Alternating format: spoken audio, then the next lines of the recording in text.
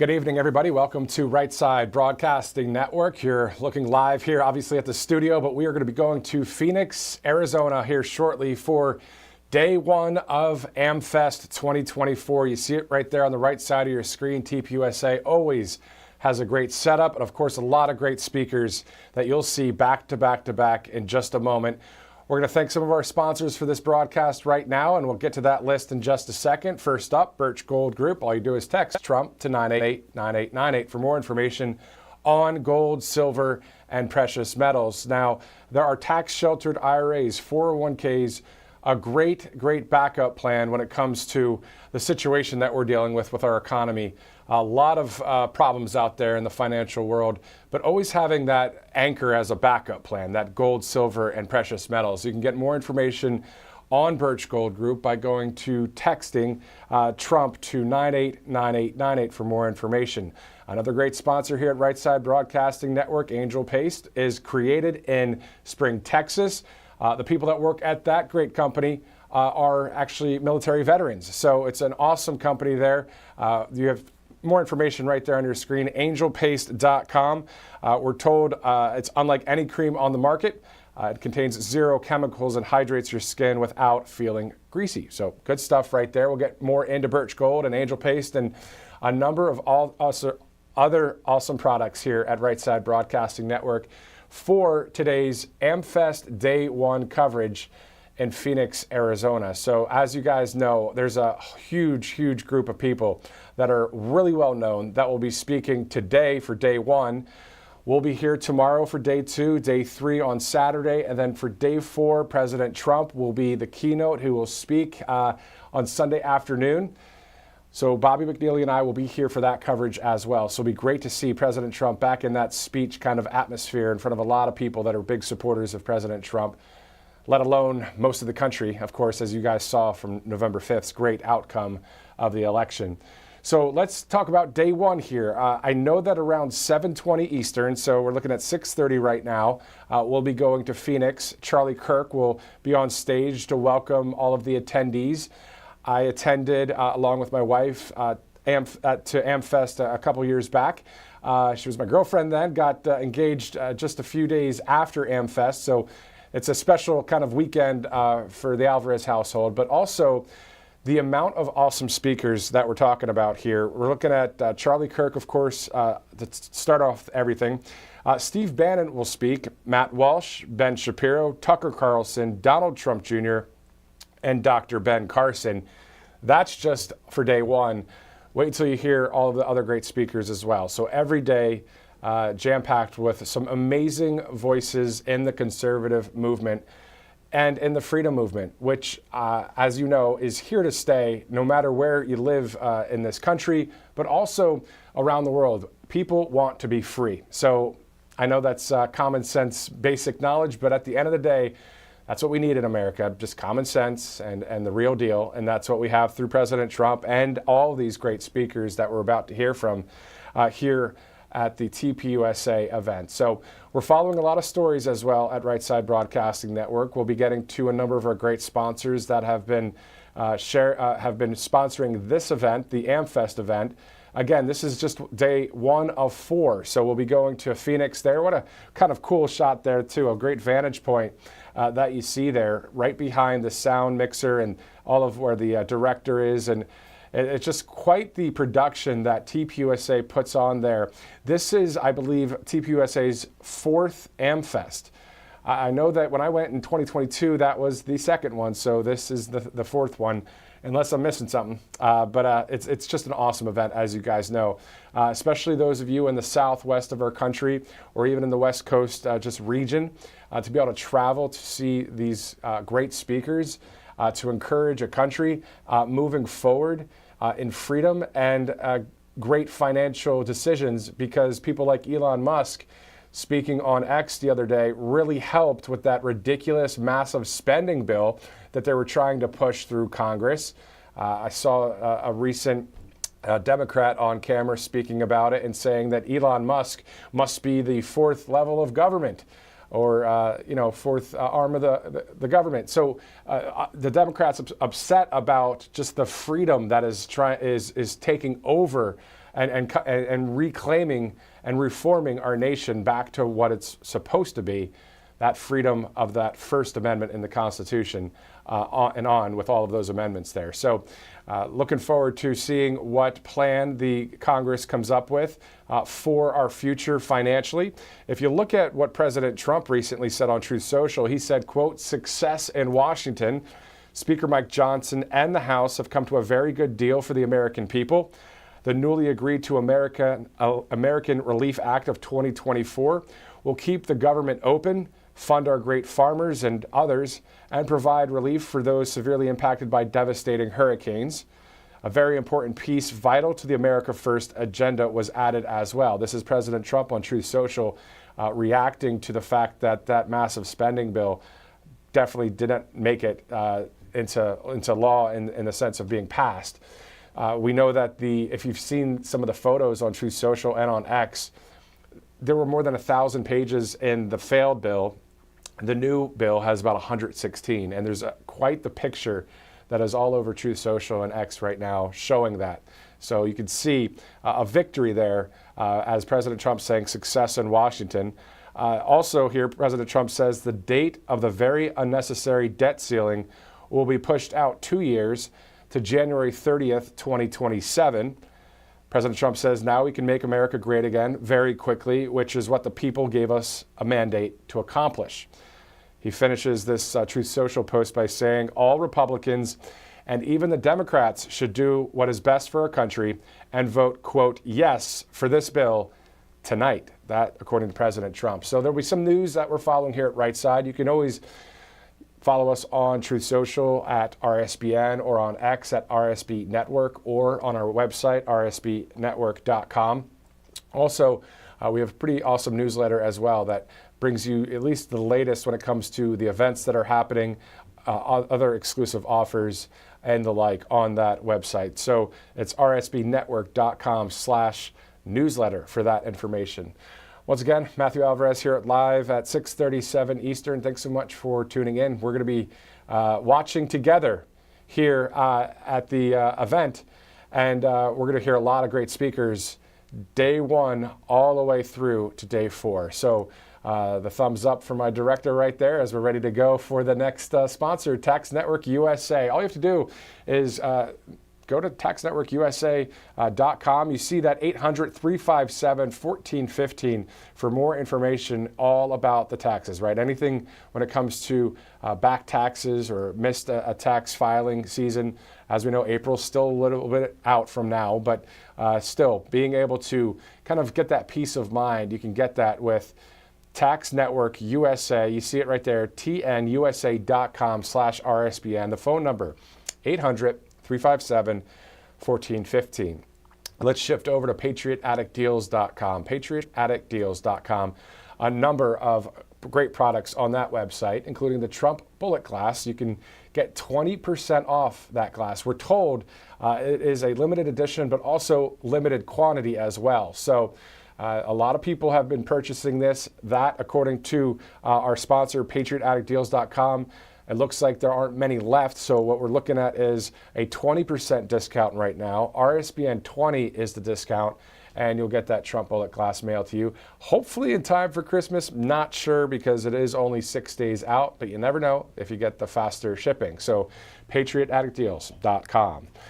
All right, let's go over some news we're following at RSBN. And before we do, again, this is AmFest 2024 coverage, day one. We're going to go right out there to Phoenix, Arizona at the Phoenix Convention Center to hear from some great speakers tonight at day one of this event, AmFest 2024. The names again, Charlie Kirk, Steve Bannon, Matt Walsh, Ben Shapiro, Tucker Carlson, Donald Trump Jr., and Dr. Ben Carson. Latest news headlines that we're following. We did share with you that President Trump on Truth Social saying that there's success in Washington, that Speaker Mike Johnson and the House have come to a very good deal for the American people. So we'll be following that story. Also, the breaking news from earlier today, a Georgia court has disqualified Fani Willis from President Trump's so-called election interference case. So Fani Willis is now disqualified from that whole entire case. So those lawfare cases are falling by the wayside, as they should. Also, the Federal Aviation Administration, the FAA, has banned drone flights in much of New Jersey. They've banned the private drone flying in much of New Jersey. As you guys know, that most of you have been following the news there with all of those drones being seen in New Jersey and other parts of the country. So we'll be following that story as well. We're also following the latest on that spending bill in Congress. We'll be following what President Trump has to say on Truth Social. Again, you can get the latest information on rsbnetwork.com, also on X at RSB Network, and then on Truth Social at RSBN for all the latest coverage that we're following here at the network. On top of that, 6:40 Eastern right now, we'll be going to Phoenix shortly. Again, Charlie Kirk will take the stage here in just a bit. So pretty pumped about that, because at the end of the day, having people that speak truth and the narrative that is of common sense and of we the people and of the Constitution and of the Bible, I mean, that at the end of the day is what this conference is all about. 1, 2, 3, and day 4. When President Trump, I believe this may be the first time President Trump will speak at AmFest. I know he didn't speak the year I went there in 22, so I don't think he spoke there last year. So this is the first time that the leader of the free world will speak in Phoenix, Arizona at the AmFest conference. Again, that's a beautiful picture there. Now that picture is brought to you by our own RSBN crew. We do have a crew there and bringing you that live feed. So we'll go right there as soon as the event begins, as soon as the speakers take the stage. And then we'll go back to back to back for a number of great speakers there for day 1 of AmFest. So again, looking forward to that coverage. Programming note as well, if you want to look at any more coverage on RSBN tomorrow and then on Saturday and Sunday, I have some of the times here for you. Let's go with tomorrow. I believe that at noon for Sunday's event, we'll be live for President Trump's speech. We'll be live earlier than that on Sunday. Again, Bobby McNeil will be with me here in the studio. Tomorrow, I believe we're at noon Eastern time on a Friday, right before Christmas. We're getting there, only 6 days away, but we'll have that live coverage for you. And as many speakers that take the stage, we'll be here covering it live with you. If you remember RSBN as the live events leader, your number one live events leader, especially when it comes to political events or news events, since 2015 with President Trump's speeches and rallies and various conferences from CPAC now to AmFest. So we'll be bringing the live coverage again here today, tomorrow, and through the weekend.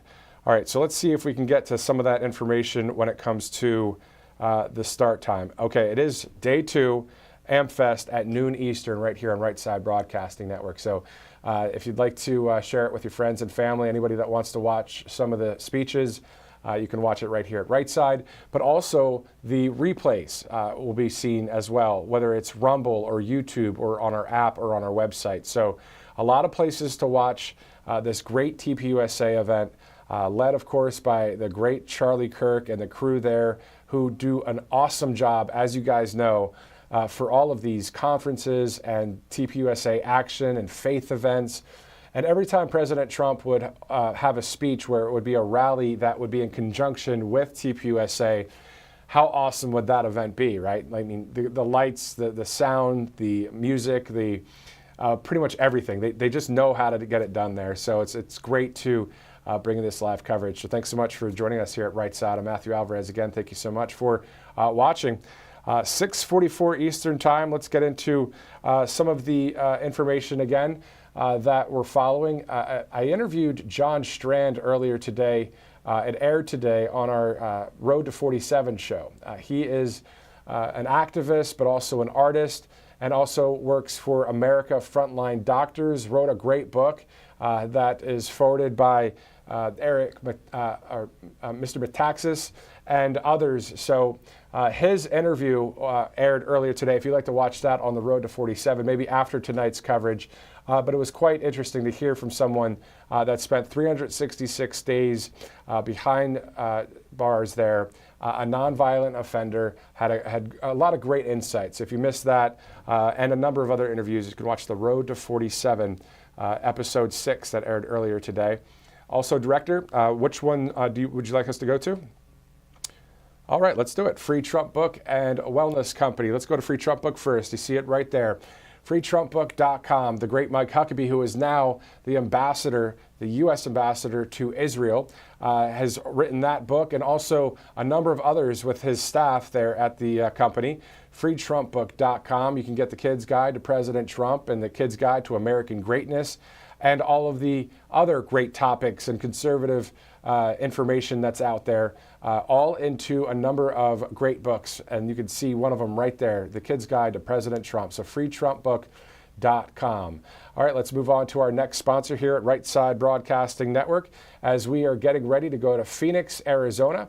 We know that it's the Wellness Company coming up too, but day one is about to start as we want to thank the Wellness Company for this great product that they have. There's a number of these medical kits that have ivermectin, hydroxychloroquine, a Z-Pak, and more.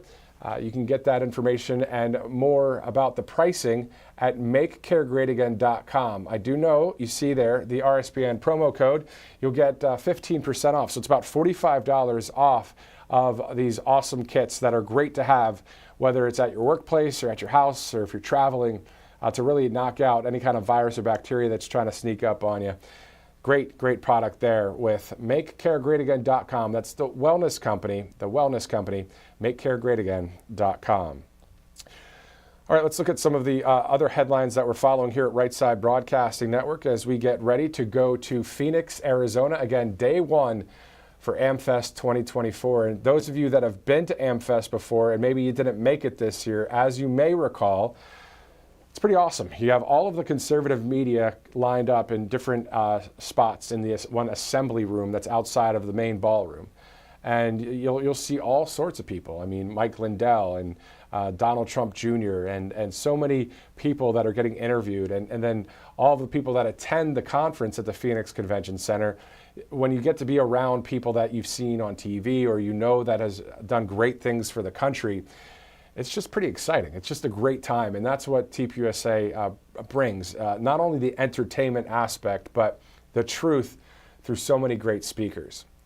I mean, there's so many, I can't even name them all right now because I think there's got to be 100 at least. We have 4 days of coverage here at Right Side, and we know that there are a lot of different breakout sessions as well.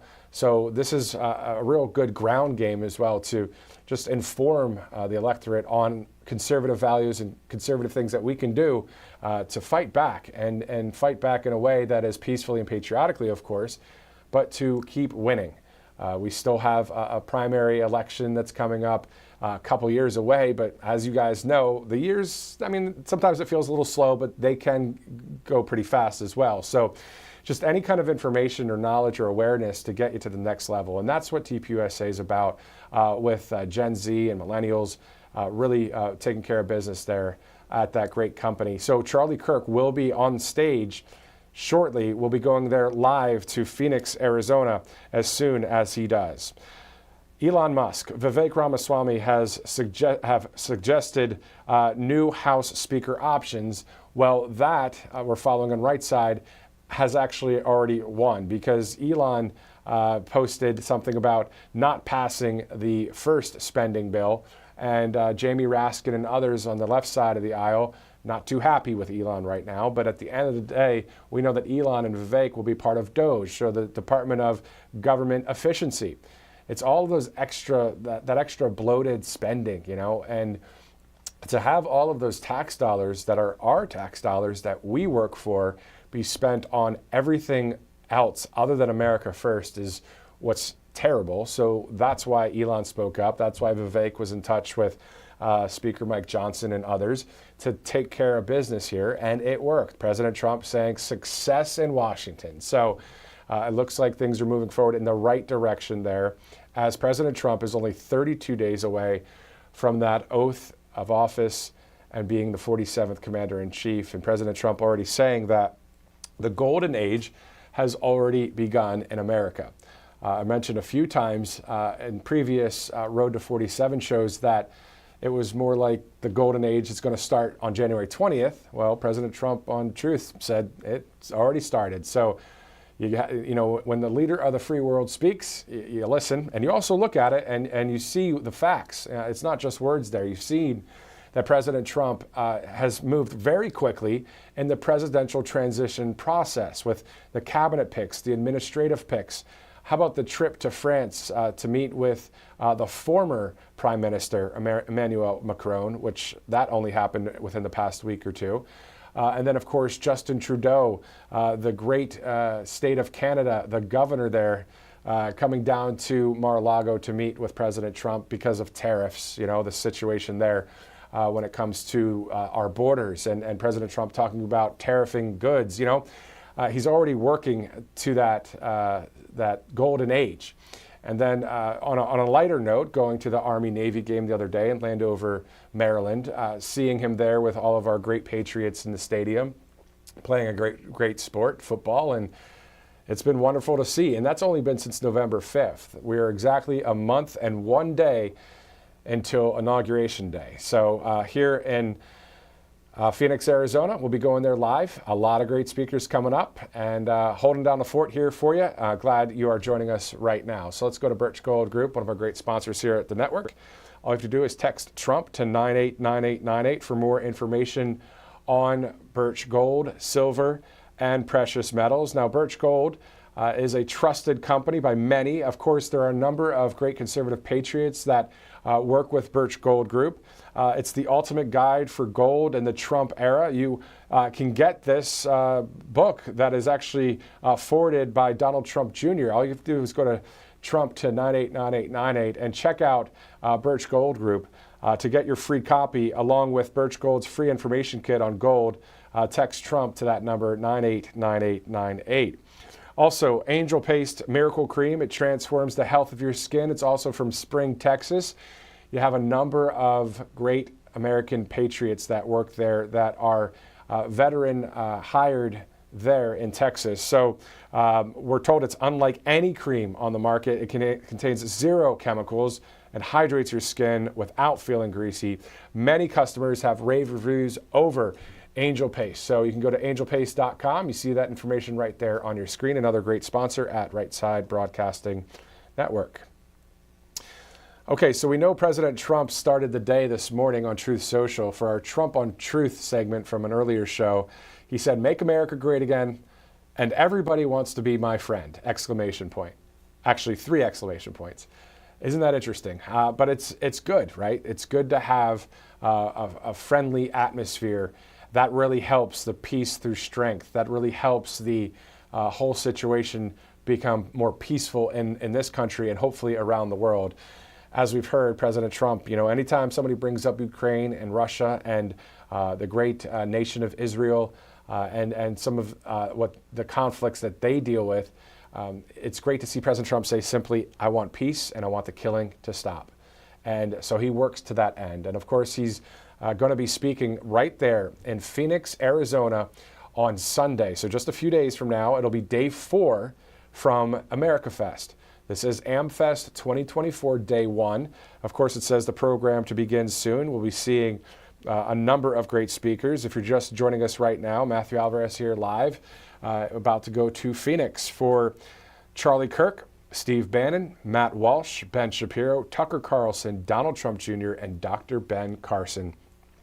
The amount of truth that has been spoken by those great people right there, it'll be great to hear from them. And it's always awesome to hear the insight from people like Tucker Carlson, people like, of course, Donald Trump Jr., Dr. Ben Carson, Steve Bannon, and others. It's just going to be great to sit back and watch it here, right here with you on Right Side Broadcasting Network, as we're going to bring you live coverage each day for AmFest 2024. This conference has grown in lightning speed. I believe this is only the 4th AmFest conference in history. So this is only the 4th one, packed house. I was fortunate enough to see this conference in person in 2022, and it is absolutely great. They also have, I believe it's tonight. No, actually it's tomorrow night. There's a faith event as well.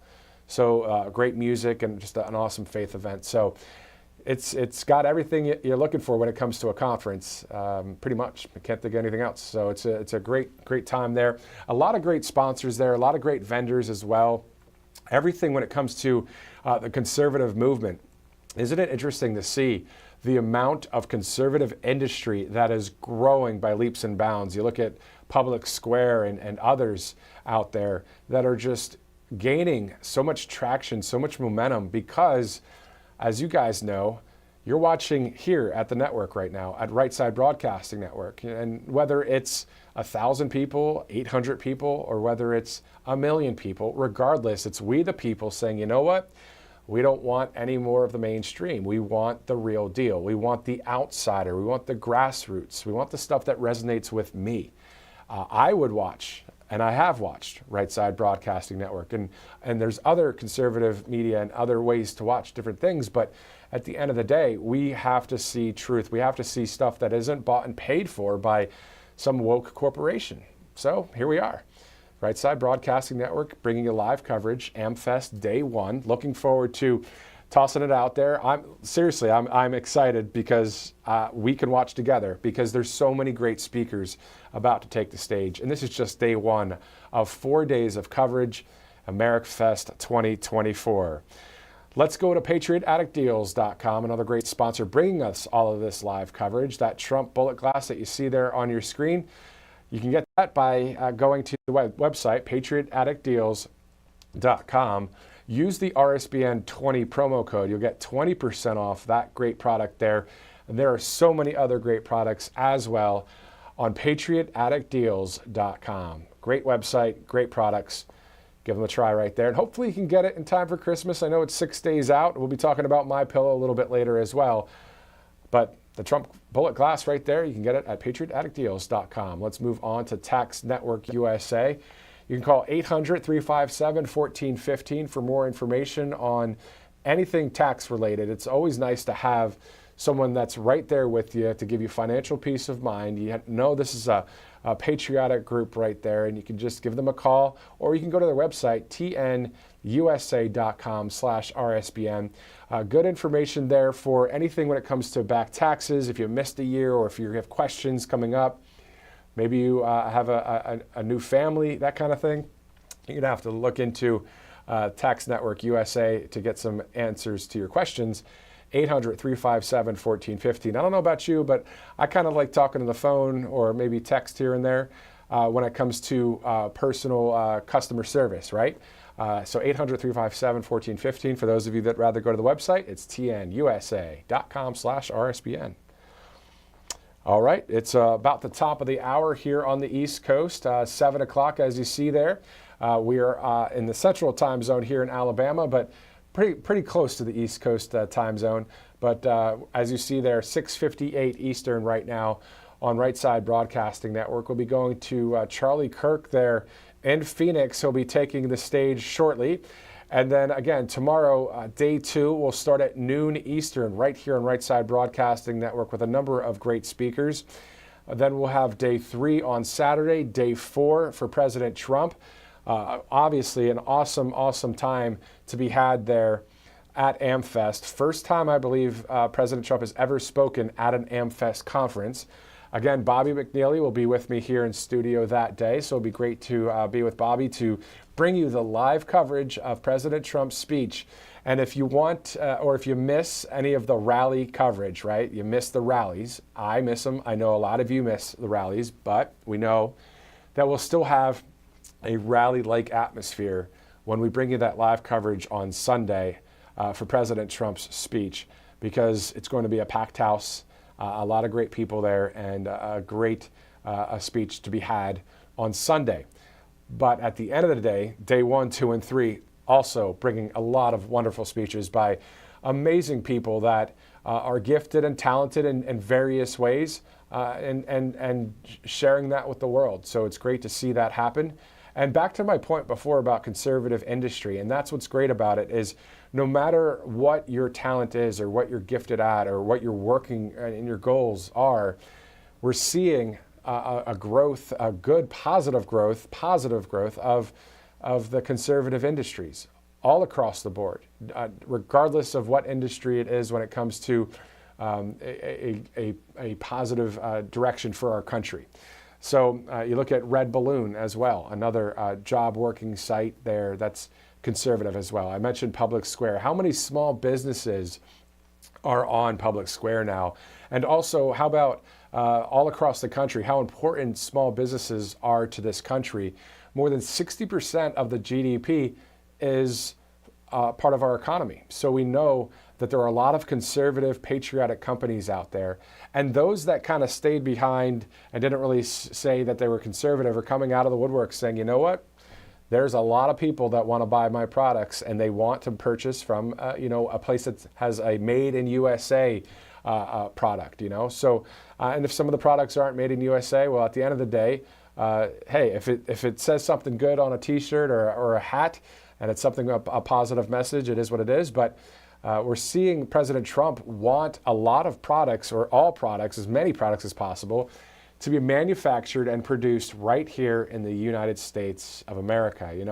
There was a rally, more of a remarks event in Savannah, Georgia, during the campaign trail. And President Trump was talking about businesses that keep their products manufactured in the United States, which in turn keeps the jobs in our country instead of shipping it overseas or across the so-called border that we have right now to Mexico, that the 21% business tax will go down to 15%. Quite awesome to see that within the federal government. That is a promise made and a promise that will be kept for President Trump and all of the other core promises that he has. So we can get into that in a little bit. A number of sponsors to get to here. Let's go ahead with that, Director. Which one would you like at this point? All right, let's go to freetrumpbook.com, freetrumpbook.com. You see that website there on the screen. There are a number of awesome books with Mike Huckabee and the crew that have written these books. Mike Huckabee, again, of course, the U.S. ambassador to Israel. What a great move by President Trump there.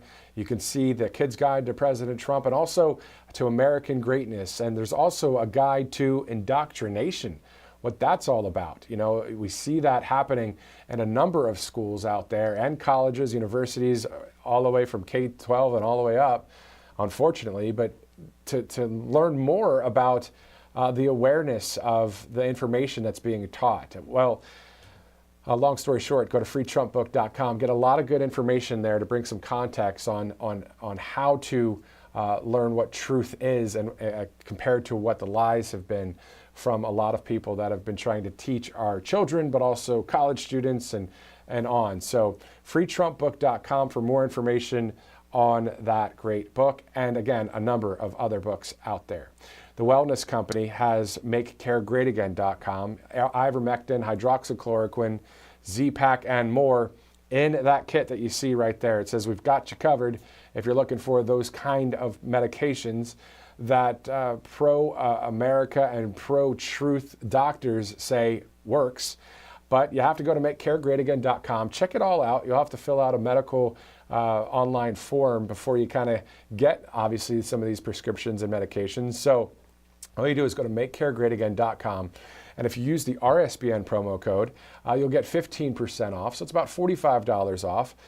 So pretty good stuff there. Actually, excellent product right there. I know Bobby McNeely has one of those kits as well, and a number of other people at Right Side, I believe, have them as well. So the Contagion Emergency Kit, the Medical Emergency Kit, and there are a number of awesome kits at MakeCareGreatAgain.com. All right, it is 7:03 Eastern Time, awaiting Charlie Kirk to take the stage in Phoenix, Arizona for AmFest Day 1. An awesome setting there, as you can see. That's at the Phoenix Convention Center, right in downtown Phoenix, Arizona. What a beautiful, beautiful area that is in Arizona. Just north, Sedona, Flagstaff, Scottsdale, just a beautiful part of the country. Obviously, it gets really hot in the summer, but beautiful weather right now, I'm sure. Let me double check that real quick with you here live. But I know that Charlie Kirk should be taking the stage here in just a few moments, as it's 73 and sunny in Phoenix, Arizona. The weather all the way through in the upper and lower 70s with sunny weather in Arizona. But again, summertime is a different story when it comes to how hot it gets, obviously. I know I'm preaching to the choir, or at least preaching information that you already know. All right, so Phoenix, Arizona, we'll be going there live here shortly. Charlie Kirk to take the stage. And then if you're just joining us now, let me go through a number of the speakers that we are going to hear from tonight. Steve Bannon, Matt Walsh, Ben Shapiro, Tucker Carlson, Donald Trump Jr., and Dr. Ben Carson. I'm going to pull up a list of the other speakers that will be taking the stage there at AmFest, because it's always fun to talk about the different conservative rock stars that will be taking the stage tonight as we gear up to listen to some of the best minds in conservative politics. But also, one thing that I remember from the Republican National Convention, the RNC, President Trump and his team highlighting all of the everyday Americans, all of the people that might not have that platform there, but still have great things to say, or are going through a difficult challenge but overcame it through something with a conservative principle, or maybe within faith as well. So it's awesome to see conservative superstars. We love everybody that's going to be speaking, and I'm speaking for myself, obviously, but for those of you that love all of these speakers, I mean, some great names that will be taking that stage, including Donald J. Trump at AmFest on Sunday. But hearing from these people that this is what they do, this is what they live and they breathe, is something for our country. Obviously, everybody has their personal lives and all that, but you know what? At the end of the day, it's great to see we, the people, winning an election like we did on November 5th. So let's look at these speakers right now here as we get ready to go to Phoenix, Arizona. Of course, again, Tucker Carlson will be speaking tonight. Glenn Beck will be speaking. Now, I'm not tonight. I'm just going to list off a number of the speakers at AmFest. As soon as Charlie takes a stage, I do see someone walking there, but it might be some production staff getting the stage ready. But we'll be going there live as soon as possible. Patrick Bet-David will be speaking. Ben Shapiro, Speaker Mike Johnson, Donald Trump Jr., Charlie Kirk, Matt Walsh, Tim Pool, Dr. Ben Carson, Michael Knowles, Senator Ted Cruz, Rob Schneider, the great comedian and actor. Of course, you remember, I think it was, what movie was that he said, "You can do it," right? The Water Boy. That was him acting. And then, of course, I think it was Home Alone 2, Rob Schneider. But anyway, it's great to see a conservative that was, known in movies speaking about his belief system, free capitalist, conservative here in this country. He'll be speaking in the coming days. Representative Byron Donalds will speak. Matt Gaetz, Danica Patrick, Brett Cooper, Jack Posobiec, Benny Johnson, Riley Gaines, Sage Steele, James O'Keefe, Roger Stone, Scott Pressler. So many awesome names here. We're looking at so many people. I mean, Lucas Miles. I mean, this is a great list of people that'll be speaking, and we'll have all of that here for you live, including Tom Homan, Antonio Brown, Brandon Tatum. So the list goes on. Benny Johnson. It'll be wonderful to hear from all of these people. And as soon as the first speaker takes the stage, we'll be going there live to Phoenix, Arizona. Once again, if you're just joining us, this is RSBN's coverage of day one of AmFest 2024.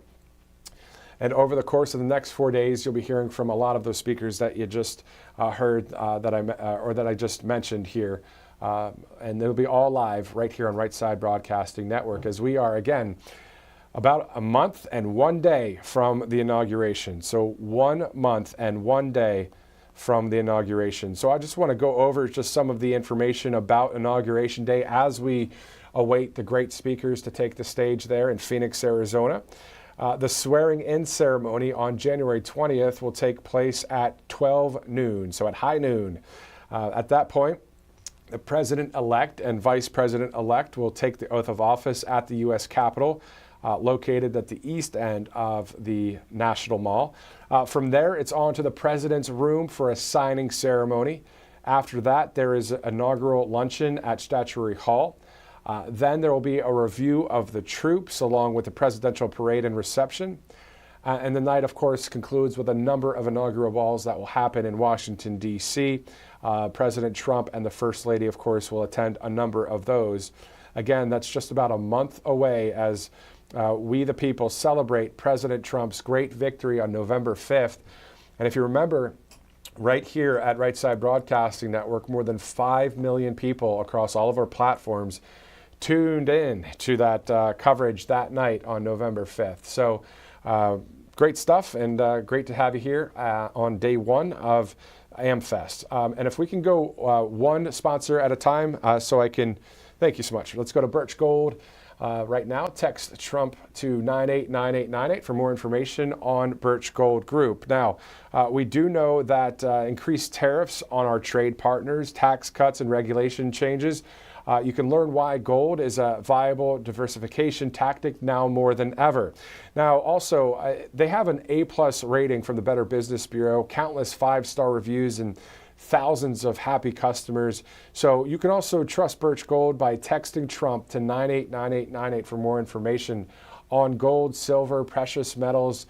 You know, when it comes to those BRICS nations that we've talked about here at the network, Brazil, Russia, India, China, South Africa, and others, they're deciding to use their own currency instead of the US dollar, which makes the dollar fluctuate in value, which in turn doesn't help our economy out. We know President Trump will make our economy great again as much as he can. Hopefully there'll be nothing from the left that will try and alter the course of the economy, but we saw it just happened recently in Washington, D.C., but thanks be to God for Elon Musk for saying, hey, don't vote for this massive spending bill. And of course, President Trump saying there's success in Washington as the bill has now shrunk down to 116 pages instead of more than 1,000. So we're hoping for great things, of course. Also, great products that Birch Gold Group has. You can see right there. All you do is text Trump to 989898 for more information on tax-sheltered IRAs and 401ks. We'll get more into that in just a minute. Also, Angel Paste Miracle Cream, another great sponsor here at Right Side Broadcasting Network. All you do is go to angelpaste.com for more information. The group, the company, based in Spring, Texas. Also, the people that work there are all veterans. So it's a veteran business. Angel Paste Miracle Cream. It's we're told it's unlike any cream on the market. It contains 0 chemicals and hydrates your skin without feeling greasy. So there you go, angelpaste.com. Let's go to patriotaddictdeals.com. Patriotaddictdeals.com for the Trump bullet glass right there. You see, you can get that for 20% off by using the RSBN promo code. So it's RSBN20, but you have to go to patriotaddictdeals.com. Check it out there. And also, there's a lot of products that are great on patriotaddictdeals.com. Let's go to Tax Network USA. Tax Network USA, call 800-357-1415 or tnusa.com/RSBN for more information, everything related to your taxes, whether you missed a payment, whether you didn't file a year, missed a year, or you just have questions in general. Call 800-357-1415. Tax Network USA. And let's go to Free Trump Book as well. All of these sponsors are how we're able to bring you this live coverage that we're about to bring you. We do have a RSBN crew. Our camera operator is in Phoenix. We'll be going out there live. FreeTrumpBook.com. The great Mike Huckabee doing great things there with his staff, writing great books for our youth. And also, you know, at the end of the day, I think anybody can read these books because they all are just true. And it's common sense information. It's always going to get a refresher on the Kid's Guide to either President Trump or American Greatness or other topics that you can see at freetrumpbook.com. Let's go to Wellness Company as well, makecaregreatagain.com. If you're looking for ivermectin or hydroxychloroquine or a Z-Pak or other prescriptions that really knock out the virus or the bacteria that's trying to sneak up on you, you can go right there to makecaregreatagain.com. Use the promo code RSBN. You'll get 15% off, which is about $45 off of these awesome kits. Emergency medical kits, contagion emergency kits, and travel kits. There's plenty of them. There's a first aid kit as well. So you get the good stuff right there at makecaregreatagain.com. Good stuff, meaning medications that will kick viruses and bacteria out of your system. All right, it's 7:13. as we await, I was going to say as we await President Trump, because I'm so used to doing all those rallies, guys. But I'm glad that he is speaking at AmFest, but that'll be on Sunday. We'll have live coverage right here on Right Side Broadcasting Network every day of AmFest. So this is day one. We'll be going out there to Charlie Kirk here soon. Again, tonight, Steve Bannon, Matt Walsh, Ben Shapiro, Tucker Carlson, Donald Trump Jr., and Dr. Ben Carson. If you'd like to see an interview with Dr. Ben Carson from this week, The Road to 47, Episode 6 that aired earlier today at 11 Eastern, you can scrub back on that a little bit later if you'd like and watch the interview with Dr. Ben Carson. All right, 7:14 Eastern Time. Once again, I'm Matthew Alvarez. If you'd like to follow on Truth Social, it's at Matthew Alvarez. But also, more importantly, follow Right Side Broadcasting Network at RSBN on Truth. More than 1 million followers right now and climbing. And the same goes for X, the great X by now the great Elon Musk. I mean, he went from, a certain political belief system, and now look at him. He's with President Trump a lot, and with Vivek Ramaswamy. They're going to do great things for DOJ, the Department of Government Efficiency, and will help save us, hopefully, a ton of cash, a ton of waste that was happening through the Uniparty. Hopefully will get slashed not only in half, but how about 75%? How about everything? Just slash all of the, financially speaking, all of the bad spending going on, and keeping that money for the people of this country, right? We are the ones that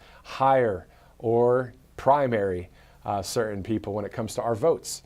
So we'll see what happens coming up here in Washington as we await Congress to share with us the information about what they're going to do next. Because President Trump, as this spending bill that was way too far left and more than 1,000 pages and all this money to so many projects and so many things that were just not what we need, things for other countries as well. What we're looking for is now a 116-page bill instead of more than 1,000. And that's the bill that's being worked on right now. President Trump on Truth Social, if you're just joining us, said tonight, success in Washington. Speaker Mike Johnson and the House have come to a very good deal for the American people. The newly agreed to American Relief Act of 2024 will keep the government open, fund our great farmers and others, and provide relief for those severely impacted by the devastating hurricanes. A very important piece, vital to the America First agenda, was added as well. I'll stop there for just a second. We'll be going out there live to Phoenix in just a second as well.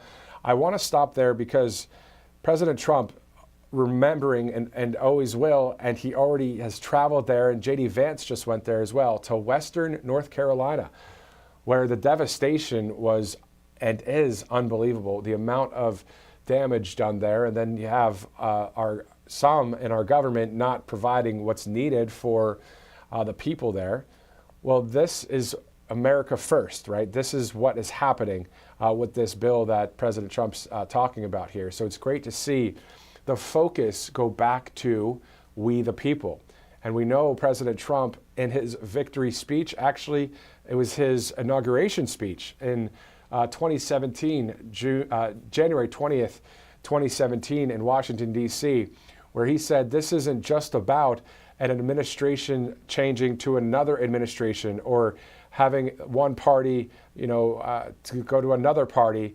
It was from the power going from Washington, D.C. back to you, the people.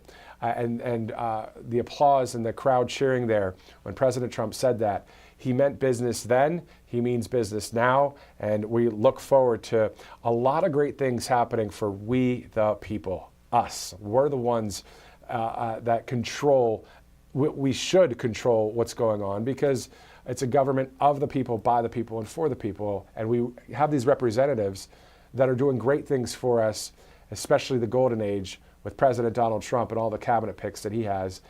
We unfortunately have only a few, but a great, proud few, America First politicians in Washington, D.C., but they're doing the best they can, so they need more help, AKA drain the swamp. All right, back to this post here by President Trump to finish that out, and then we'll go to our next sponsor here at Right Side Broadcasting Network. All right, so the president-elect talking about this spending bill, saying the date of the very unnecessary debt ceiling will be pushed out 2 years to January 30th, 2027. President Trump saying now we can make America great again very quickly, which is what the people gave us a mandate to accomplish. All Republicans and even the Democrats should do what is best for our country and vote yes for this bill. And President Trump says in all caps, tonight, exclamation point. So we may have some breaking news maybe at the end of day one here for AmFest coverage that the bill is passed. So we'll see what happens there. Again, President Trump starting out by saying success in Washington, thanks to, in part, his messaging and his words, but also Elon Musk and Vivek Ramaswamy and Speaker Johnson listening to the whole thing there, and hopefully we get what we need here in this country. We were 31 days, actually 32 days away from that happening in Washington, D.C. Birch Gold Group, a great sponsor here at Right Side Broadcasting Network. All you have to do is text Trump to 989898 for more information on gold, silver, and precious metals. You see that information there right on your screen. You'll get a free info kit sent right to your phone. Also, you can get possibly a hard copy of this info kit mailed out to you. All you have to do is go to texting Trump to 989898. You can also go to Birch Gold's website as well if you type that in. But you'll get great information to get the ball rolling for tax-sheltered IRAs, 401ks backed in gold, silver, and precious metals. That Christmas silver giveaway is that time frame is really interesting because December 20th, that is just a few hours away. So if you're wanting that Christmas silver giveaway, the free silver American Eagles coin after a purchase with Birch Gold Group, tonight's the night to do it. Text Trump to 989898 and get that coin through a purchase with Birch Gold Group. We'll go into more about Birch Gold in just a bit as well. It is 20 minutes after 7 on the East Coast, and then out there it is 4:21 on the West Coast, but I believe they're in Mountain Time now because of daylight saving. So we're looking at 6:22, am I right? 5:22, sorry. 5:22 out there on the Mountain Time Zone there in Phoenix, Arizona. And speaking of daylight saving time, you know, I worked with a weatherman once that said it's not daylight savings time, it's daylight saving time. So I say it, I guess, the right way, but daylight saving time. President Trump spoke about that recently, saying, let's put an end to that. So we'll see what happens there. Who doesn't want some more sunshine, right? So it'd be great to see if that happens, if you're on board with that. I think a lot of people are. All right, so AmFest Day 1, of course, you see there, program to begin soon. Charlie Kirk to take the stage. So if you're joining us live right now, thanks so much for joining us. It is 7:22 right there on the East Coast, and thank you so much for tuning in. We'll be going there live. Our camera crew is right there. That's our camera shot. RSBN crew there has a great vantage point of the stage. We'll zoom right in, and we'll hear from Charlie Kirk, Steve Bannon, Matt Walsh, Ben Shapiro, Tucker Carlson, Donald Trump Jr., and Dr. Ben Carson. If you ask me, day one, I'd be satisfied with that. That'd be great. But how about you multiply that by a few more days, because we're going to hear from some great speakers as well tomorrow and also on Saturday. And then President Trump, the keynote speaker, his first speech at AmFest coming up in Phoenix, Arizona. If you missed rallies and if you're missing rallies and President Trump's speeches, you know where to find them, right here on Right Side Broadcasting Network, AmFest 2024, Day 4. And then Bobby McNeely will be here with me live on Sunday. It'll be some great coverage. We hope to see you then, but we're glad you're here with us right now on Right Side Broadcasting Network. I'm Matthew Alvarez. We'll be right back after this break, and if the speaker starts, we'll break right through that commercial and bring you Charlie Kirk. But until then, we'll see you in just a second. Hey y'all, it's Silk from the Diamond and Silk Chit Chat live show. Look, don't forget to check me out right here on RSBN Network. Be sure to watch the show on Right Side Broadcasting Network, and I want you to support Right Side Broadcasting Network. Yes, it's imperative that you do so, okay? I look to see y'all soon. Bye-bye. A large retail store just canceled a huge order, leaving us with a ton of extra MyPillows. But you know what? That's their loss. I'm going to make it your gain. For the first time ever, you get standard classic MyPillows for wholesale prices, only $14.88. I can't believe I'm even saying that. Only $14.88. But it gets even better. For a limited time, I'm going to offer my entire classic collection at wholesale prices. Upgrade to a queen size MyPillow for just $18.88. King size only $1 more. Get my body pillows for $29.88 and multi-use MyPillows for only $9.88. So go to mypillow.com or call the number on the screen.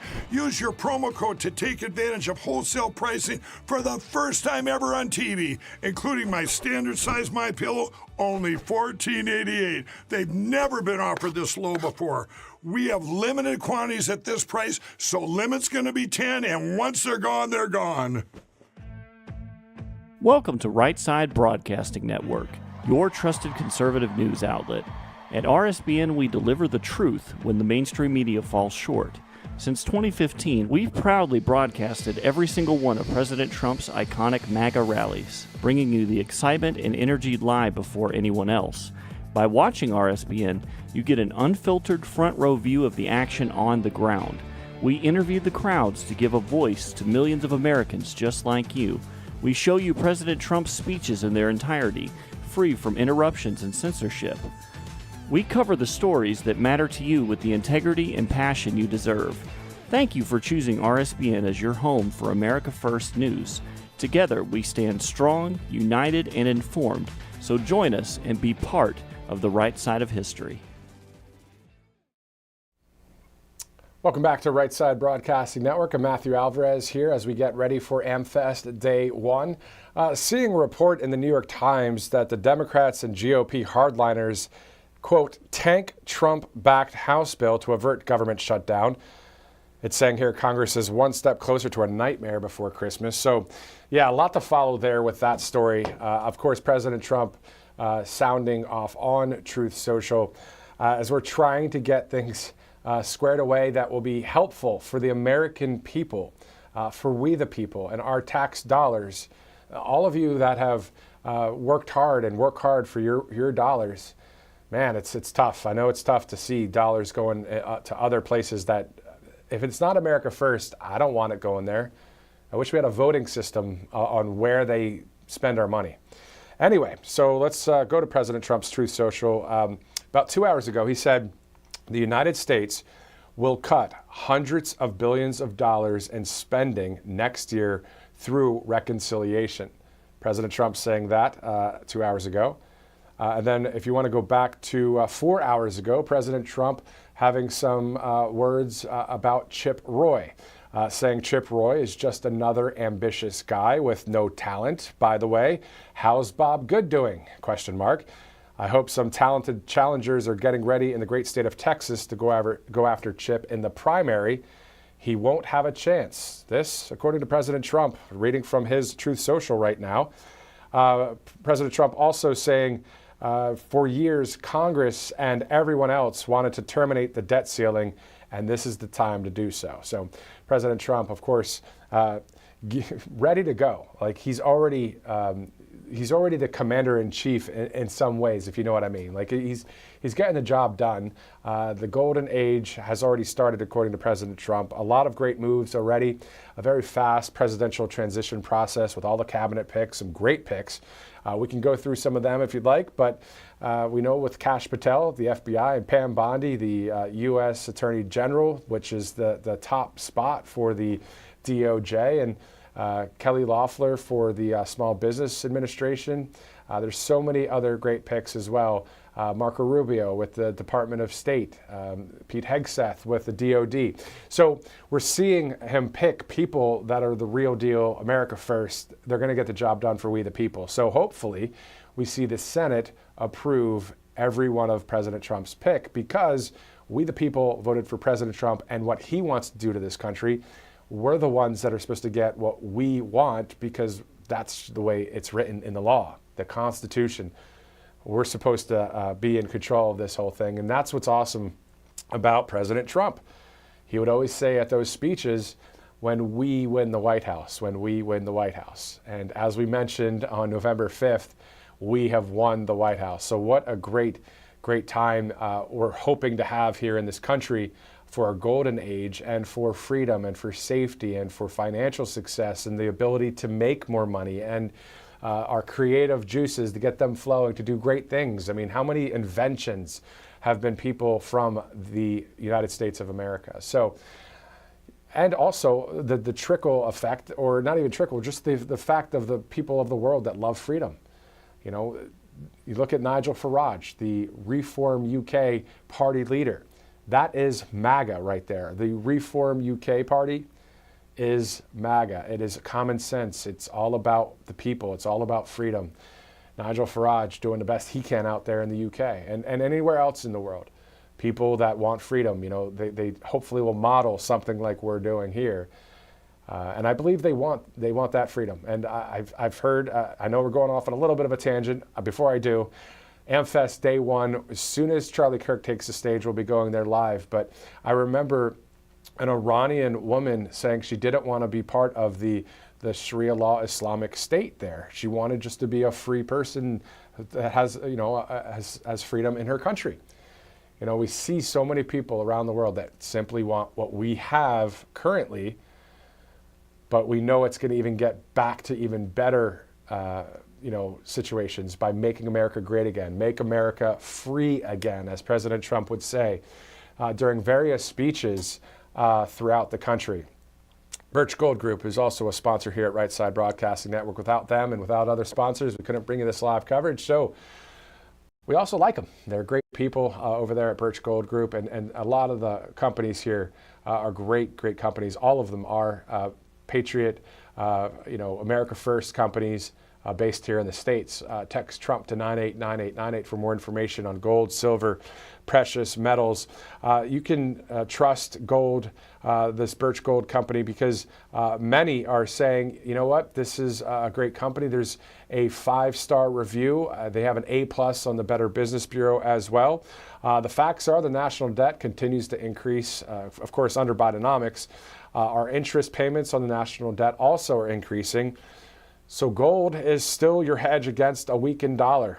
Birch Gold will help you convert an existing IRA or 401k into a tax-sheltered IRA in gold. So if you have no idea what I'm talking about, or if you do, still text Trump to 989898. Get some more information on this. A great hedge against inflation, a great backup plan. Always good to have financial peace of mind. You get that through Birch Gold Group. Text Trump to 989898 for more information. All right, it's 7:32. We're getting ready, guys. I promise we're going to go to Phoenix as soon as Charlie Kirk takes the stage there. As you see, a packed house there in Phoenix, Arizona. That's the Phoenix Convention Center. This AmFest event is awesome. CPAC is awesome as well. I've been to both. I like both, but I also like the fact that President Trump will be speaking for the first time at AmFest on Sunday. We'll have that live coverage right here at Right Side Broadcasting Network with Bobby McNeely and myself. We'll bring you that live coverage.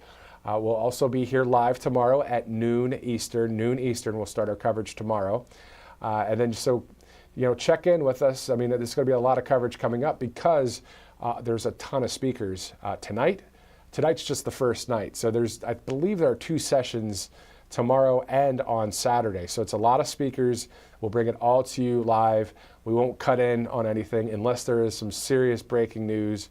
But at the end of the day, we'll be glad to bring you these speakers here live on Right Side Broadcasting Network as we, you know, are covering a number of America First stories as well. This is a great America First story for America Fest Day 1. So that's AmFest Day 1 right there right here on Right Side Broadcasting Network. As you see, the crowd getting ready. Charlie Kirk will be on stage.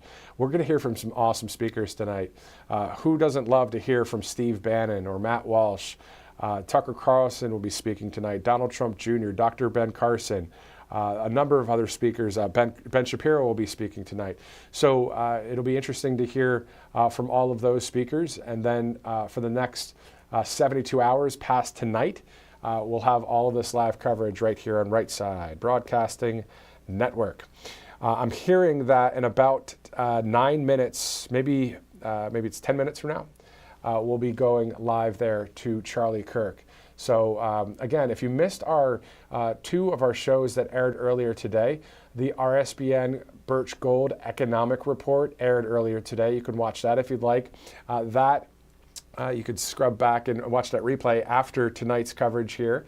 Also, if you'd like to watch the Road to 47, our episode 6 had a number of interviews on there. And as we count down the days to the great January 20th, 2025, we're also looking forward to January 2026. And when I say we, yes, I mean we at the network, but also the fact of President Trump going to celebrate our 250th anniversary as a country.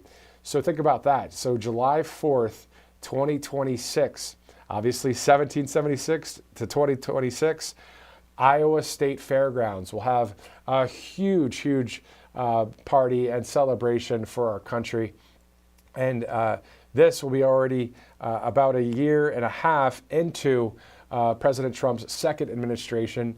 A lot of work to get done, as you guys know. Those 20 core promises to the American people via or in conjunction with the RNC, the Republican National Committee, and the Trump team who he's putting together with the cabinet and the administrative picks.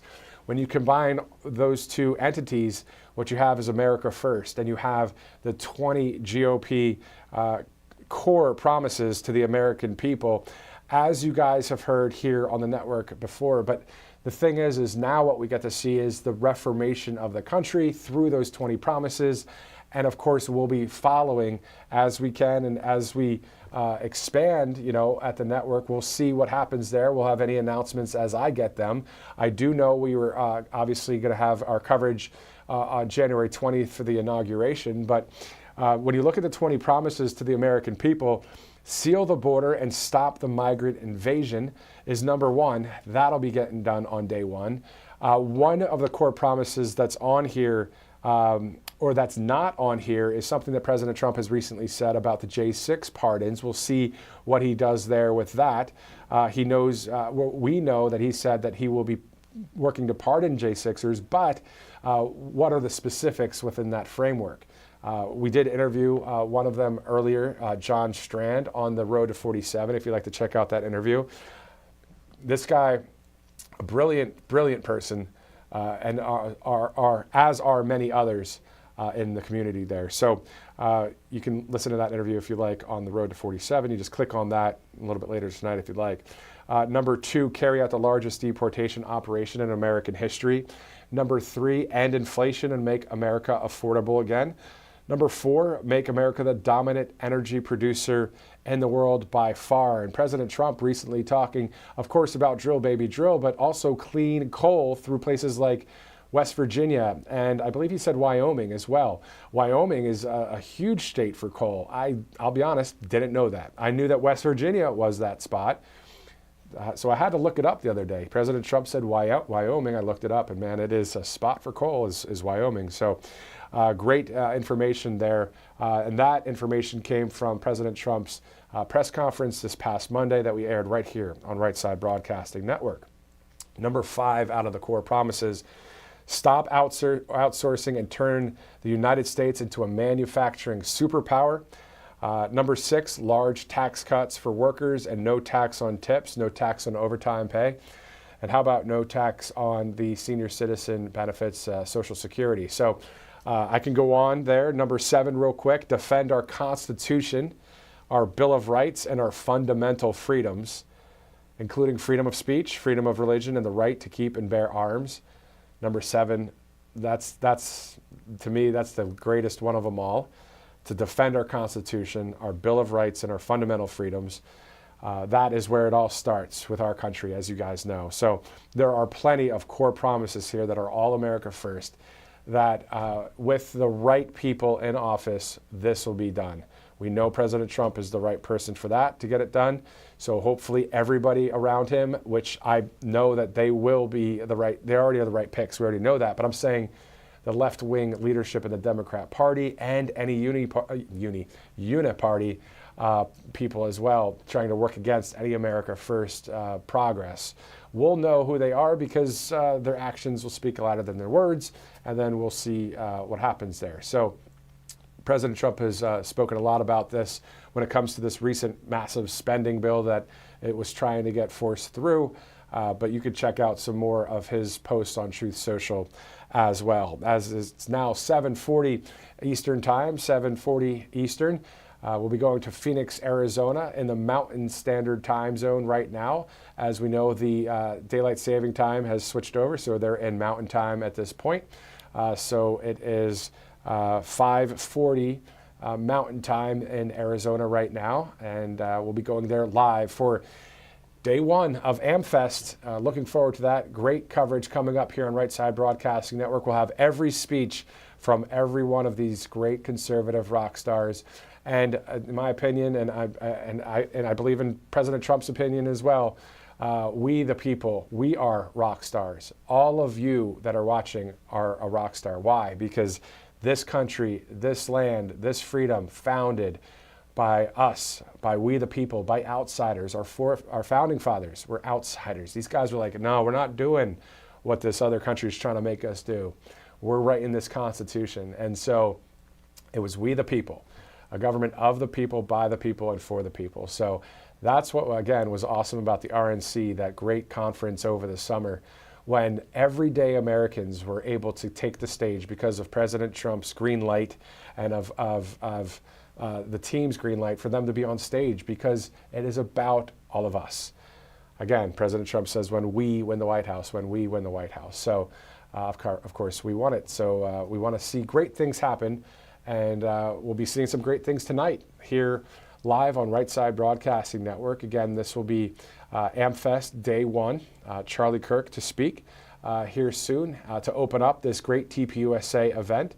A very encouraging, inspiring message to be had overall at this AmFest event by so many great patriots that will be speaking, and from all walks of life. And it's just wonderful to see it, to hear it, to experience it. As you guys know, for those TPUSA events, when President Trump would be involved, it would be like a entertainment rally of sorts. I mean, there's so much going on with all of the lights and the cameras and all of the great material there, and music and that kind of thing. And then President Trump speaking at those events were awesome. And of course, so many rallies and remarks that the Trump team put on were so great as well, with so many awesome videos played. And think about the amount of people that saw President Trump. How about not only just this past campaign cycle, but over the years, the amount of Americans that were able to see President Trump in person, all of those seats that were put out together, all of the stage, all of the equipment, all of the work that was done there by so many people on the Trump team. Great to see that, great to be at a number of the events. If I recall some of them that I were at, some of my favorite ones was Rapid City, South Dakota, when President Trump paused at the end of his speech when the music was playing a little bit, and you can tell that he was really in the moment of what he was saying there. He always is, but he paused a little extra long for the first time he did that. And everybody on the social media platforms were like, wow, Trump, look at this. What, did he have a tear in his eye, But at the end of the day, we know he's an alpha male, strong guy that has peace through strength, and we love it. But it was a great moment to see that happen. How about Grand Rapids, Michigan? 7 days after the terrible events of J13, President Trump returns 7 days later and does a speech. And he says this, basically the rally will go on. We're going to still do it. And same thing with the RNC. And then, of course, in October with the great rally in Butler, Pennsylvania, where he returned to the same spot. He returned to the same spot and said things like, "As I was saying," and of course the crowd enjoyed that as well, as we remembered Corey Compentory, who lost his life there. Very tough to watch.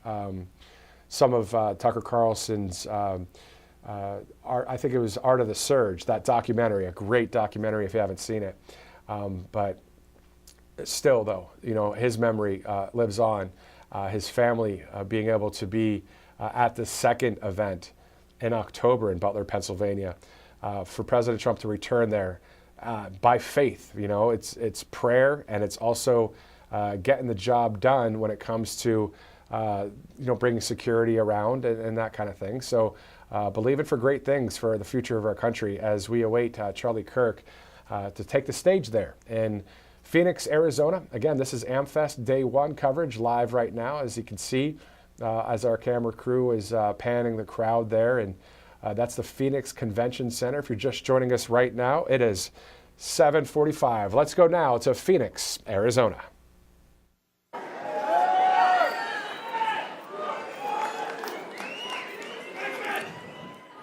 Oh, say, can you see by the dawn's early light what so proudly we held at the twilight's last gleaming, whose broad stripes and bright stars through the perilous fight are the ramparts we watched were so gallantly streaming, in the rocket's red glare, the bombs bursting in air gave proof through the night that our flag was still there.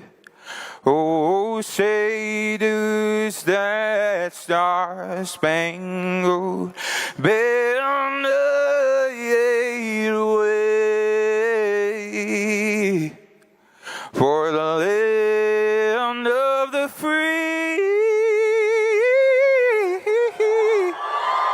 and the home of the brave. Glory to God.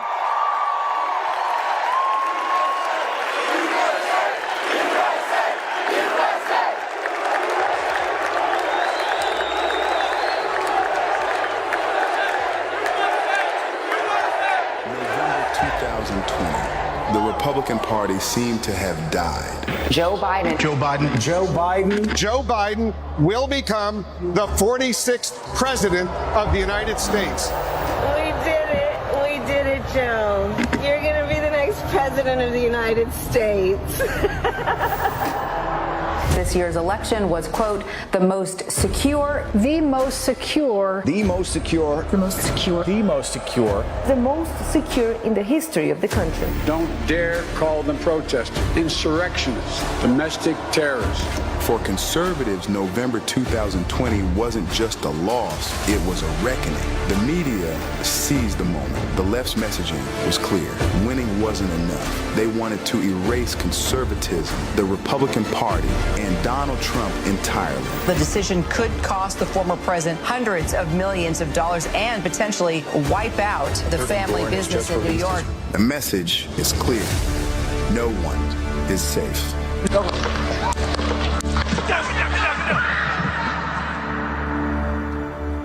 Let's rewind the clock to January 7, 2021.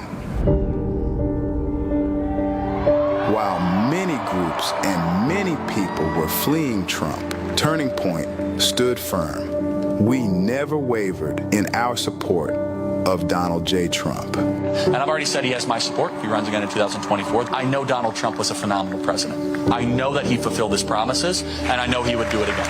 I want to thank our good friend Charlie Kirk for everything that he's done to build turning point. It's incredible what he's done in a very short period of time into one of the most powerful grassroots organizations in the entire nation. Through thick and thin, we stood by Donald Trump. We put our heads down and got to work to carry the conservative movement out of one of its lowest moments in history.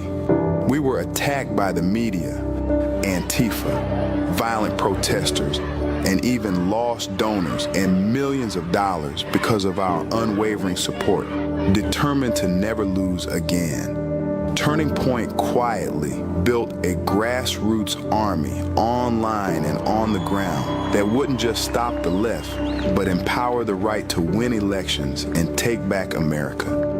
We invested in growing our college and high school field programs to bring conservative ideas to the next generation. We registered tens of thousands of new voters and delivered the youth vote in record numbers. I did 25 campus stops this last semester, and I saw something happening both with men and women. It's important to note is the younger generation has voted the most Republican and conservative since 2004. Young men are the most conservative they've been in nearly 50 years. We're drawing 3, 4, 5,000 people. We would register 500, 600, 700 first-time voters. And Charlie Kirk is helping. He's got his army of young people. These are young patriots. These are young patriots. We hosted the largest events in the conservative movement, all focused on training and mobilizing Americans of all ages. We invested in outreach to young women, spearheading a realignment in the culture and persuading thousands of women to vote for conservative values. Turning Point invested in Black and Hispanic communities through Blexit, driving historic gains in minority support. We trained tens of thousands of pastors and church leaders to speak boldly and encourage their congregations to vote. And I stand before you tonight thanks to the power of prayer and the grace of Almighty God. Online, Turning Point owns the internet, influencing millions of minds every day through viral content, documentaries, podcasts, and shows. When the right loses, they get organized, they fund, and they create insanely effective organizations like Turning Point USA. She sees Charlie Kirk on her social media all the time, but couldn't name a single left-wing political influencer. We didn't stop there. Turning Point worked tirelessly to hold the Republican Party accountable, kicking out failed leaders like Ronna McDaniel, putting young Turning Point activists into party leadership roles, and hosting our own version of the RNC winter meeting. We built the Unity Party, moving more independent voters to the right and expanding Trump's base. You are living through a once-in-a-generation realignment, everybody, where it is no longer Republican versus Democrat. We get Tulsi Gabbard and Bobby Kennedy, they get Liz Cheney. We get Elon Musk, they get Adam Kinzinger.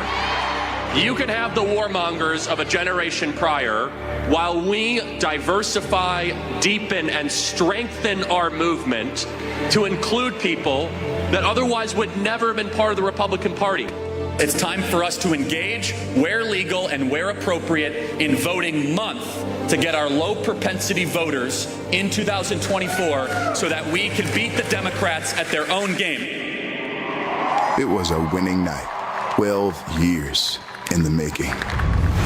Donald Trump will become the 47th president of the United States. Everything was just coming through me from not just how hard the president worked, but how hard we worked. I mean, we traveled the country nonstop, didn't see my family, did events in every corner. The president was facing 700 years in federal prison. They tried to take his business empire away from him. And then, of course, he got shot and nearly shot again at the golf course. There was this kind of feeling as like, is this possible? Are we going to do this? Just overwhelmed in that moment. It still really hasn't set in, to be honest. I hear some words here from you, Charlie. You put all this together, my man. Let's hear it. I am just humbled by God's grace. From college campuses to urban voting lines, a sizable shift red from one of the most reliably blue voting blocks. It's spread across the country. They register voters. We quietly hired well over 1,000 full-time people across all the battleground states in Arizona, Wisconsin, partially in Michigan and Pennsylvania. They've made MAGA mainstream on campus. There's a lot of people wearing MAGA hats given to them by Turning Point USA. One young man who actually told me he was on the fence, but it was Charlie Kirk and Turning Point USA who have been in and around this campus sharing the message of Donald Trump that ultimately pushed him over. We were laughing at them. It was laughing like, oh, Elon Musk and Charlie Kirk, with their PACs don't know what they're doing. We thought that they were idiots.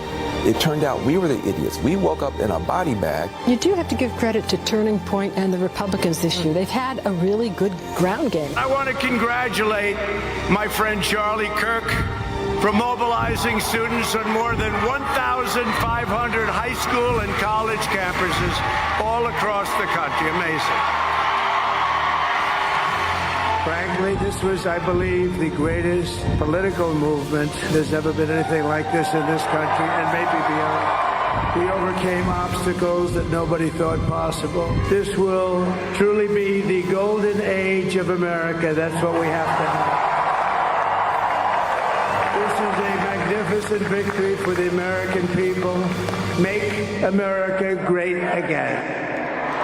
Turning Point made the largest ground game investment in the history of the conservative movement. It was an election unlike any of us have ever covered. A life unlike any we've ever covered. We won! Thank you! A massive gamble in the eyes of those looking on. Very few believe we could pull it off. Donald Trump's strategy is not a way to win an election. But we executed with relentless intensity, effort, and commitment. Winning was the only option. But I want to thank Charlie. He's an incredible guy. His spirit, his love of this country. He's done an amazing job. We hired 1,000 plus full-time ballot chasing staff, mobilized thousands of volunteers, and even deployed staff from other programs to the front lines to chase ballots. In Arizona, Turning Point chased more than 220,000 ballots, well over the margin of victory. In Wisconsin, we chased another 60,000 ballots that carried Trump across the finish line. Our immense ballot chase effort also helped flip Nevada, Georgia, Pennsylvania, and Michigan. Since 2020, Turning Point has added over 500,000 new Gen Z conservative voters to the electorate. Young men are now more conservative than they have been in 50 years. You can make the case we would have lost without Turning Point's ground game and massive investments in grassroots activism. Our work doesn't stop here. Turning Point and Charlie are determined more than ever to build a machine that will never lose again. Now is the time to invest even more, to push forward even harder, not relax. Together, we'll ensure this generation and the ones to come are stronger than ever before.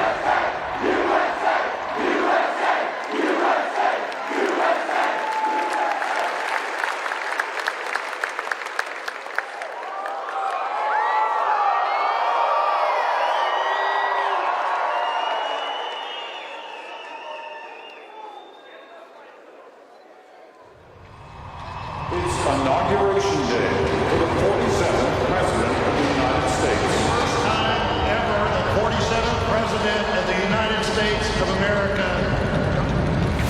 After years of uncertainty and division, Democrats and the mainstream media expect us to believe that Joe Biden made a miracle. People said America was finished.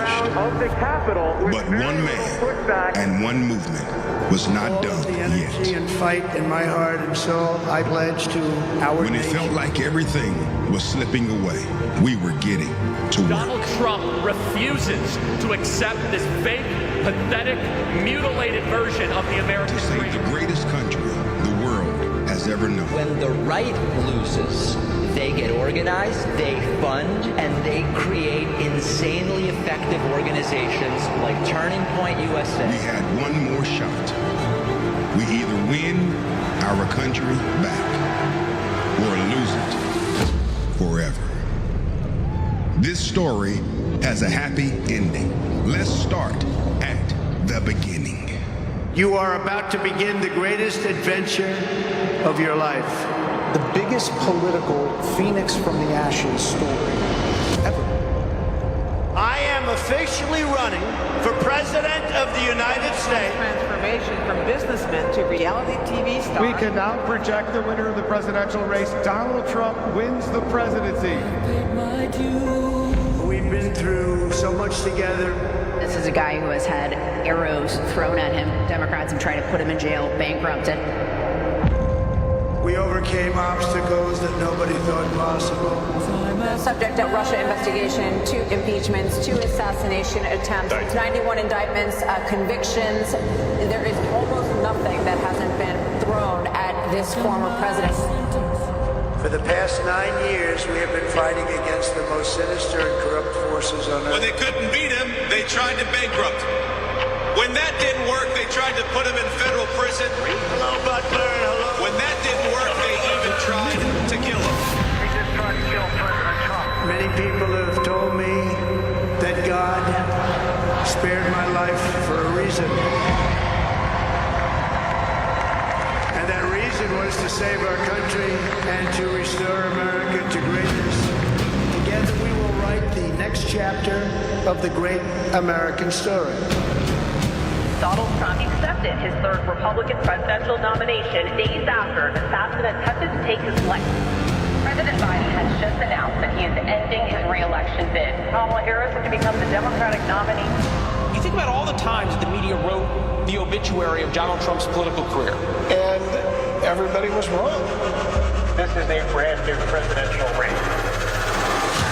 We together are going to register new voters, chase ballot, vote early. We are going to do the work to save America. President Trump will win the state of Pennsylvania. Winner of Michigan. And Just a few electoral votes away now from clinching to 70. We will take back our country. We are now projecting And we will make that the next president of the United States America is great again.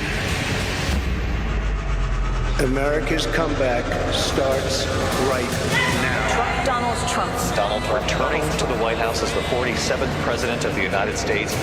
His comeback victory unlike anything we have ever seen in American history. It was the most successful citizen revolt.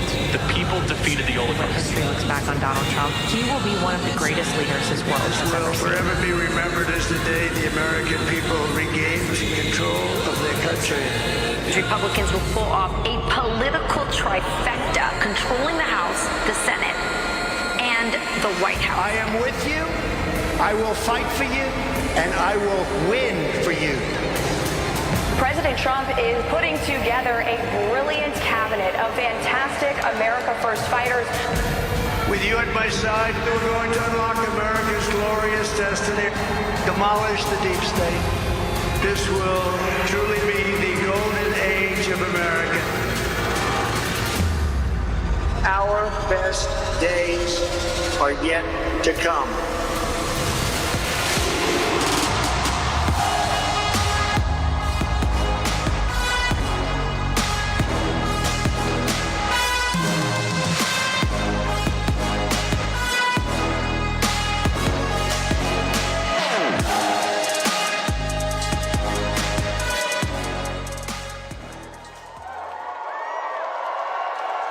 The single most effective organizer of conservatives in the United States. One of the most formidable voices in politics for decades to come. You have been on the ground, and your team has been unreal at Turning Point USA. What makes this movement different is that you are here as a grassroots response to the top-down revolution happening in this country. We are going to have so much here at America Fest. You know you are part of something bigger than yourself. My whole point is to try to push the boundaries of discussion, and we beat the most powerful thing ever to exist in the history of the world. Our plan at Turning Point Action worked, and I think it might have made a decisive difference in many of these things. This is only the beginning.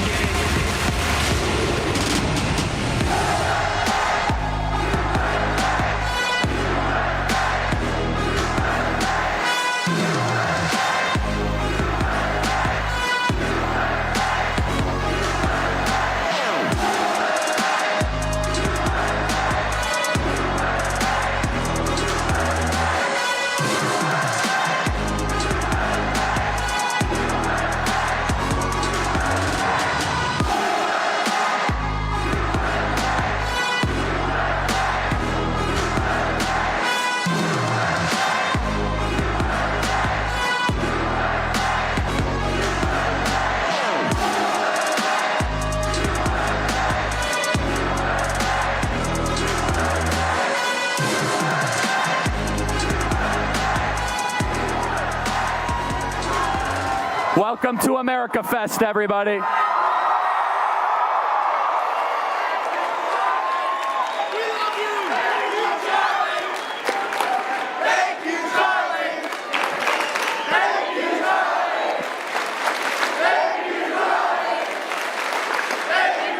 Thank you, everybody. The real thank you is the Turning Point team that worked their tail off this last year. That's who you should be applauding.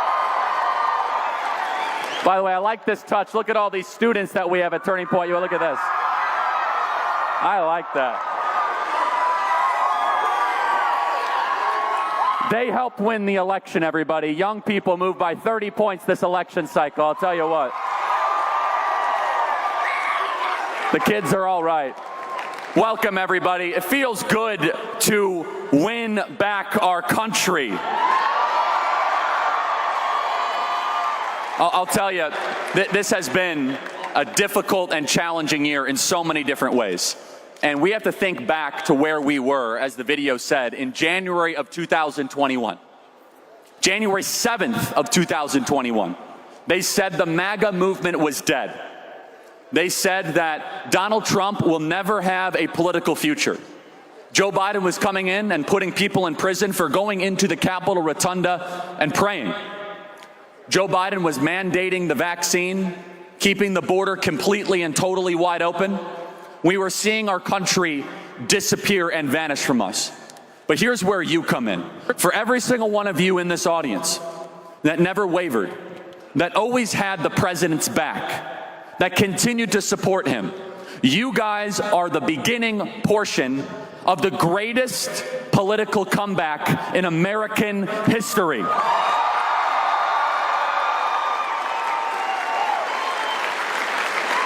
Look at what we are up against, because it defies any sort of human reason. From the lawfare, they try to put Donald Trump in prison for 700 years. Every major tech company banned Donald Trump from their platform. Donald Trump was banned from Facebook. He was banned from Google. He was banned from Pinterest because he's like a big Pinterest guy. He was banned from Spotify. He couldn't even listen to Phantom of the Opera. They did everything they could to make him disappear, but there was a problem. Is that you could put Donald Trump in exile at Mar-a-Lago, but you can't make 75, 80 million people disappear.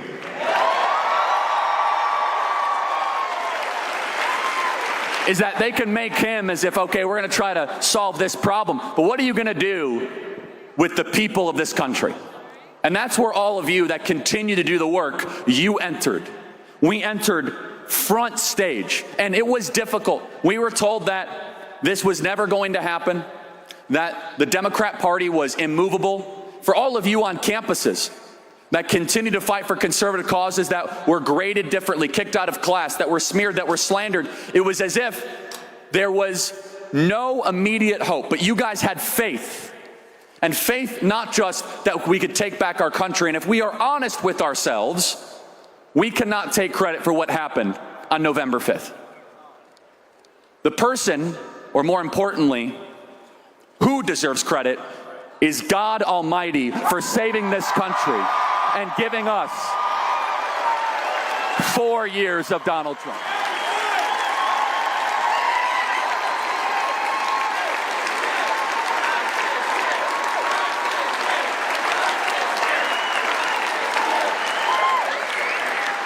We didn't earn it. We worked out of obedience, but we were inches away from a civil war. And Donald Trump just so happened to turn his head at a specific time to look at a PowerPoint.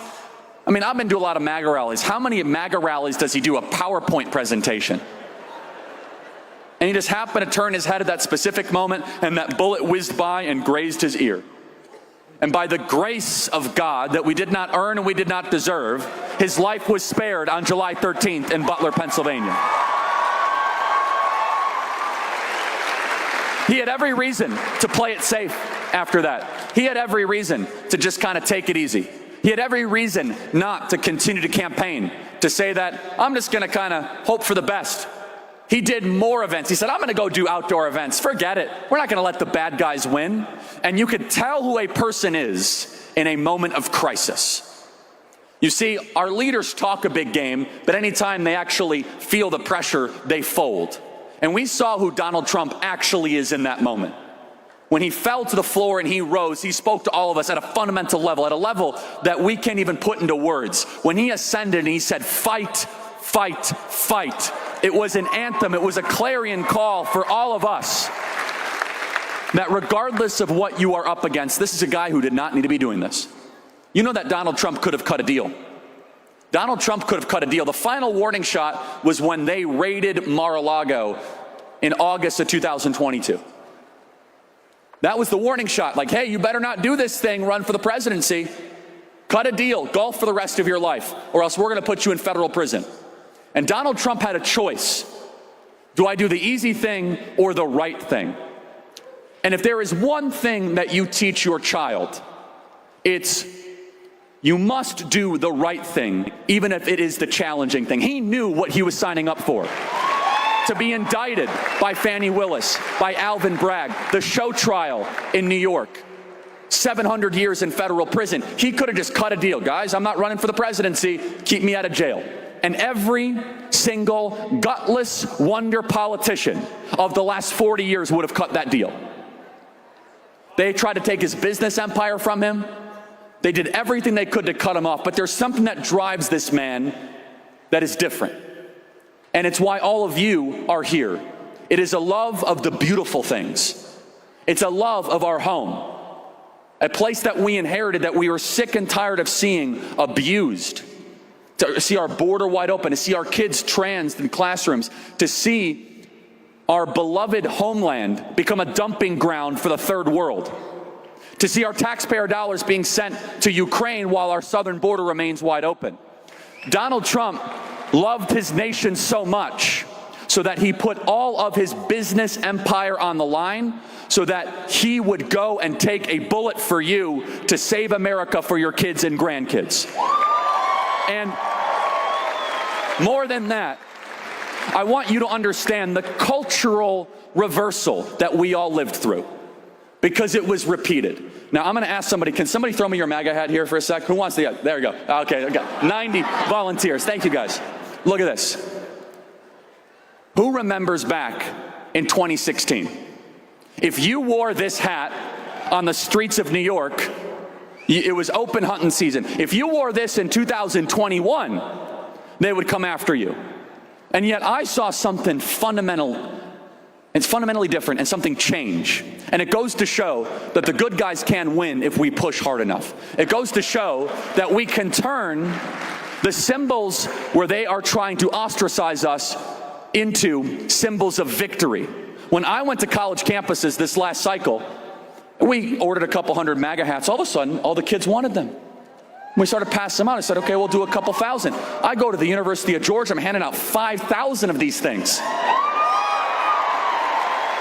This MAGA hat that all of you guys own went from a symbol of those people are terrible Nazis to the coolest, most desirable thing that one can wear in American politics. And that didn't happen overnight. Whose MAGA hat is this? There you go. That happened because we refused to accept the names they would call us. And we kept on wearing the hat. We refused, like, oh, okay, you're going to call me a racist. I don't care. What else do you have? I'm going to keep wearing the hat. It became a symbol of strength. It became a symbol of resolve. It became a symbol of grit. It became a symbol of American masculinity coming back into our culture. It became a symbol that American greatness is what we demand, that we deserve, that we are not going to apologize for being the greatest nation ever to exist in the history of the world, that we are going to have a mass deportation effort, and that we're going to take back our nation. That hat then represented something even more. President Trump, the greatest deal maker that politics has ever seen, he brokered quite a deal over the summer. He said, okay, Democrats, you guys get Liz Cheney and Adam Kinzinger. We get Bobby Kennedy and Tulsi Gabbard. Let's make a deal. And that hat all of a sudden represented not just common sense, but it represented people of all sorts of different political stripes and backgrounds that were coming together with their sphere of focus and influence. Maybe you are a parents' right advocate. Maybe you are here as a Second Amendment enthusiast. Maybe you are a school board member. Maybe you are a pastor. Maybe you are a Make America Healthy Again advocate. Whatever focus group that you have, as long as we can agree on the big stuff. The country's collapsing. Things are amiss. We need to combine forces and defeat the incumbent regime. Welcome aboard. We are going to make America great again.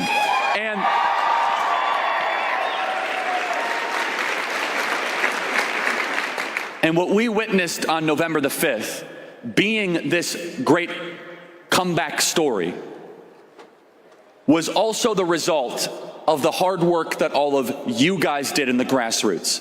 For those of you that chased ballots, for those of you that registered voters, for those of you that gave powerful sermons on the Sundays before the election, for those of you that showed up at Republican meetings at 7 a.m. to make sure that everyone had the yard signs that they need. This is your victory. You see, it is easy just to say that it's just one candidate versus another. What it really is one army of activists versus another army of activists. And guess what? We were outspent, but we outworked them this election cycle. Because we wanted it more. Kamala Harris had $1 billion, and hey, by the way, where did that $1 billion go? She sent it to China?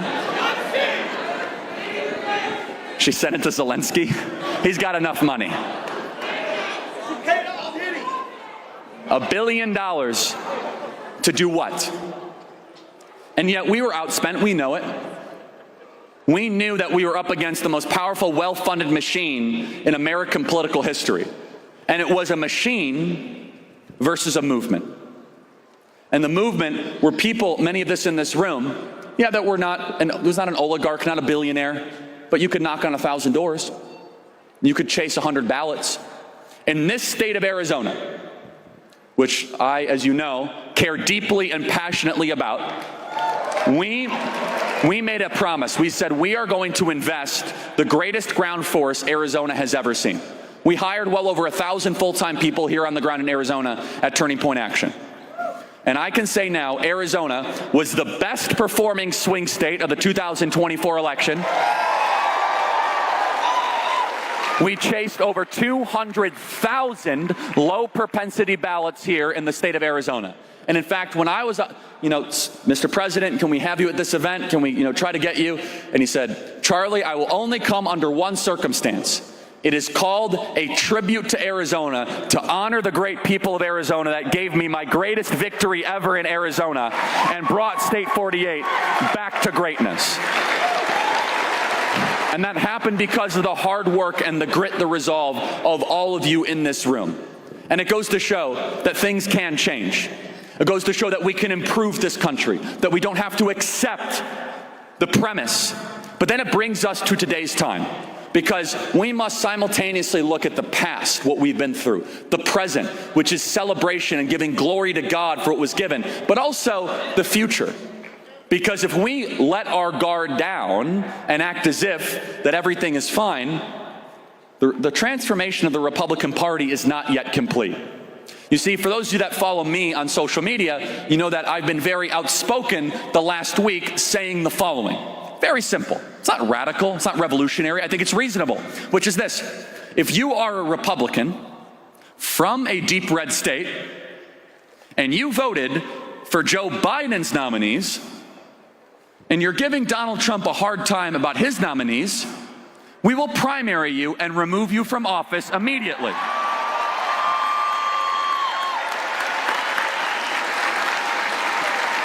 And for all of those red state senators out there, let this be a warning to you that the 20,000 people here at America Fest and the 1 million people here that are watching online and the millions of people that will see these clips, we are not going to take a Republican Party that gets in the way of the will of the people. We want a Republican Party that fights to win. And for every U.S. Senator out there, you must confirm Pete Hegseth, Tulsi Gabbard, Kash Patel, Bobby Kennedy, Pam Bondi, and Trump's entire cabinet, or you will face a primary challenger immediately.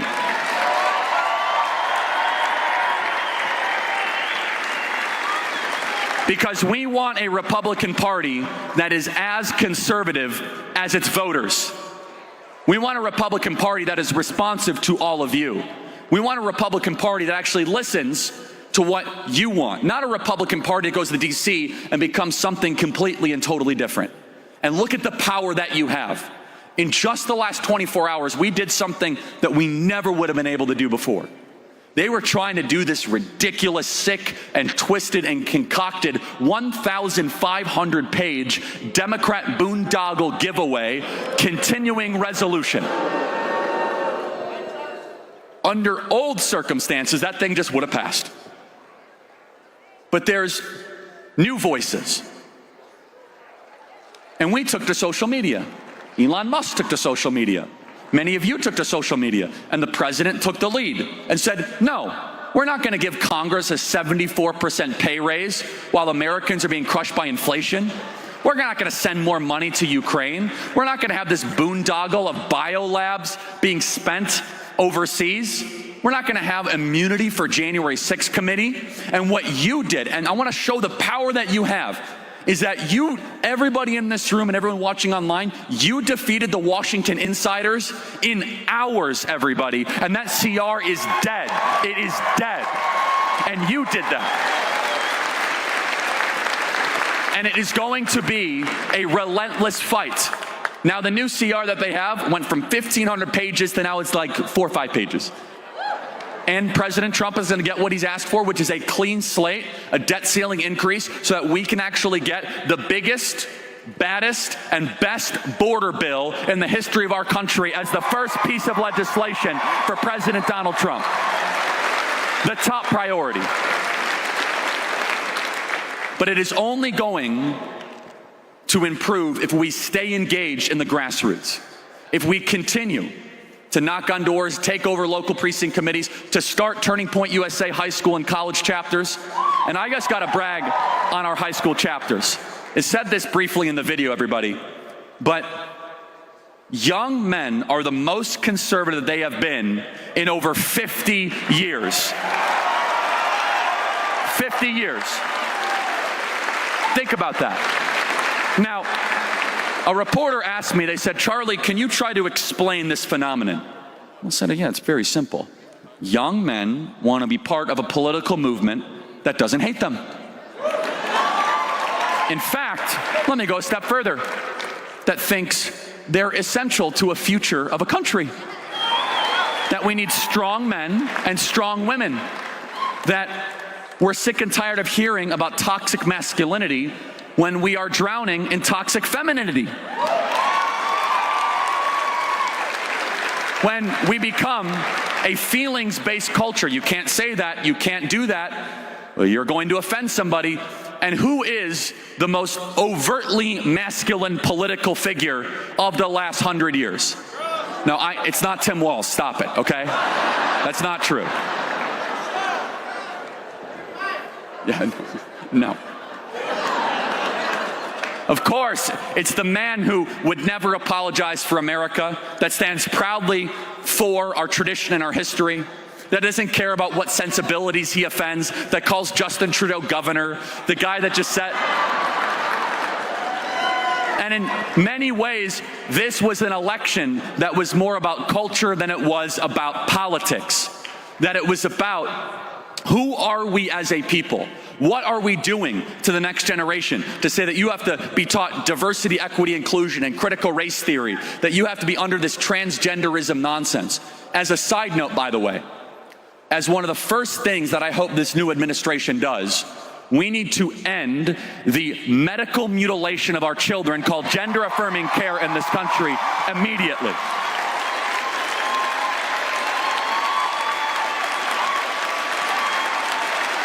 And also say, no men in women's sports ever.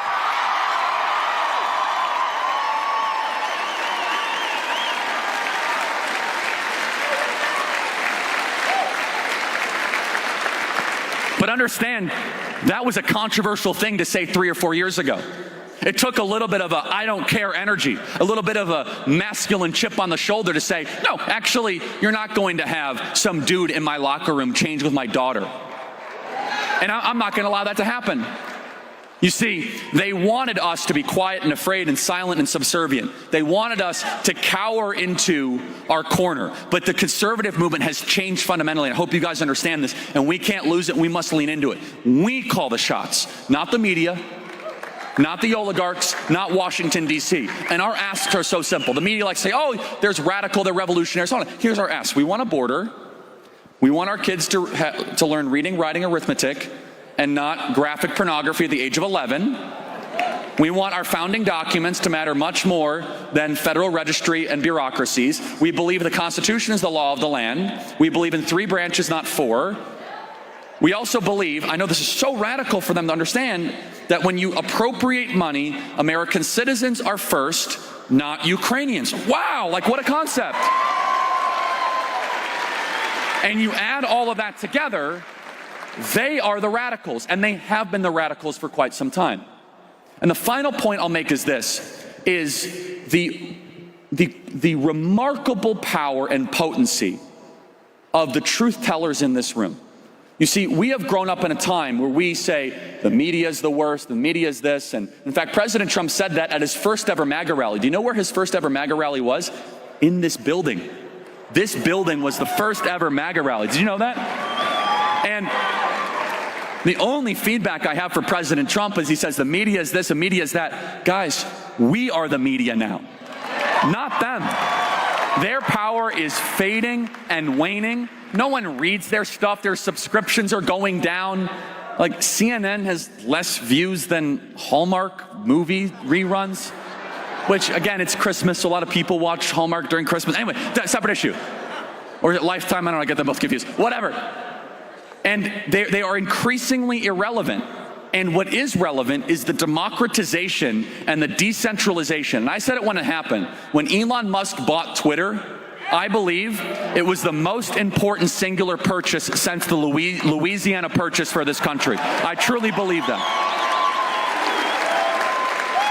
And look at the cause set in motion that happened since Elon Musk bought Twitter.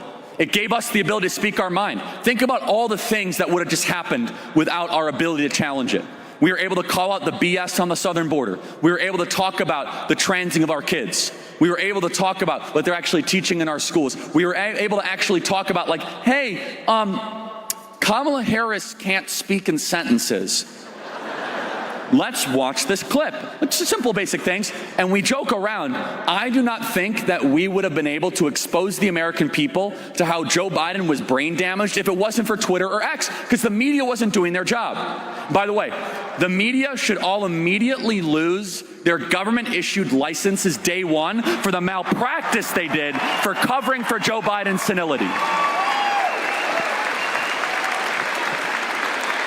We are in the driver's seat.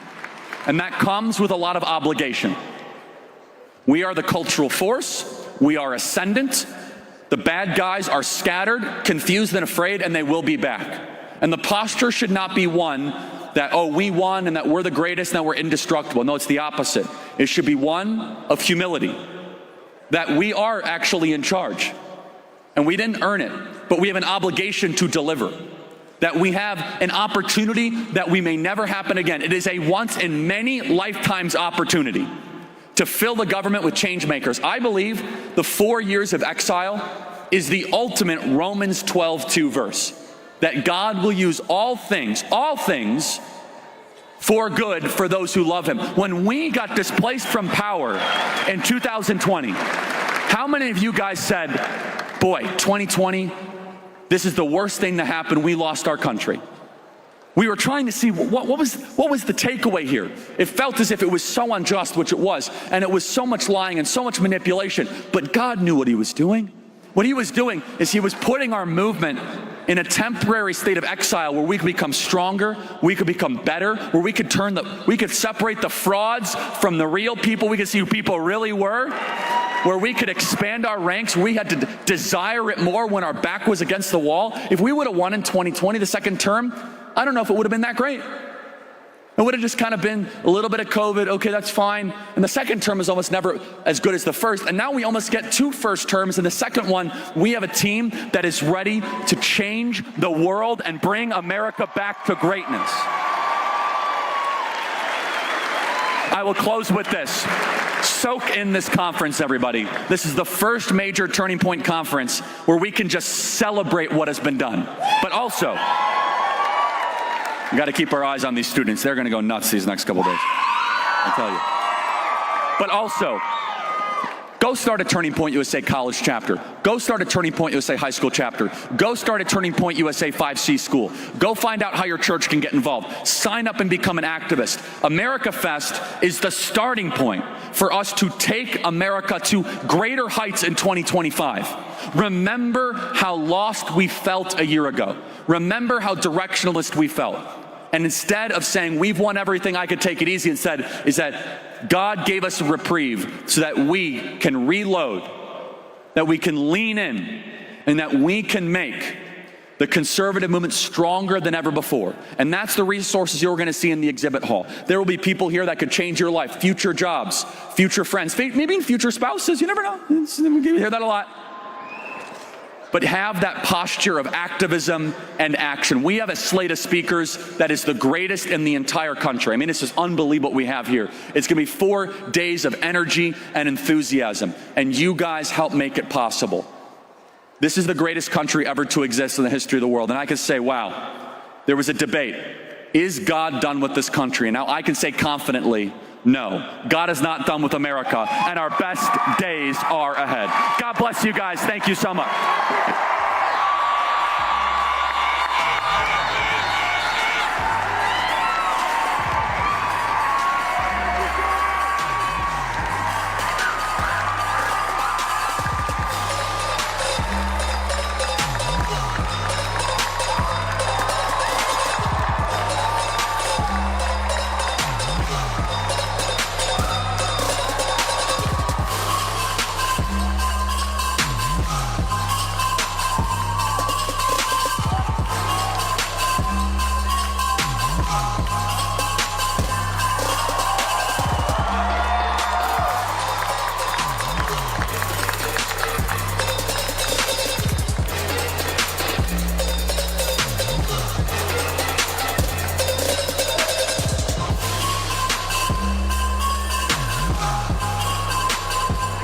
He is co-founder and editor emeritus of The Daily Wire. You're followed by millions of people online. You're a breath of fresh air in the talk radio world. Busy time for you at the moment. Without further ado, Mr. Ben Shapiro. Politics is all the stuff that we do on the surface.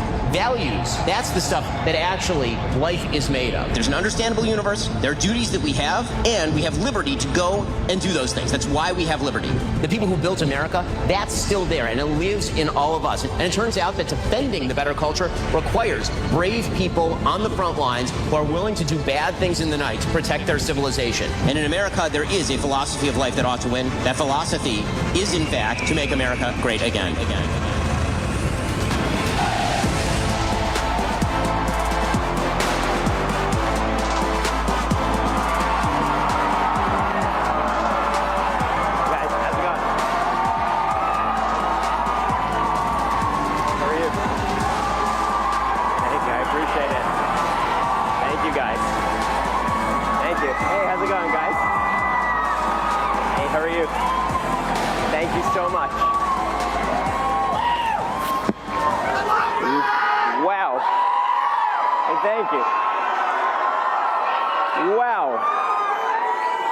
To say, that's a hell of an entrance. I mean, first off, I have a feeling I'm never going to get a WWE entrance. That's as good as it's going to get. But guys, before I dive in, got a little surprise announcement. You're hearing it here first. We are really proud to be teaming with Charlie and Turning Point on a new documentary. It's called Identity Crisis. It's inspired by our groundbreaking documentary at Daily Wire from our very own Matt Walsh, who will be here a little bit later, called What is a Woman? This new film digs even deeper. The documentary is going to premiere exclusively on X Friday, January 10th, 2025. We want to reach as many human beings as possible because people need to hear the message. It will stream on X for a couple of days, then it'll be over at Daily Wire Plus starting on January 13th. Here is the first exclusive look at the trailer for Identity Crisis.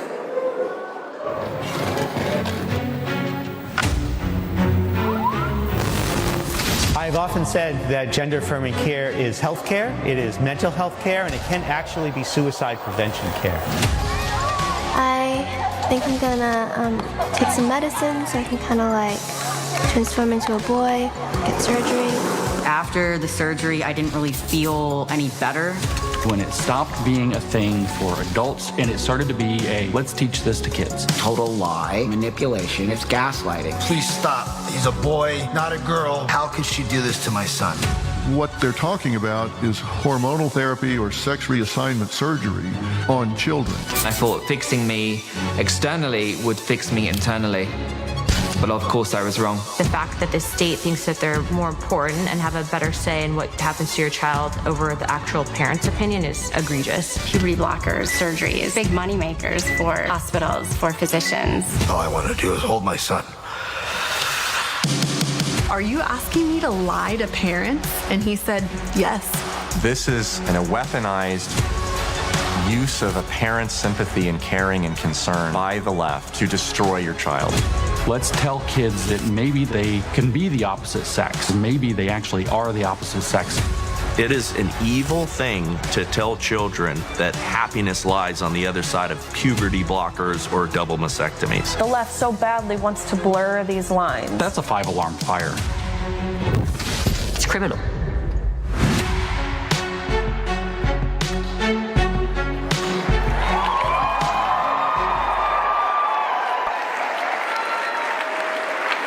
Well, I couldn't be more excited to be here today because the golden age of America is just beginning.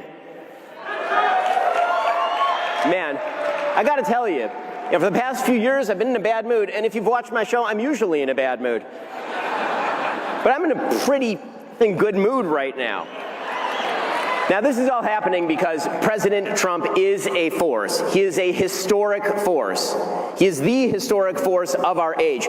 He was the man standing between the United States and stagnation and surrender. And President Trump stood.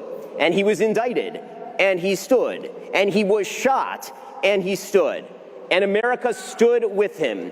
We stood with him.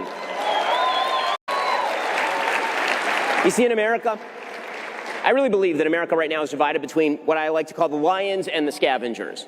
Lions are people who want to build things, people who are productive, people like the people in this room, people who believe they have the power to choose and to act in the world, and that they have duties in this world, duties given to them by God, duty to family, to community, to country, and to themselves to be the best that they can be. Lions believe that merit ought to triumph. And then there are the scavengers, and they've been in charge for a while. The scavengers believe that if you fail, it's probably somebody else's fault. They believe that all the systems that allow for success, for merit to thrive, that those systems are broken and must be wholly destroyed. Well, they were on the rise. For nearly 4 years, they were on the rise. And now the scavengers are on the run. They're in retreat. And that is thanks to you. That is thanks to President Trump. And that's also thanks to Charlie Kirk and Turning Point, which have done such extraordinary, extraordinary work. I actually met Charlie Kirk when he was 18 years old. He's younger than many of the people who are currently in this room. And Charlie was going around a conference in Florida, in Palm Beach, Florida, looking for donors for Turning Point. I remember turning to my business partner, Jeremy Boring, and saying, that guy is going to be the head of the RNC one day. And instead, Charlie built his own RNC. It's astonishing. So I want to talk today a little bit about why I am so hopeful. The reason that I'm hopeful is because Donald Trump and the American people are about to make our economy dynamic again. Donald Trump and the American people are about to make America's position in the world unquestioned again. And Donald Trump is about to make the American dream possible again with the American people. So let's talk about the economy for a second. There's a whole school of thought out there that just wants to punish success, that believes that innovation is a sin, that believes that people like Elon Musk, by building rockets, is doing something deeply wrong, that Elon Musk, by building Tesla, is doing something deeply wrong. He has committed the great sin, which is to earn. His great sin is that he created great companies. That is a huge sin in their view. But here's the thing, businesses hate that sort of thing, so you end up with stagnation, you end up with inflation, you end up with lack of creativity. All of that is about to end. President Trump is a businessman, which means there's only one thing in life, we all know this, that President Trump cares about. There's only one thing, winning. That is all he cares about. Okay, a lot of people think he cares about, that's wrong. He cares about one thing, winning, and he cares about winning for the American people. That means unleashing the power of free markets. Free markets have been maligned in this country. They have been treated as something wrong, as sort of a man-made system that's jiggered in order to harm certain people at the expense of others, and that is false. Free markets are merit. Free markets are justice. Free markets are innovation, and they are dynamism. Free markets are what's going to make all these young people rich one day. That's what free markets are going to do. The scavengers believe that it's the government's job to establish cosmic justice, that because all human beings are created equal before God, but we're not all equal in our qualities, right? I'm not going to be playing LeBron James in basketball anytime soon. And by the same token, I've read more books than LeBron James, which is to say more than one book. That because of that, the scavengers believe that cosmic justice must be established from above. The outcome should be the same for everyone. That is truly unjust. It is tyranny, it is evil, it requires discrimination, and it requires cruelty. Free markets say the opposite. They say that you get to invest in yourself, that you get to take those risks, that you rise or fall on your own merit. They also say that you have to do something for someone else before you get anything else in return. I've said before that free markets are a form of forced altruism, and that's right. Nothing is owed to you. You're not just given things in a free market. You produce, you make things. Life gets better. And one of the magical things about free markets are the opposite of socialism and stagnation that the left likes to talk about. Socialists like Bernie Sanders and AOC, career useless people, absolutely useless leeches on the ass of society. These people, they can turn gold into sand. They can turn prosperity into failure. Free markets turn sand almost literally into gold. Imagine the fact that everything on planet Earth, everything in your cell phone, everything in your computer, everything in Elon Musk's rockets has been present on planet Earth since the cavemen. Every single element has been present on planet Earth since the cavemen. What changed? Innovation changed. Dynamism changed because of innovation, because you got to keep what you made, because you got to sell it, because you got to exchange it. These are the principles of freedom and liberty. Because you owned your labor and you owned the product of your mind, you were able to actually create. You can take the same sand that's been on planet Earth for all of human existence, and you can turn that into the superconductors that power the military equipment, that powers the American military, the greatest military on the face of the earth. You can do that because of free markets, and Donald Trump is going to make free markets great again. Donald Trump likes capitalism. Donald Trump is not afraid of business success. Donald Trump is a businessman. You can see businessmen everywhere are excited about this. I talk with a lot of tech founders, the people who actually found the big companies in tech. And what they say is this is a new founding. It's a business founding. You're going to see an explosion of business in this country like nothing I've seen in my lifetime. And then there is foreign policy. President Trump is going to make America strong in the world again. I had President Trump on a couple of weeks before the election on my show, and we were talking about foreign policy. And he said that his foreign policy is pretty obviously peace through strength, pretty clearly. And I'll tell you what he meant by that in a moment. But he summed it up pretty well in a story. So I threw a fundraiser for President Trump down at Trump Doral in Florida fairly early on in the election cycle. And he and I had a chance to chat. And he was talking about Joe Biden. Now, I don't mean to spoiler alert here. President Trump does not like Joe Biden. Just going to put that out there. He thinks he's not just a bad president, that he's not a particularly wonderful, although I will say I think that Joe Biden probably voted for Donald Trump.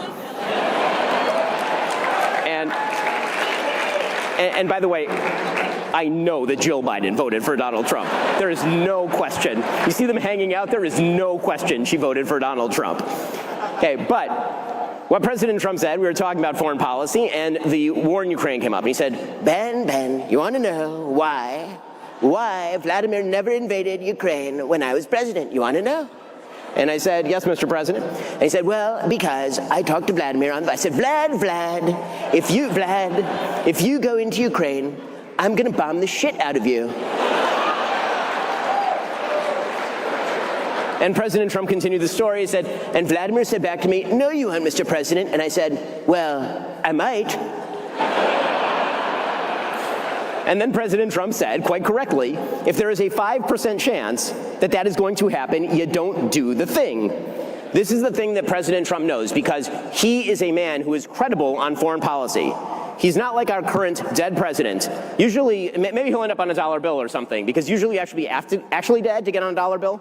Joe Biden has been dead for a while, so he might make it onto a dollar at some point. In any case, our currently dead president says things like don't, and then the rest of the world just does. Right? Meanwhile, President Trump says that, and the rest of the world goes, ooh, I don't know. This could get ugly. When we talk about President Trump's foreign policy, it is not isolationism. He believes in an America first foreign policy. And here's what I think that he means pretty clearly from his foreign policy in his first term. He means three things. One, America's interests are first. Now, this should be obvious. America's interests are paramount, obviously. This should be a truism. American citizens come first, right? We're Americans, we come first. This is America, welcome to America, right? America first does not mean that America has no interests in the rest of the world. I can name off the interests America has in the rest of the world. We have an interest, for example, in seeing that Mexico doesn't ship a bunch of fentanyl up through our border. We have an interest in making sure that China doesn't take control of the trade routes through the Taiwan Strait, through which 92% of world shipping goes. We have an interest in ensuring that China doesn't ship the precursors for fentanyl over to Mexico. We have an interest in ensuring that Iran doesn't threaten American allies. We have an interest in all of those things. Now, that brings us to point two. America's interests have to be carefully calibrated to our investments in them. Okay, that doesn't mean that every solution is the same. So, there are lots of bad things happening all over the world at all times. If America only has a minor interest in a thing happening on another side of the world, we ought not get involved in that thing. Conversely, if we do have an interest in the other side of the world, or close to home, then not only ought we to get involved, we ought to do it in the most efficient possible manner. Which brings us to point number three. When America's interests are on the table, all measures and means necessary to achieve those interests are on the table. That is why President Trump has been hyper-consistent in his application of foreign policy. Contrary to popular left-wing opinion that he's sort of throwing darts at a board or something, that is not true at all. President Trump wants America's allies to be strong enough to stand on their own. President Trump wants to make sure that America's enemies are in retreat. Why? Because anything else wouldn't be America winning, and President Trump wants America to win.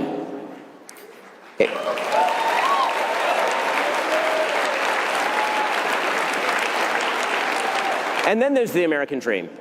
Now, the American dream has sort of been perverted in the United States over the course of the last few decades. But I think it's a pretty obvious dream. It's a dream to get married, to have kids, to be able to live in a community that worships the God that you love, to be able to build a business that you want to build and make that business successful and hire other people, to give charity, to stand up for your country. Right? These are all the things that are elements of the American dream. They were always the American dream.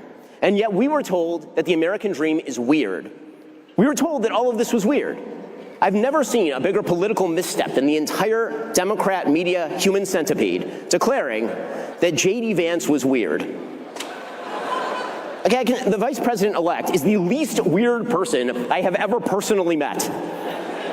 That is the most bizarre statement. They trotted out the human inflatable Tim Walz to flail his arms like he's at a car lot off the side of a freeway and pretend that it was masculinity when apparently he has no bones in his wrists. And somehow he wasn't weird.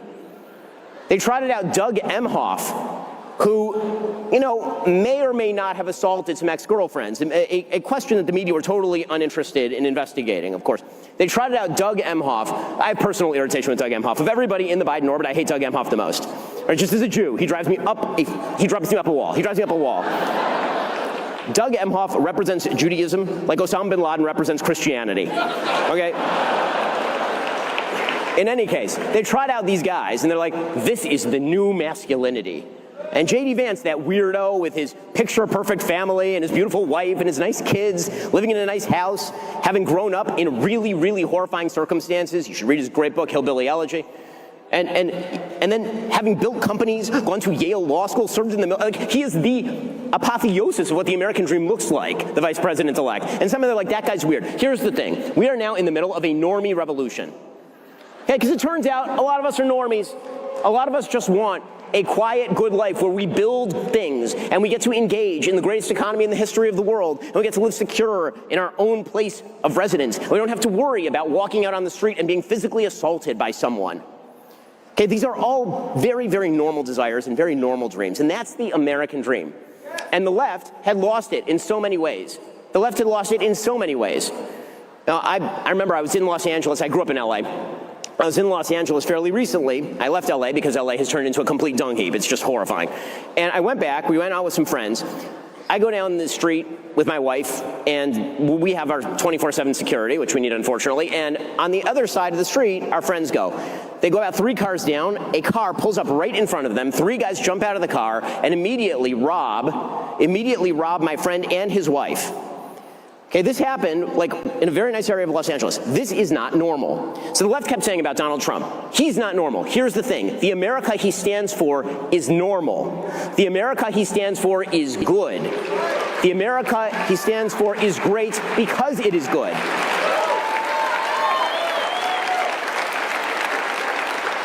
So that's why I'm in a good mood, because we're actually winning. But here's the thing, winning requires constant work. You know, one of the questions that my business partner and I constantly ask ourselves when it comes to the success of Daily Wire, and thank God it's been unbelievably successful, one of the questions that Jeremy Boring and Caleb Robinson and I, we all ask ourselves is, are we good at this, or is everyone else just not very good at this? And the same question should be asked in politics on a constant basis. Are we really good at this, or are the other guys just really crappy at this? Now, let's be real, the other guys are super crappy at this. Okay, they literally ran a corpse. And then when it turned out that everybody found out he was a corpse because he died on stage with President Trump, they then decided to swap him out for a potato of a human. A person who is physically incapable of uttering coherent sentences. And so I think the question we have to ask ourselves is, how do we retain the momentum? And the answer is, we do the right things. We do all the things that President Trump has already promised he's going to do. And here's the thing, I think that he's going to do all those things because President Trump keeps his promises. Now, I've talked about this before. My evolution, I have evolved on President Trump, as many people in this room know. In 2016, I didn't vote for either candidate because I didn't know if President Trump was going to be conservative. And I said at the time, I doubted that he would. And then, right away, he nominated Justice Gorsuch. And I put on a MAGA hat like 1 month into his presidency. And then in 2020, obviously, I backed him and I supported him and I voted for him. And in 2024, I backed him, I gave money to his campaign, I fundraised for him, I campaigned in 6 states, I went with him personally to an October 7th tribute. Right? I do all, and that's not because I'm doing anything great, it's because he is doing something great. And if we back him, and if he does the right things, which I think he will, I believe he will, I actually know he will, if he does those things, then he is totally correct. America will be great again. The great American comeback is on. A new golden age is just beginning. Alrighty, so now we have like 16 minutes of fun. Let's do some Q&A, because it's more fun. There's some microphones wandering the room. I love you, man! Thank you, I appreciate it.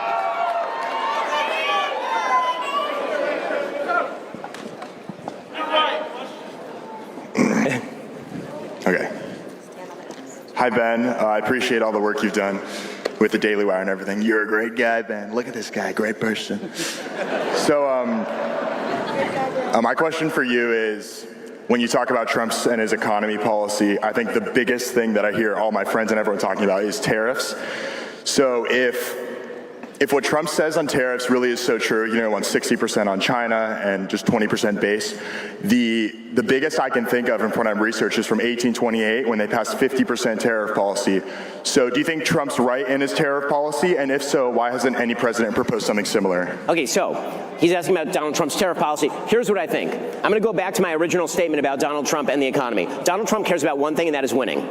Okay, what that means is that if tariffs are in fact inflationary, if they are in fact a problem, then he is not going to do them. But the tariffs are really designed not because tariffs are like fun and games. Tariffs are designed for President Trump as leverage. There is no one in the history of American politics who has used leverage better than President Trump.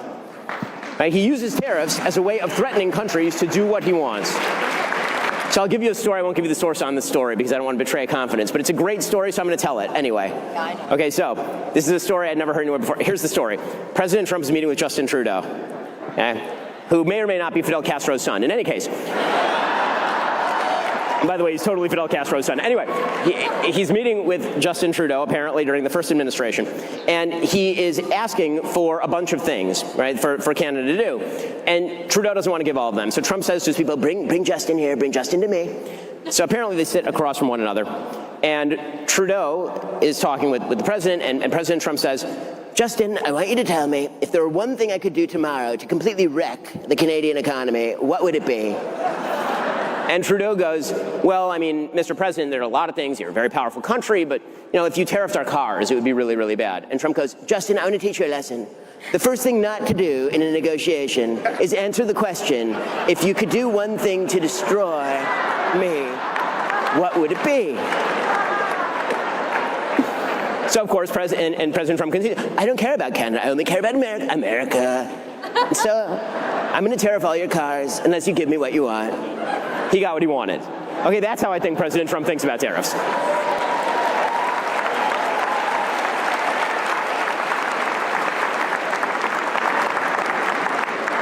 Hey Ben, super easy, fun question. After your review of Wicked and hearing you were a musical theater enthusiast as well, I gotta know what your favorite musical theater performance is. Well, I'm sorry, I missed the last part of the question. What's your favorite, musical theater performance? Oh, what's my favorite musical theater performance? Man, guys, I'm straight. I'm just gonna put that out there right now. I have 4 kids as proof of this fact. Okay, but my favorite musical theater performance, I will say the most brilliant musical ever written is Sweeney Todd. My personal favorite musical is 1776. Every year when I was a kid, I dressed up as John Adams from the musical 1776. For the parents in the room, for Halloween, not just on a daily basis. For all the parents in the room, if you want to show your kids something super patriotic for July 4th, go show them the original musical of 1776. It's terrific. Hey Ben, I'm from Western PA near Butler. What was your first reaction when you heard Trump was shot? Oh man, so I mean, my first reaction is, it was actually on a Shabbat, right? It was on a Saturday for me, so I couldn't actually check the news. So my security came to me and they said the president's been shot. And I said, well, is he alive, right? I mean, you got to lead with the news, right? Lead with, he's alive, but he's been shot. And my first reaction was that God clearly wanted Donald Trump to be president. I'm dead serious, because there is no way to watch that tape. There's just no way. And see what happened, and see how close we came to the president's brains being splattered on a stage on national television. And not think that God physically reached his hand down into the world and took President Trump's head and went. That was legitimately my first thought. I was actually, it scared the hell out of me, but in a certain way, it was sort of comforting, because when you see an open miracle, which is what I actually think that was, there's no way that shot should have missed. When I see it, and that's, obviously, it's a tragedy. There are people who are killed, and our condolences go to the families, and we've given money to the families. Okay, but when you see something like that, an open miracle like that, the first thing that you have to think is God's hand is present in the world, and for whatever reason, God's hand is on Donald Trump.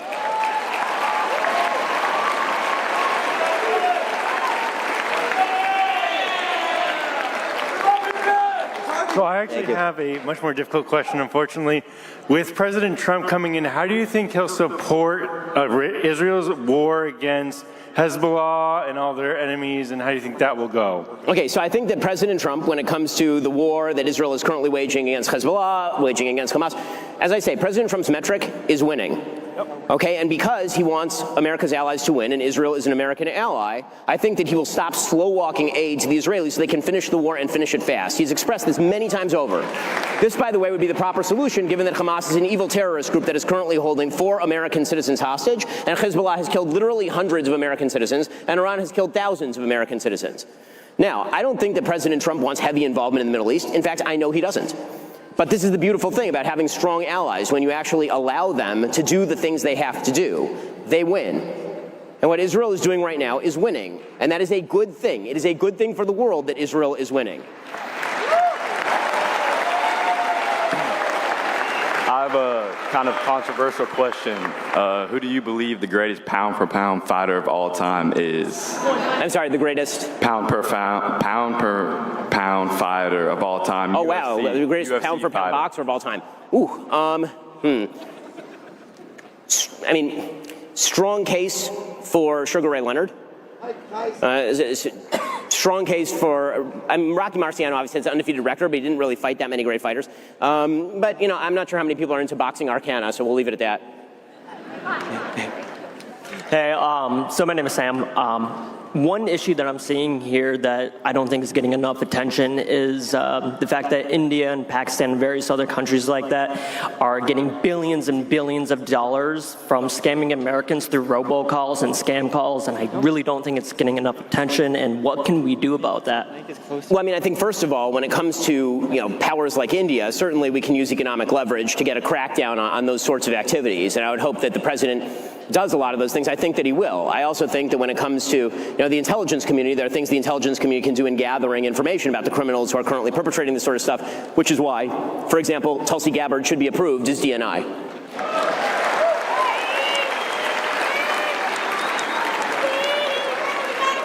Hello, Mr. Shapiro. My name is Ian O'Neill.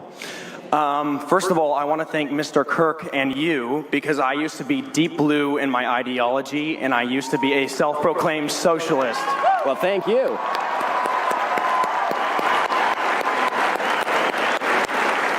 And my main question to you, Mr. Shapiro, is do you believe that Generation Z will be the next greatest generation of the United States of America? So, we're going to find out whether Generation Z will be the next greatest generation. I got to hand it to my boys, the millennials. We showed up this election cycle. But yes, I think that there is a backlash, and it's coming strong inside Generation Z. I think right now you're seeing a radical polarization inside Generation Z. It's incredibly polarized. You're either seeing blue-haired woke libs, or you're seeing rock-ribbed, MAGA-hatted Republicans. A lot of that tends to be gender-gapped, but I do think that as the left continues to follow this pathway into nothingness, and as people get older, and as they start to get married and start to pursue actual purpose in the world, they will become more conservative. So I think there's every opportunity to do that, thanks to organizations like Turning Point and the hard work that the people in this room have done. I want to get to that question, but there's a girl over here who really wants to ask a question. So, hey. How do you feel about them possibly implementing Bible teachings in public schools as a Jew?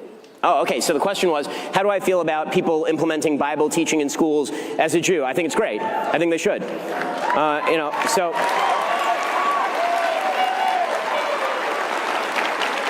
The Bible is the seminal document of Western civilization. You literally cannot be literate without knowing the Bible. The fact that everyone is treating the Bible as just sort of another document or as just a religious text misses the entire point, which is that all of America is built on biblical values, all of it.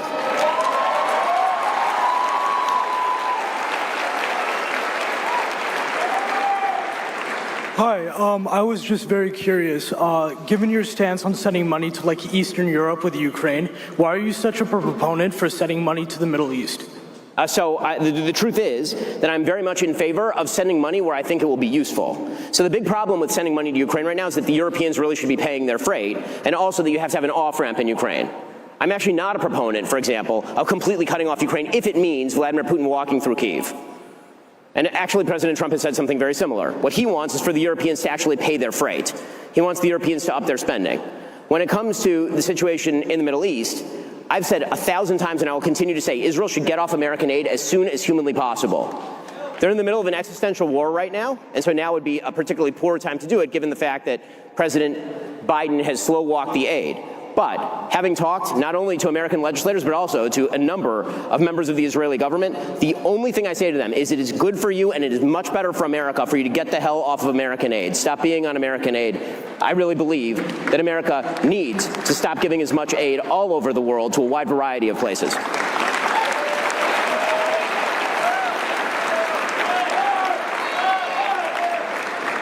Oh, sorry. Yeah, you go and then we'll get this guy.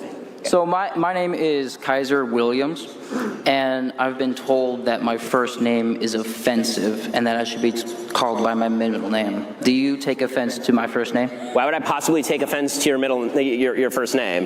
Because it'll be a real irony if it turns out your middle name is Hitler or something.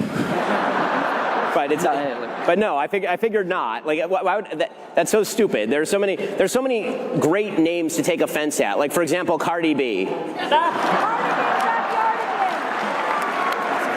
Yeah. You're staying right there? Okay, so the question was, who's going to be a Democratic nominee in 2028? I don't know, man. That bench is looking real thin. I mean, not the Democratic nominee in 2028, guys. The Democratic nominee in 2028. Well, let's see. Who do they have? They have the mayor of a small town who is gay and likes choo-choos, Pete Buttigieg. Kamala might not go away. She's talking about running again, which, God willing, you know, I will donate to that primary campaign. I would love to see her try. There's been some talk about J.B. Pritzker, who has to be lowered into the Illinois Capitol by crane. There's been some talk about the genderless Ken doll that is Gavin Newsom in California. Again, this is...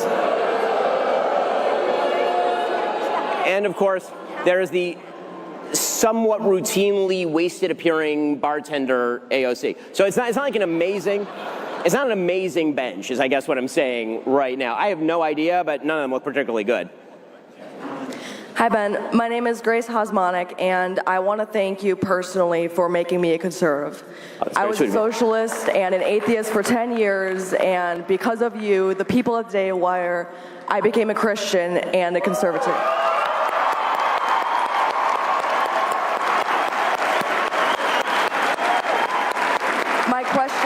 My question for you, Ben, is are you concerned like I am that the pendulum will swing in kind in 2028?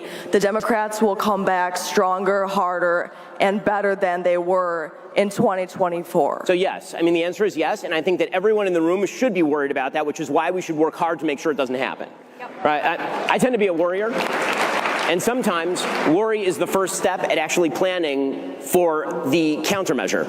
Okay, the best countermeasure is going to be success. I don't think it's going to happen because I think President Trump is going to have an incredibly successful presidency. But that does mean a few things. It means, for example, that Congress has to be on the same page as the president. It does mean that Republicans and the president need to work in concert with one another because they have an incredibly slim majority in the House. And as I've said before, when it comes to politics, you know, politics is not just a matter of sort of sheer willpower. You actually have to have some give and some take, and it gets pretty ugly sometimes. There's a lot of sausage that has to be made. Okay, but I do think that this is going to be a really successful presidency, and that will be the best comeback to the possibility of a Democratic resurgence. I think they suck at everything, and I do trust that they will continue to suck at most things. This will be the last question. Sorry, she's been waiting. This will be the last question as well. Hi, Ben. My name is Rachel. I am from the blue state of Maine. I've been a fan of you for a long time, so this is a dream come true to ask this question and say hello. My question to you is, as you know, New England was one of the few places in the country that stayed blue this election. So how can we make New England great again? So, number one, New Hampshire came very, very close to turning red. That state came very close to turning red. However, what I will say is that in deep blue states, right, I was from a deep blue state, I was from California, and then I left because it was terrible, and I went to Florida, which is an amazing state. And so if you are in a purple state, I think that you can turn that state red.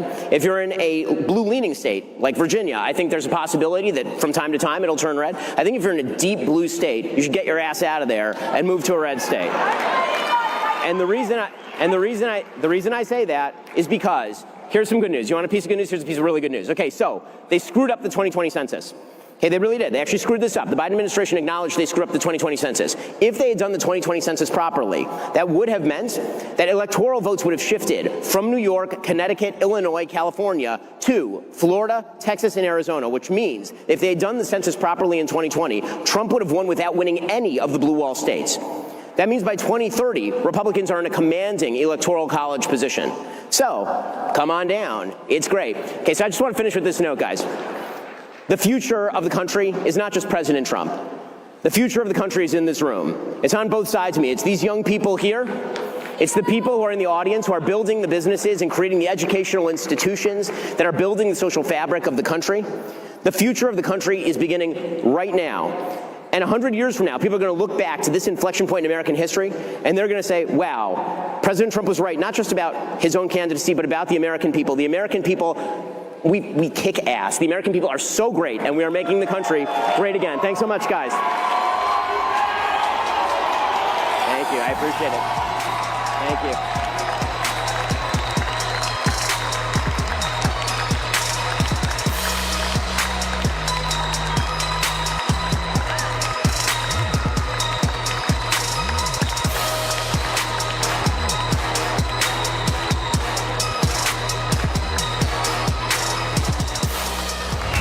Secretary of Housing and Urban Development, Former presidential candidate.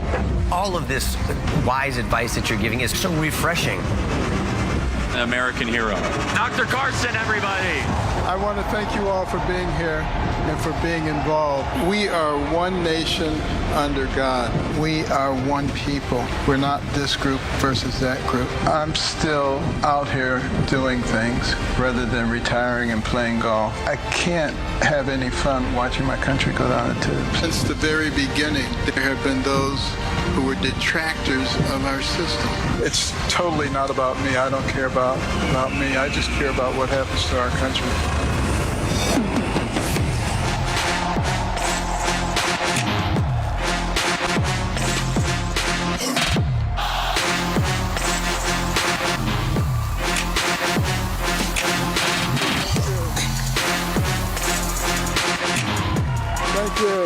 Thank you.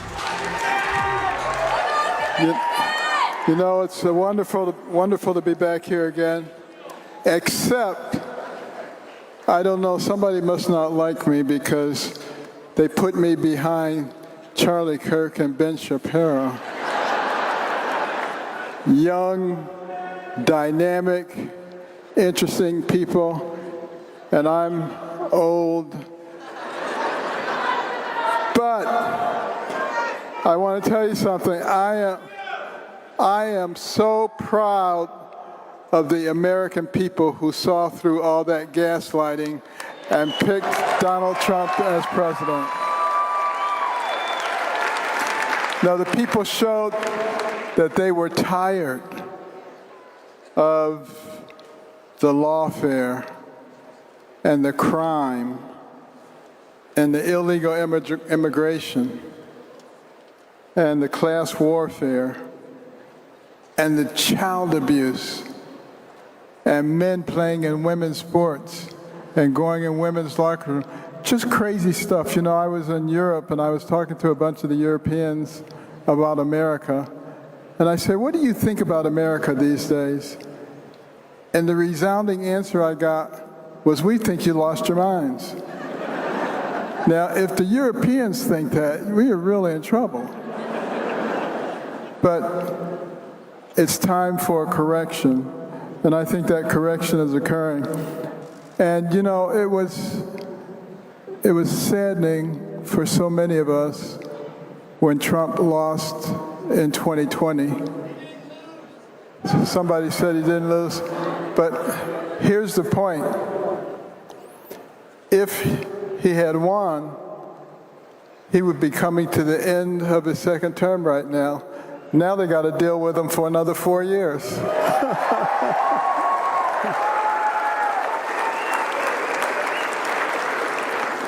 That should teach them. But, you know, sometimes a failure is a setup for success. You know, I remember some years ago, I was asked urgently to come to South Africa to help perform a separation of a set of conjoined twins. They were joined at the back of the head, just like the first set from Germany. And, but the place where it was being done, Medunsa, was not a place that had all the modern equipment and all the kinds of things that you would have in a tertiary medical center. But people were donating very sophisticated equipment from all over the world, and we were able to put together an amazing team in a place like that to carry out what would be a very complex operative procedure. And it involved hypothermic arrest, where we would cool the body temperature, pump all the blood out, stop the hearts. We could do that for up to an hour without loss of function. But when we got to that part of the operation and the cardiothoracic surgeons opened the chest, one of the babies had a heart that was non-functional.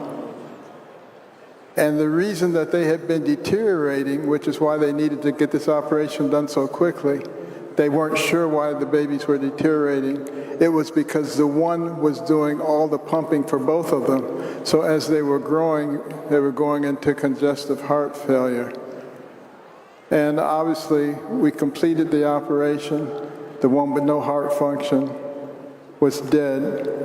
But the other one was actually doing okay, and we were pleased with that. Except that the next day, that one started having a lot of seizures and all kinds of metabolic problems. And over the 48-hour period, died.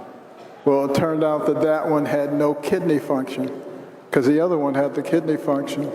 So one had the heart function, one had the kidney function. They were symbiotic. They couldn't live apart. They couldn't live together.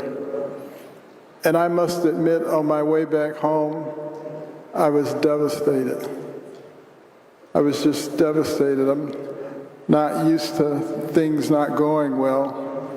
And I would say anybody could fail. I didn't have to come all the way over here from America in order to fail. But 2 years later, there was another case from Zambia, twins that were joined at the top of the head, facing in opposite directions, something we call type 2 vertical craniopicus. There had been 13 attempts to separate twins like that historically, none of which had been successful. So we studied the case extensively, and when I went to do that case, I was so thrilled. Over the operating room, there was a sign that said, "God bless Joseph and Luca Banda." They were having prayer service and song service. I asked them to bring a stereo system into the operating room because I love to listen to music while I'm operating. 19 hours into the surgery, we were only 3/4 of the way finished. The part that remained was so complex. There were blood vessels going in every direction. It looked like a bowl of spaghetti, and you have to try to separate them. Well, we stopped the operation. I said, maybe what we can do is cover it over with skin, leave them joined, come back in a few months, the vessels will have delineated themselves, and then we can complete the separation. And the doctors from Zambia and South Africa said, that's a great idea. And I know it would work at Johns Hopkins. But we can't keep a partially separated set of twins alive. They'll die. Now I really felt the weight of the world on my shoulders. I didn't have all my fancy equipment that I have at Hopkins. I had my scalpel, my surgical loops, and a prayer on my lips. And I went in and said, Lord, it's up to you. And over the next several hours, I was intensely operating. I honestly don't even remember what I did. But later on, the other neurosurgeons said, we couldn't believe what you were doing.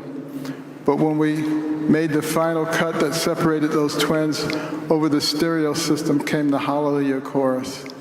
And everybody had goosebumps. And when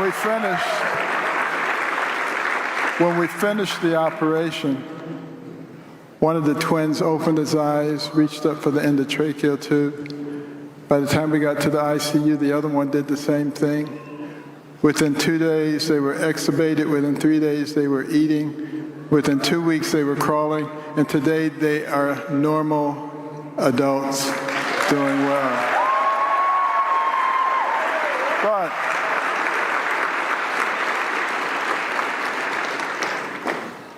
here's the thing. That second operation would not have been possible without all the equipment and the teams that had been put together for the first operation where the twins were not viable. And this is the same kind of thing that just happened. If Donald Trump had won in 2020, we would have had a problem. We would have had to continue to deal with the COVID and all kinds of things, and things would not have been accomplished, and he would have been blamed for everything under the sun. That didn't happen.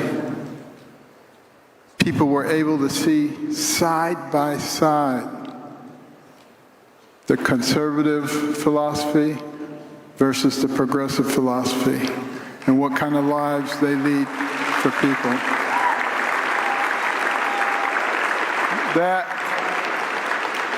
That was a tremendous blessing, and that was God's way of helping us to see who we were as a nation. This is an amazing nation that we live in. It doesn't matter where your ancestors came from. I don't care if they came from Ireland or France or China or Africa. You're better off in this country than you would be in that place. And this is our country, all of us together. And one of the reasons that Trump won is because he believed in something that our founders believed in. It's called the common good. What's good for everybody, not what's good for this group versus that group. And it took a little while, but aren't you glad that all these corporations and large companies are starting to see that DEI needs to DIE?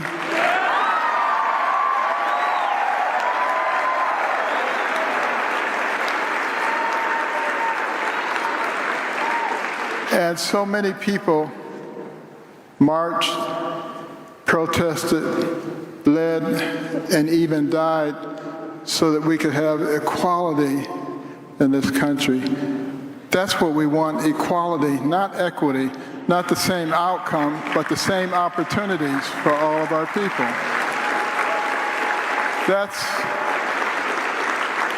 That's the thing that really made America into a great nation. But we have those who want to fundamentally change us into something else. And they are spending their time trying to divide us. You know, one of the main tactics of socialists is to create class warfare. Have you noticed that?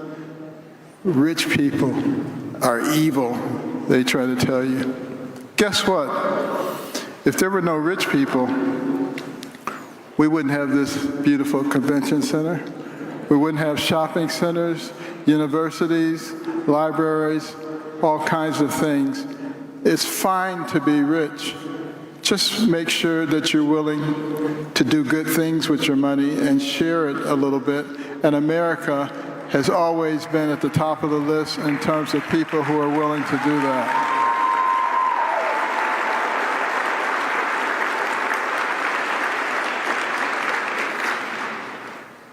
And as long as people have an opportunity to do well, isn't that what it's all about? You know, I remember as a youngster, one of the things that I hated was poverty. You know, some people hate snakes and rats. I hated poverty. It bothered the heck out of me. But you know, when I started doing a lot of reading, and particularly reading about successful people, and I began to understand that the person who has the most to do with what happens to you in life is you, then the poverty didn't bother me anymore, because I knew it was only temporary and that I could change it, and that I could work as hard as I wanted to or as little as I wanted to, and that I would benefit from it. Isn't that the American dream? Isn't that what it's all about?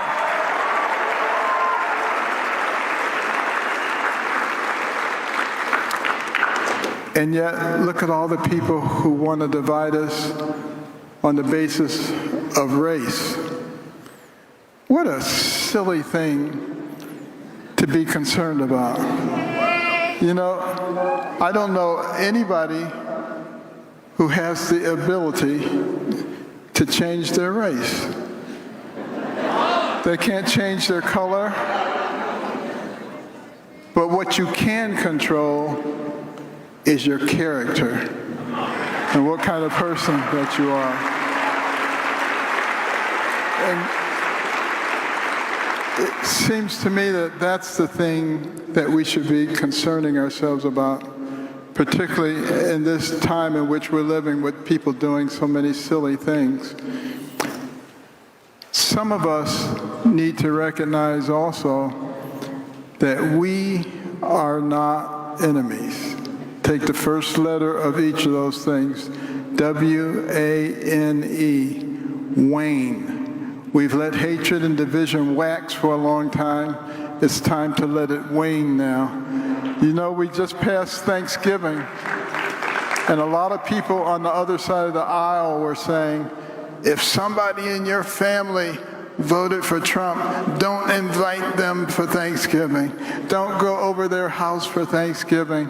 You know what? That is pure evil, stimulated by the devil.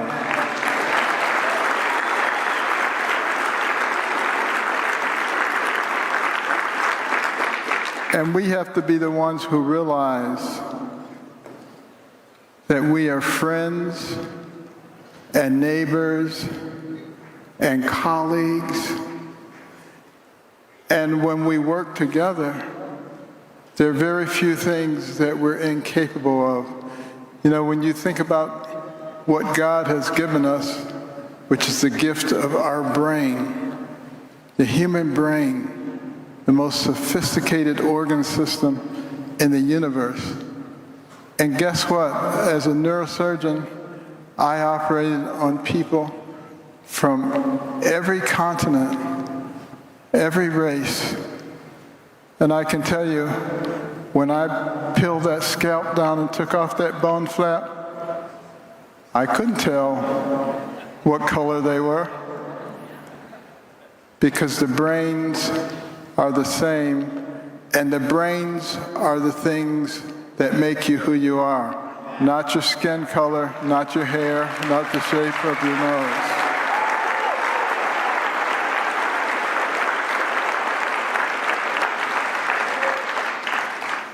And the other thing that is so vitally important for us to understand is that we are a nation whose foundation is God.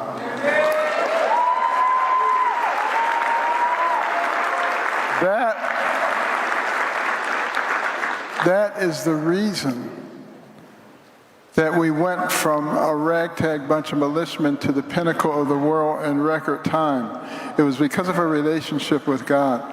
You know, I think of the story of the bulletproof Washington. Many of you know that story. George Washington was a courier during the French and Indian War for General Braddock. All the couriers were killed. They were shot to death. George Washington had 2 horses shot from beneath him. He had 4 bullet holes in his coat, bullet fragments in his hair, but no wounds. And years later, after the war, Washington was back in the area. He wasn't president yet, but one of the Indian chiefs who had been involved in the war, who was elderly and near death, heard that Washington was going to be there. He asked his braves to bring him to where Washington was. He wanted to see him. And they brought him into Washington's presence. And he said to Washington, "Sir, I am an expert marksman, and I shot you 17 times. And my men shot you, and pretty soon I told them to stop wasting their bullets, and I just wanted to be in the presence of the man who is protected by the Great Spirit above."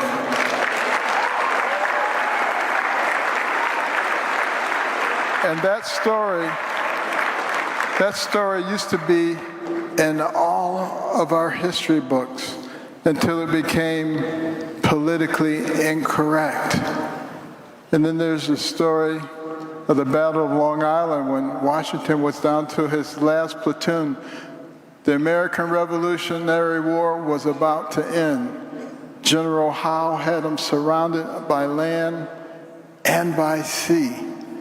They were going to wipe out the last of the resistance.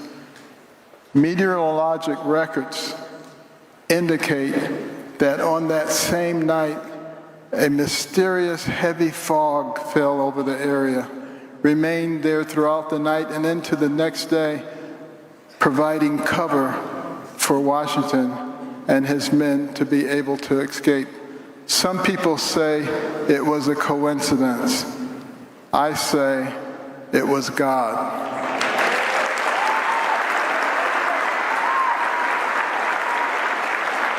And we must remember what it means when we say that we are one nation under God. We must never forget that relationship. And it's time to come back to it. We've had a chance to see what happens when we put God in the background. We spiral downward. We become enemies. We confuse our children about their gender. We have drag queens in elementary schools. We have men in women's locker rooms and playing women's sports. We lose all of our common sense. All of it is there for us to remember. Don't let anybody tell you that you can't talk about God in public.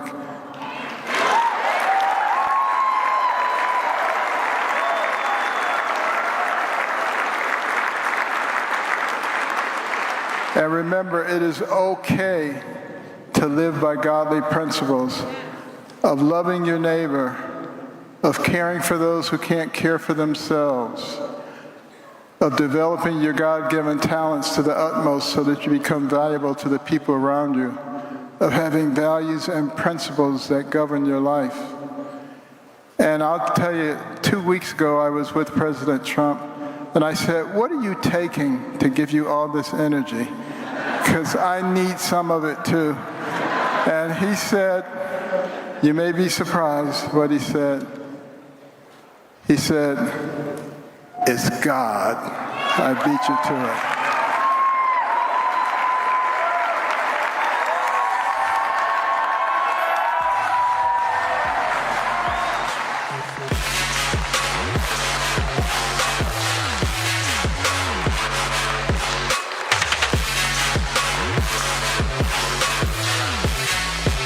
In on my interviews with Glenn Beck, Tucker, Patrick Bet-David, Ben Shapiro, Speaker Mike Johnson, Steve Bannon. While they're here, you guys can literally sit with me and hear me talk to these people, ask questions, be part of the entire experience. Become a member today at members.charliekirk.com, and you can have access to every episode that we do, completely advertiser free. Be part of our live question and answer on the show, read my exclusive column, and get a signed MAGA hat from me and more. All the information for how to sit in on these live interviews will be at members.charliekirk.com. That is members.charliekirk.com. It's all happening here at AmFest, members.charliekirk.com.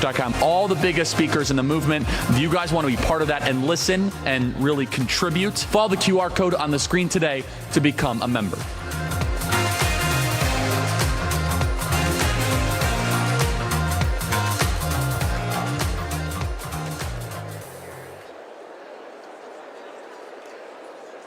Longtime Donald Trump aide, former White House chief strategist, and his populist cause continues to gain momentum worldwide. Steve Bannon. Steve Bannon. Steve Bannon. Steve Bannon is a free man. I'm finally out of being a political prisoner for standing up for my political beliefs. I've been empowered by my 4 months in federal prison. No longer are we just going to sit there and take it. We're tougher. We're smarter. We have an army of the awakened in this nation now, and you're the vanguard of that. You're the leaders of the most important political movement in this nation. We're prepared to stand and fight and not let our country be taken. And that's what's important. Everything else is just conversation.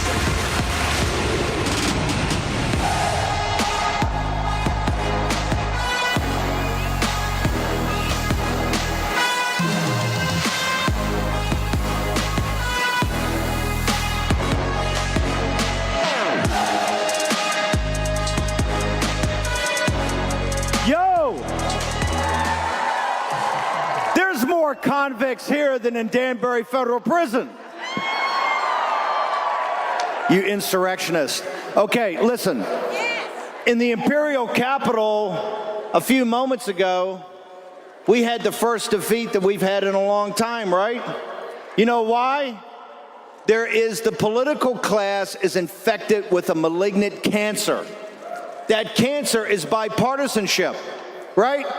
You guys remember we met last year, it was before President Trump, it was before the primary, before the general election, before any of these victories came, and all the pundits saying Donald Trump can't win, he can't win the primary, Donald Trump doesn't compromise, all of his followers are a bunch of racist and fascist ne'er-do-wells. What happened in the primary? Trump ran the table, correct? Was there any bipartisanship in Scott Presler going around for the last 4 years and changing the makeup of the electorate in Pennsylvania or in Arizona? Was there any? No. Was there any of you guys going door to door as canvassing and get out the vote for President Trump? Was that bipartisan? It was not. It was highly partisan. Was there anything about the election integrity of folks going in and doing the hard work and sitting around the table and making sure they couldn't steal the 2024 election like they stole the 2020 election? Was there any compromise at all in anything that you all did? No, there was not. It was zero. Let's go back in time. When they stole the 2020 election, President Trump left the imperial capital, came to Mar-a-Lago. And they said, every pundit said, you'll never see Trump in politics again. Trump is finished. Trump is a spent force. The MAGA movement was just a blip, right? He was there for 4 years. It was a surprise victory over Hillary Clinton. And what happened? Right, his polling was down. The only people that went down and saw him from the political class were people to make sure the lion was still in the cage. He had no support except from you. You guys refused to back off. Think about the journey you have been on with President Trump since the election was stolen. Everybody consistently told you that all the pundits on Fox and MSNBC and CNN consistently, Trump can't win, Trump's a loser, Trump's people are bad people, the country won't support him, right? Think of the moral courage President Trump had to come back. It is the most, Kennedy wrote a book, Profiles in Courage. That is nothing. You read all the examples. They pale in comparison to Trump. President Trump, when he's back in Mar-a-Lago, when he made the conscious decision not to sit there and just enjoy his grandchildren, enjoy the golf courses, enjoy the empire he built, his wife and the great family, he made a conscious decision that this story is not over. That what they had done is stolen an election, and what they were prepared to do to the country was pure evil.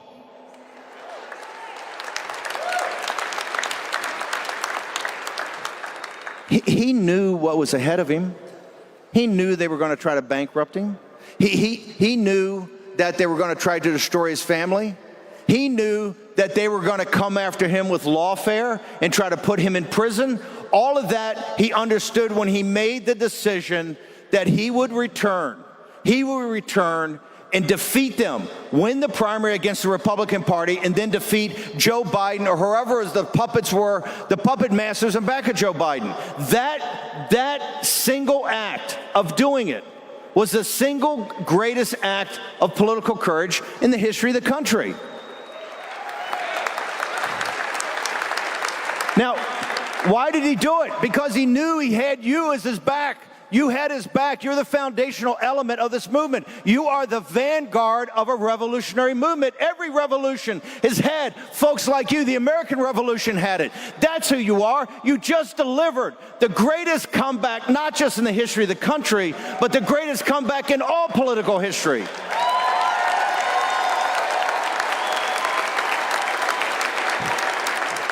Do you understand your power? Do you understand it? I don't think so. You know what understands it? Wall Street understands it.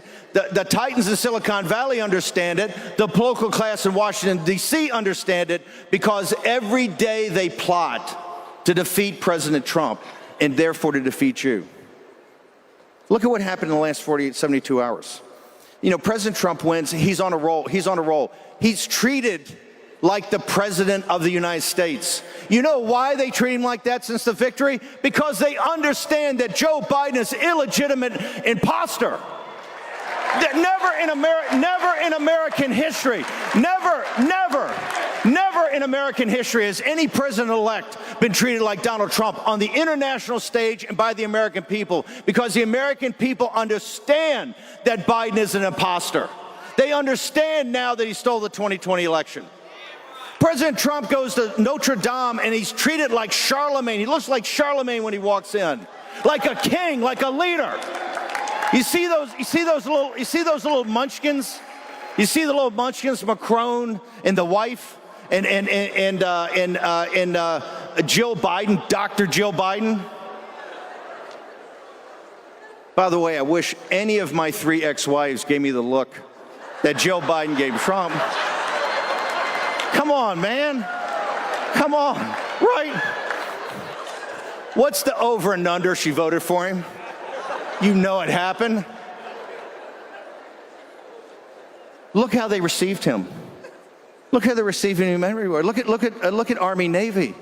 The midshipmen and the cadet Corps cadets is not supposed to act like that. Look at it. I've never seen intensity of love of a commander-in-chief. You know why? They consider him the commander-in-chief, not Biden.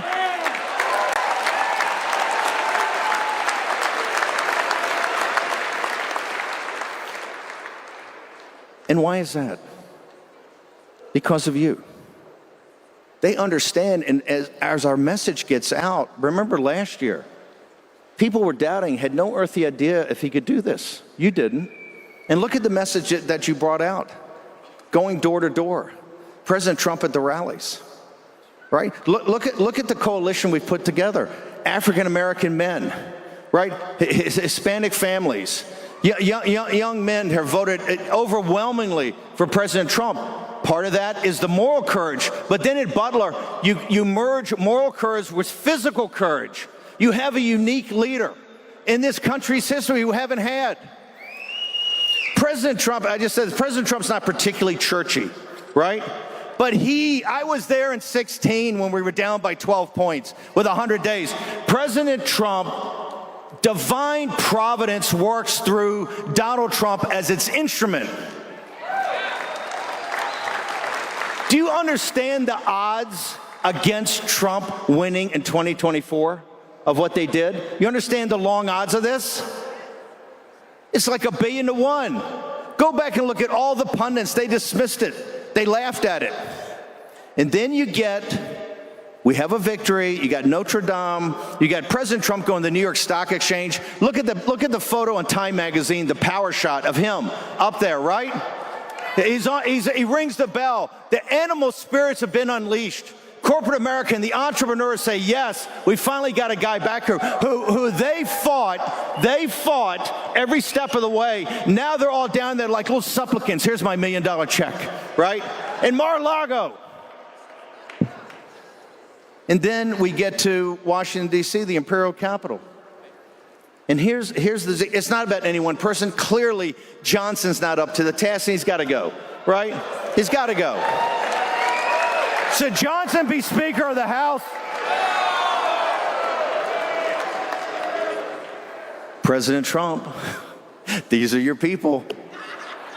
It's not just Johnson. Clearly, he has to go. He doesn't have that. He doesn't have what we call the right stuff. Right, that combination of guts and moxie and savvy and toughness. What is the strength of our movement? It's resilience. What does Trump admire most? It's resilience. You can punch MAGA in the face and they're going to get up off the canvas and they're going to punch you back 3 times harder. This is what we've done.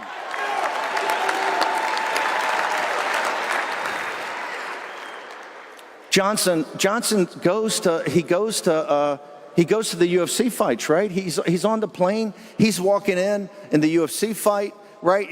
And when President Trump shows up the UFC fights, it's like the Roman Coliseum. I mean, this thing explodes, right? I mean, it's unbelievable. He's there. He's at the Army-Navy game, hanging in the box. He's always around. He's down Mar-a-Lago. Did he ever mention to President Trump? Did he ever mention to Vivek? Did he ever mention to Elon? It's 1,500 pages of sellout to Hakeem Jeffries.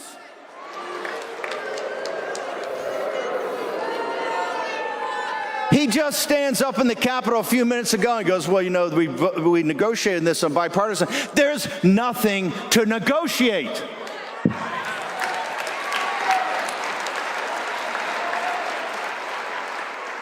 We don't need partisanship now. We need hyper-partisanship now. The conversation is over.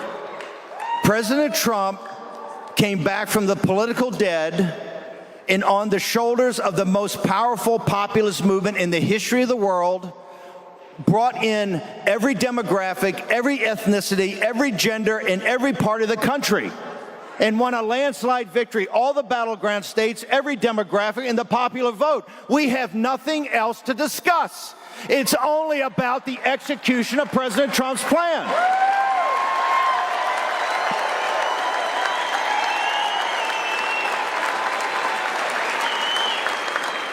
On his nominees, right?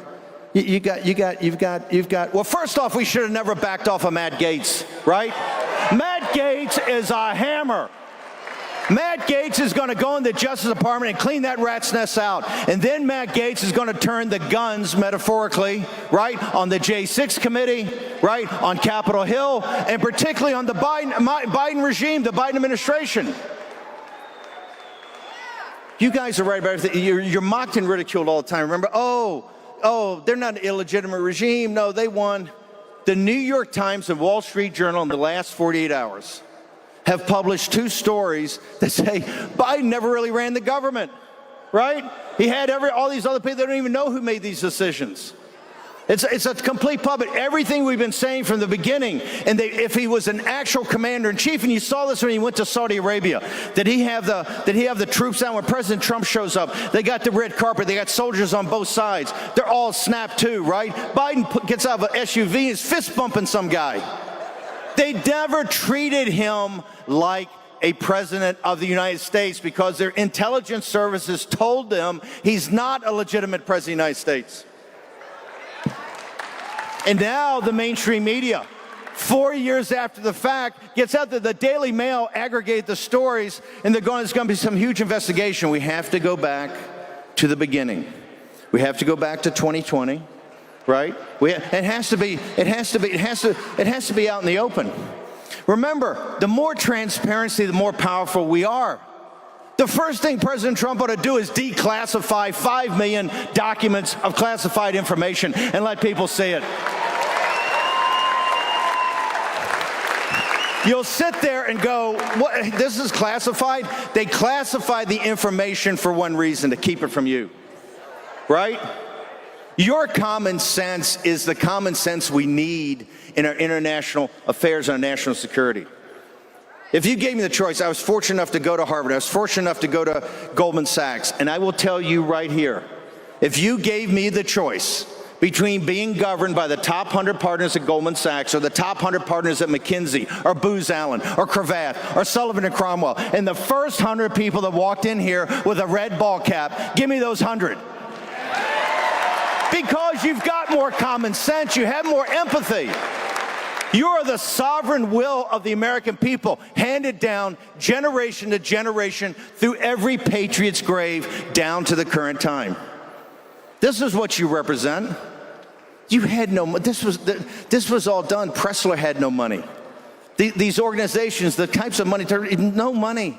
You did this by grit. You did this by tenacity. You did this by resilience. It's exactly what they don't have. They stole the 20. First of all, the whole first term in 16, every day, Trump's a racist, Trump's a fascist, these are terrible people. Then they steal the 2020 election. Did you give up? Did you go back and cry? Did you turn the fetal position and suck your thumb? Hell no, you didn't. You know who's doing it.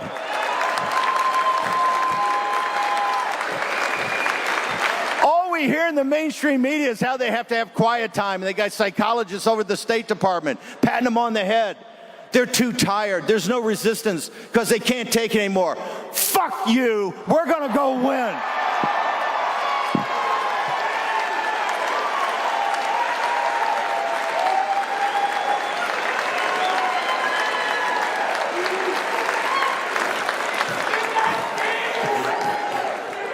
That's my inner convict that just came out. No, I'll be blunt. I find their weakness appalling. right? I find what they tried to do, to use state power, to use the media, to use it all against Trump and all the money from Wall Street, to not just break Trump, but to break you. You couldn't have worn a red MAGA hat before out in public. You couldn't let people at work know how you voted. They tried to they were like neo-Marxists in Russia or Nazi Germany or neo-Marxists. Think about what they tried to do to your life. But underground, there were so many people who said, hey, I like Trump. And then when they started hearing the policies from you and every day, and the new ecosystem of far-right media, we don't need Fox, we don't need MSNBC or CNN, the New York Times. You don't need them. Look at where you guys have more. You are so far ahead of their knowledge. I can talk to you about any topic that is important, signal, not noise, and you guys have the information. Do you realize how few times that's happened in the United States of America, where they control the information? The hardest thing we have to do, Charlie will tell you, is to stay ahead of you guys. You take information like a sponge, then you take the actionable information, the actual information, you use your agency and you put it to work. There's never been a movement like that ever, ever. It's the reason they fear you. It's the reason what Johnson did over the last 48 hours is a political mortal sin.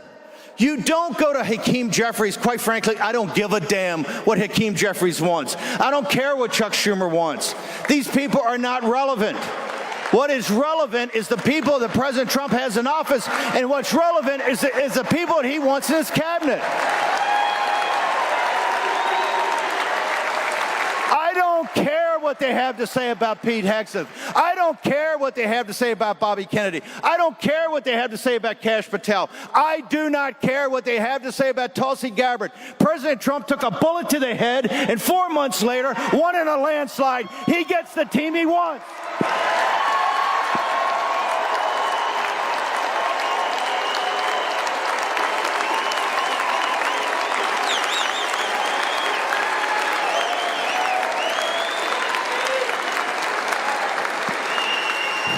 And what does the political class do? The political class gives 1,500 pages. And here's the thing that galls me the most. All the giveaways, biolabs in Ukraine, all this different crap, right? More stuff, you can't investigate them.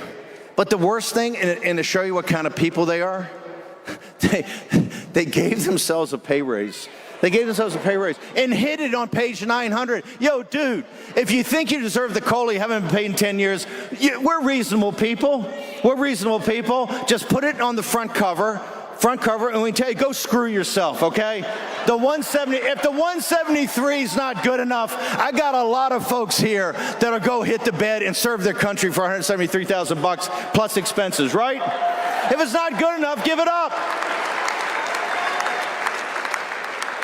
And then you got the seething anger, you know, the young guy that assassinated a guy, shot him in the, laid in wait, shot him in the back at point blank range. Not exactly an American tradition, right? It was like Robert Ford shot Wild Bill Hickok, the worst thing that happened in the American West, or one of the worst things that ever happened. He does it. That seething anger underneath it. So what do these guys do? I don't know. They opt out of Obamacare, some of the insurance program, in the dark of night. Because this is how the political class thinks. They don't think like you. They don't think like Trump. They think in a totally different, it's all politics. It's all this irrelevant nomenclature. They never get down to the thing itself. Think about it. President Trump, there's 3 big lines of work right now. One is to stop the forever wars, right? In Ukraine, go back to our show. I said on the evening on Ukraine, this thing's absurd, and they're never going to give up those Eastern-speaking territories or Crimea. We're 3 years later. Folks, there's 1 million dead and wounded Ukrainians. When I say wounded, I mean the no legs, no arms. 1 million. The Russians have 700,000, 1.7 million.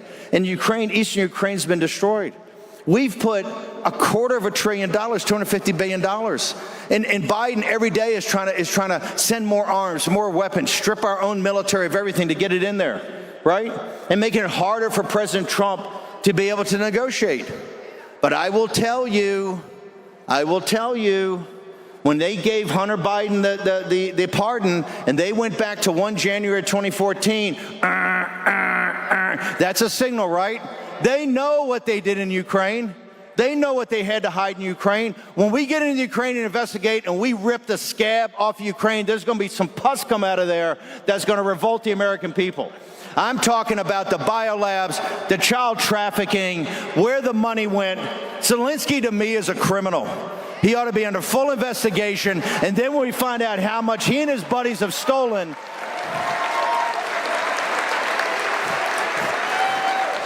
you know who agrees with us? The people of Ukraine. He's only at 16%. If they held an election today, which he hadn't held, it'd be 16%. So President Trump's got the war in the Middle East. Now you've got against, telling Trump, you didn't know what you're doing. You didn't know what you're doing. The Persians are what, a week, 2 weeks away from having nuclear-grade material to make a nuclear weapon? Didn't President Trump warn us about that? Didn't he stop that? So you got that situation. You have with the Chinese in the South China Sea. Everything on this war to stop the kinetic part of it is a huge lift for President Trump, and all they do every day is make it worse, right? Then you look at the southern border. You know Biden's illegitimate. Who would allow into their country to organize it, initiate it, and then exacerbate it? Who would allow 12 to 15 million illegal aliens into this country? And they did it to crush the African-American and Hispanic citizens, low-skilled workers. They did it because they wanted those wages to go down to stop inflation. You notice they didn't do this to investment bankers. They didn't do this to lawyers. They didn't do it to the lobbyists in D.C. They did it to the folks in this country, the hardest working folks that could least defend themselves. This is why the message of Donald Trump is resonating. This is why we won in the Rio Grande Valley. This is why we won in South Texas. This is why Trump can get 15,000 people in South Bronx. And if they weren't stealing votes two at a time with handfuls at a time, he would have won New York City. He would have won the boroughs. That's part of the Trump revolution. What we've done is a realignment like 1932. Like FDR. There's nothing to stop us but ourselves. So let's talk about that. The biggest issue is the financial and economic, and particularly the debt. And this is what President Trump, he's got a plan, he's got these reconciliations, but you got to line everything up. You got Treasury, you got OMB, you got the work that Vivek and Elon are going to do at Doge, right? To deconstruct the administrative state and take it down, right? Right? The bond market, the global capital markets have taken out the government of the United Kingdom in the last year. And they're about to take out the Labour government. It's taken out the government in Germany. It's taken out the government in France. It's taken out the government in Canada. I think I got pattern recognition here, right?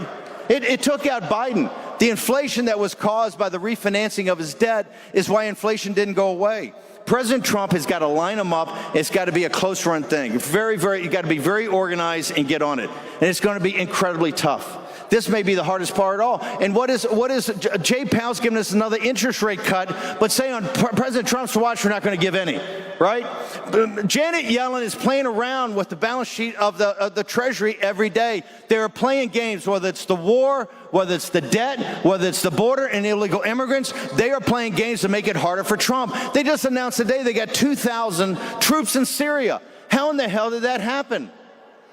Because they don't want Trump to be successful. In fact, they said it the other day, but when we relieved the watch in 17, we're sitting down there, we go through everywhere we are. Army, Navy, Marine Corps, Air Force, Special Forces, CIA paramilitary, 150 countries, 150,000 people. What in the hell are we doing?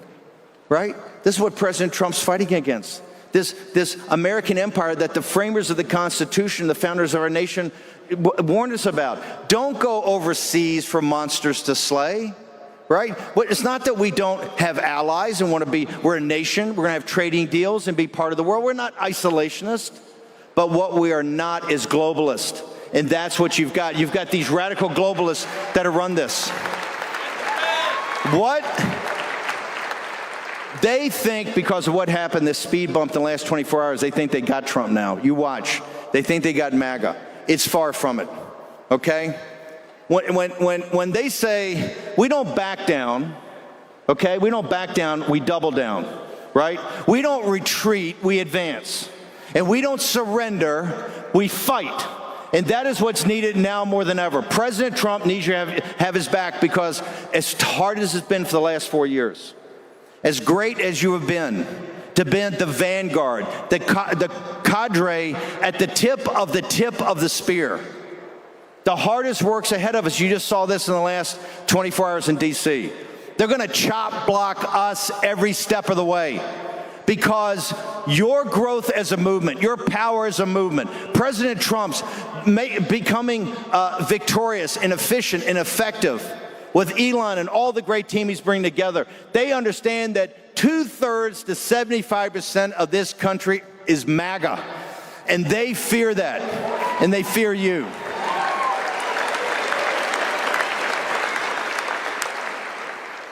So don't back down. Double down, right?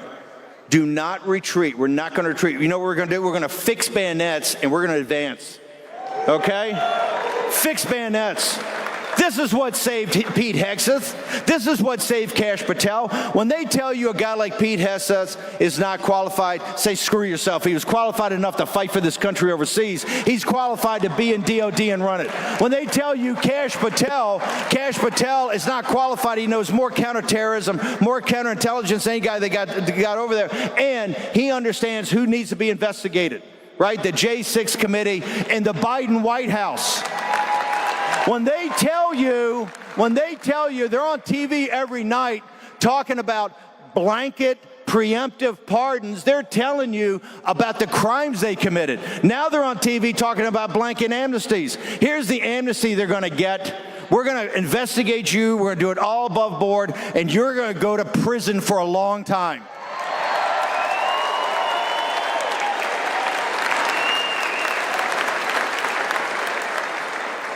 Somebody said President Trump's retribution, his success is going to be the golden age and coming back and great jobs and everything.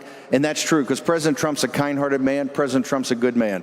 Okay? I'm not that kind-hearted, and I'm not that good. I want good old-fashioned Old Testament retribution, okay? I want to go after, with Mike Davis, the vast criminal conspiracy that for the last 4 years tried to bankrupt Donald Trump, tried to imprison Donald Trump, tried to assassinate Donald Trump. That's what we're going to go after. We're going to investigate it, and we're going to put all the guilty in prison where they belong so they can never do it again.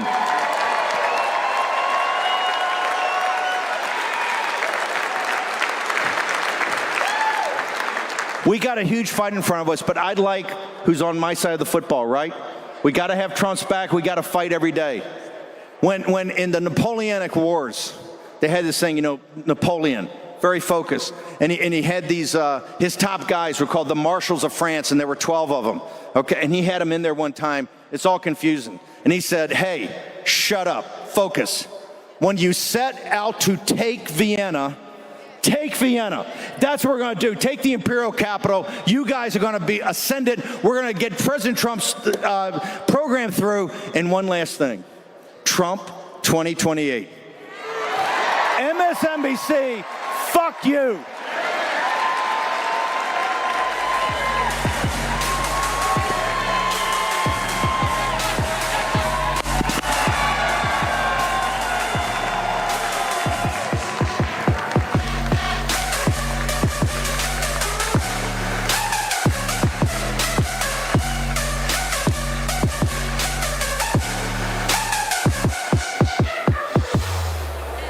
Exclusive interviews with speakers here at America Fest. Join me as I talk to PBD, Glenn Beck, Tucker Carlson, Matt Walsh, Michael Knowles, Brett Cooper. Become a member of Charlie Kirk Exclusive, and you can have access to every episode completely ad-free. Be part of our live Q&A on the show, read my exclusive column, and get a signed MAGA hat and more.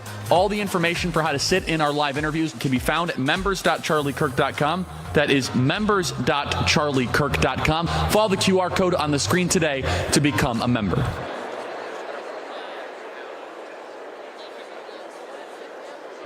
The executive vice president of the Trump Organization. Somebody who says what he wants to and stands by it. You've played a major role in helping to shape President Trump's cabinet. Donald Trump's eldest son has arrived. What's going on, Turning Boy? It's awesome just to be able to see this many people this motivated because you're sick and tired of what's become of our country. We have an incredible opportunity. It's truly something that's epic. I'm looking forward to seeing it. We have to become unafraid. No matter who you are, you can be a part of this movement. Despite the overwhelming majority of the mainstream media and big tech going against my father, the American people spoke, and they spoke loudly.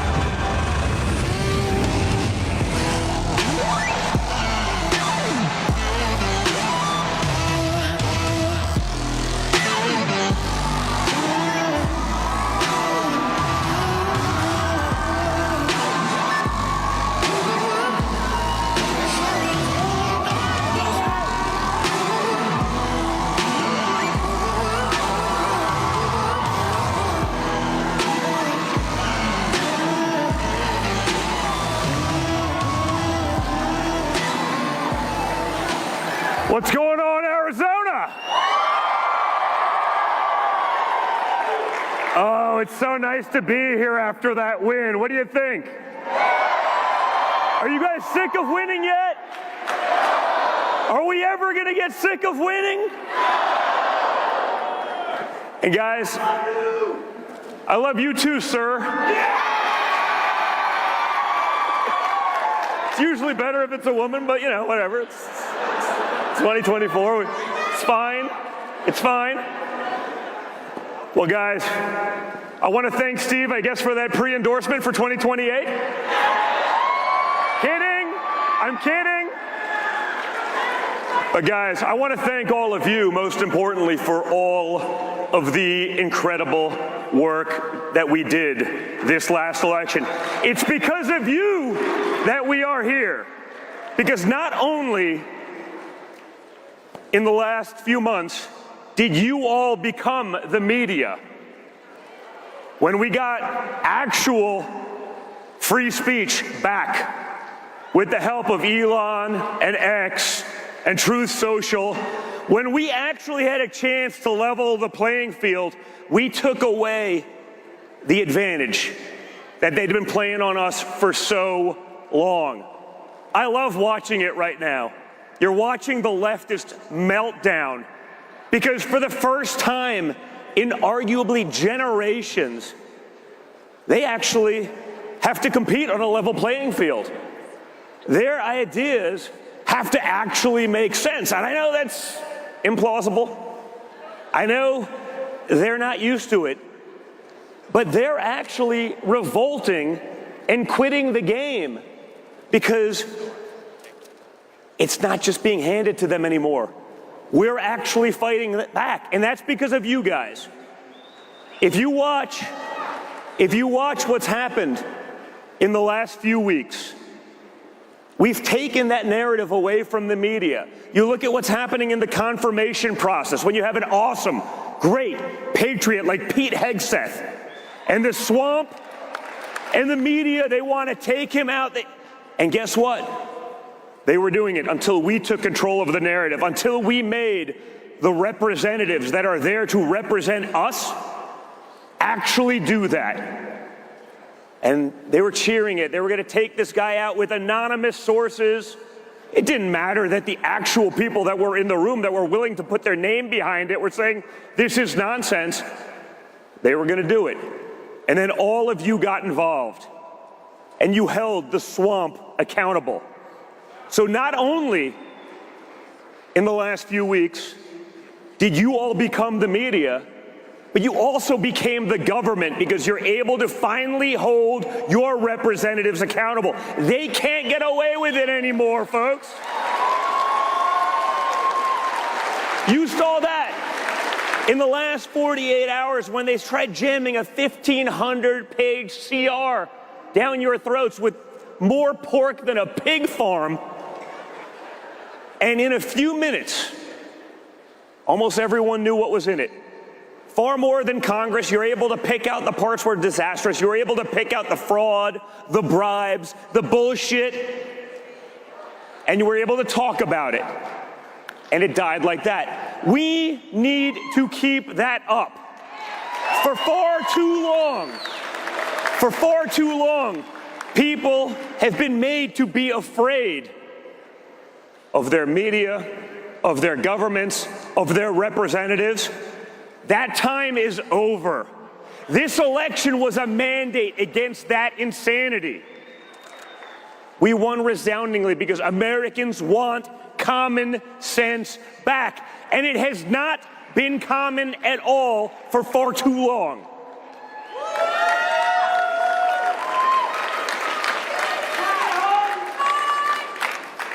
And what I love about it is it's happening at the perfect time. The fact that we went through hell, they tried putting my father through hell. I think I'm the most subpoenaed man in the history of America. The last 4 years, the lies about the insurrection. I mean, the first unarmed insurrection in the history of the world. I mean, honestly, if you were going to lead an insurrection in like the most heavily armed country in America, maybe show up with guns, unless, of course, it wasn't an insurrection, which, of course, it wasn't. But they lied about it. They weaponized it against the people. There are still people in prison who haven't had due process, who are marching through velvet robes, taking selfies. They had no idea. It didn't matter. That ends now.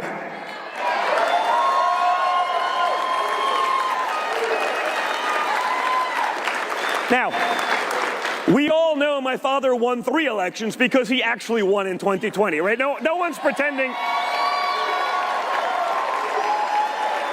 Do me a favor. Raise your hand if you're still pretending that Joe Biden actually won in 2020.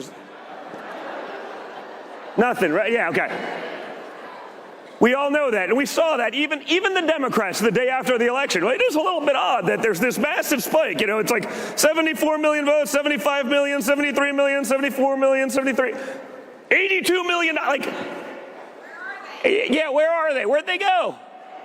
I mean, if Trump is truly the greatest threat to democracy ever, you'd think maybe they'd show up. It's almost like that was a lie, too. But while my father went through hell, and they tried taking away his business, and they tried bankrupting him, and they tried doing the same to myself and my brother, and when that didn't work, they tried jailing him. 750 years. Seems like a long time. My father is a young and vibrant 78, but I feel like 750 years and possibly the death penalty may be excessive. But I guess that's what they needed to do.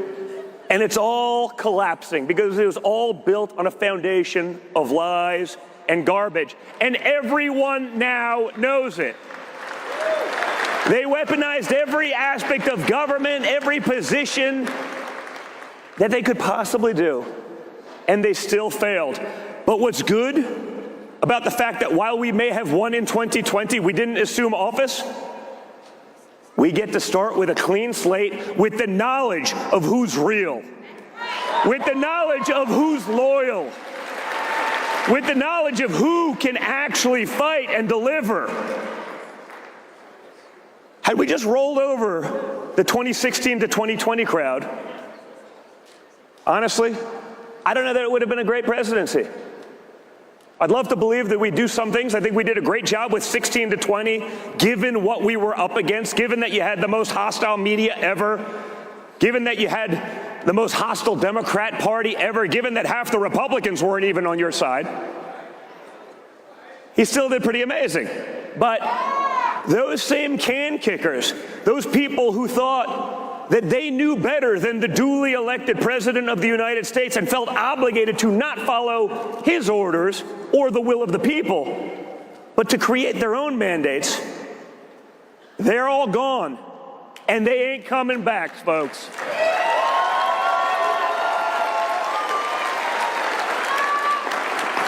I know that because I've been in the room. I don't want to choose, and I didn't want to choose, a single person in the cabinet, any of the undersecretaries, any of that. I wanted to make sure the bad guys didn't get in, and we did that. And that, to the swamp, to DC, is the scariest thing ever. We have a chance to transform our government once and for all. to function as it was intended, to be of the people, for the people, and by the people.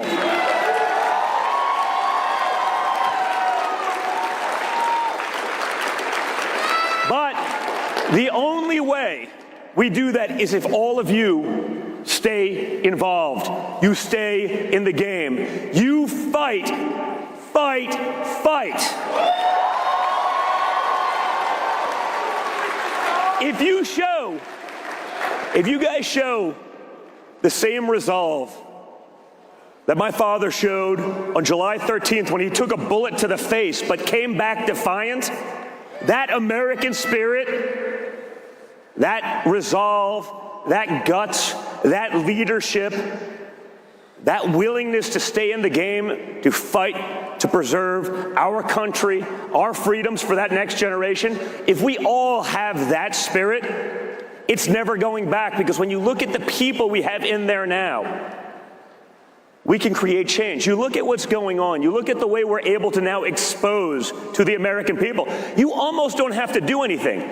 You just have to actually show the American people what they're getting for their money. What Elon Musk will be able to do with Doge.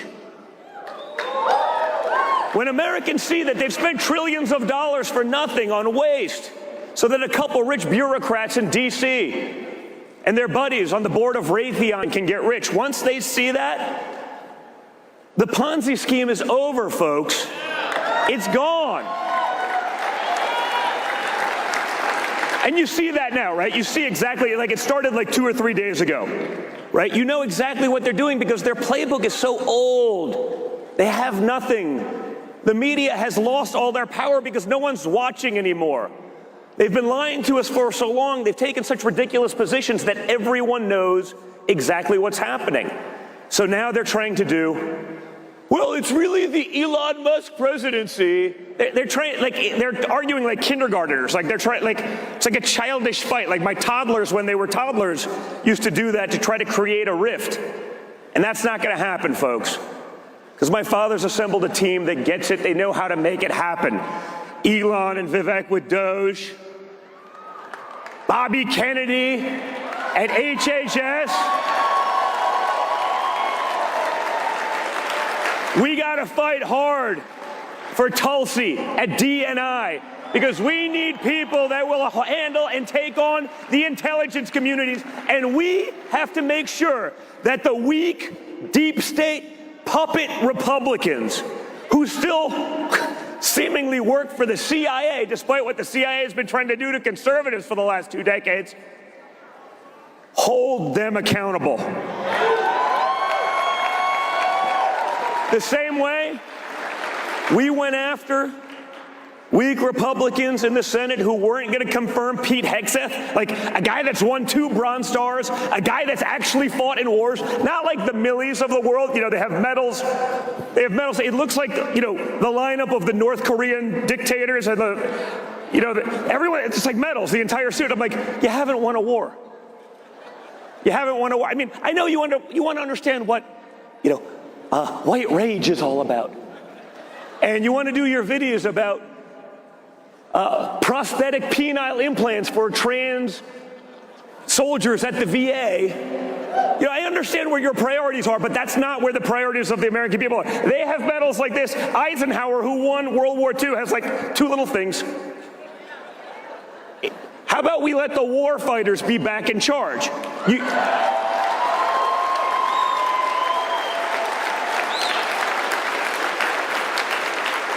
Seems pretty logical, but I know it also works. Because when my father let the war fighters be in charge the last time, he let the guys on the ground, the door kickers, take on ISIS. And what happened? They were able to kill them. It's sort of nice. I got in trouble it was a couple years ago because I was talking about it. It may have been at Turning Point like a couple of years ago.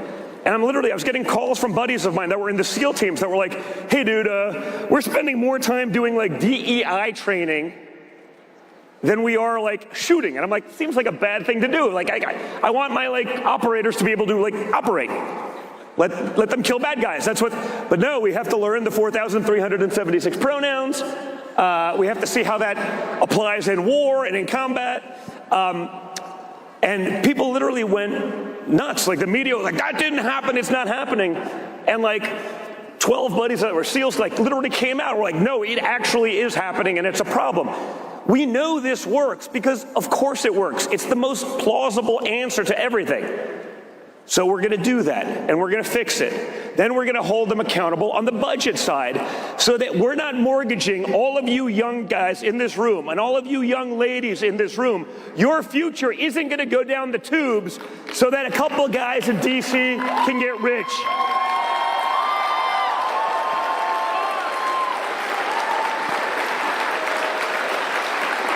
I've used the example before. Steve talked it about a little bit. We talked about Ukraine for the last 3 years. And to this day, Mitch McConnell will still tell you that Ukraine is the #1 priority for Republicans across the country. And I can assure you it is not. Because just being in this room alone tonight, I have spoken to more real Republicans than Mitch McConnell has in his 772-year tenure in the United States Senate. But it's not just in this room. For the last 3 years, since the war started, I have spoken in front of over 150,000 people. Not a huge room like this. Sometimes it's 300 people here, 700 people there, 5,000 people there. I have asked the question, is it a top 3 or top 10 issue in every one of those speeches I've given to every person in that room. And out of 150,000 people over 2.5, 3 years, exactly 4 people raised their hands that it was a top 10, possibly top 10 issue for them. No one was top 3. First gentleman, sir, it's top 10 issue what? Well, I am from the Kiev, Ukraine. I was like, okay, fine, I'm gonna give you a pass. Next guy misunderstood the question. He thought it was a double negative, so he was actually on our side. Next guy worked at Raytheon, so I was like, okay, well, that's job security. Of course. And the other guy was like, well, I worked there for like 15 years, so I'm like a 10.5. So basically zero Americans actually thought that it was a top 10 issue. And yet Senate Republicans were still trying to jam that down our throats to the tune of $250 billion. And by the way, that doesn't include the other $260 billion that the Pentagon lost. Just lost it. The same people, the same government that will audit you for a $601 Venmo account transfer can magically lose $250 billion. It's like, no problem, right? The Pentagon will fail 7 audits, doesn't matter. That ends now.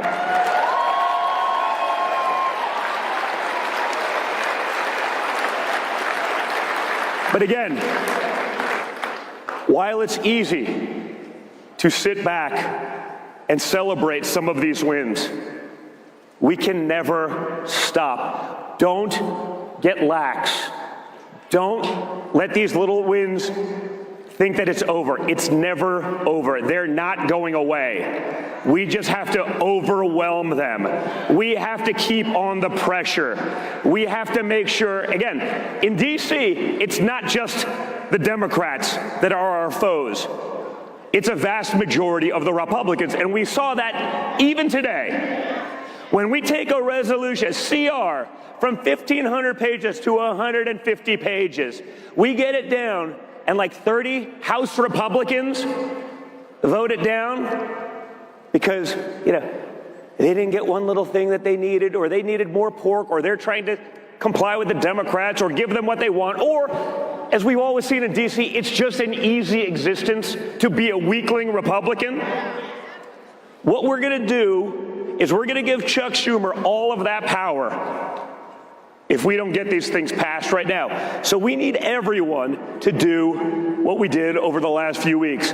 Call them out. Call their offices. Put on that pressure. Make them feel the pain. I call it, I think Joni Ernst learned this a little bit the hard way. ETP, education through pain. It's a very simple concept.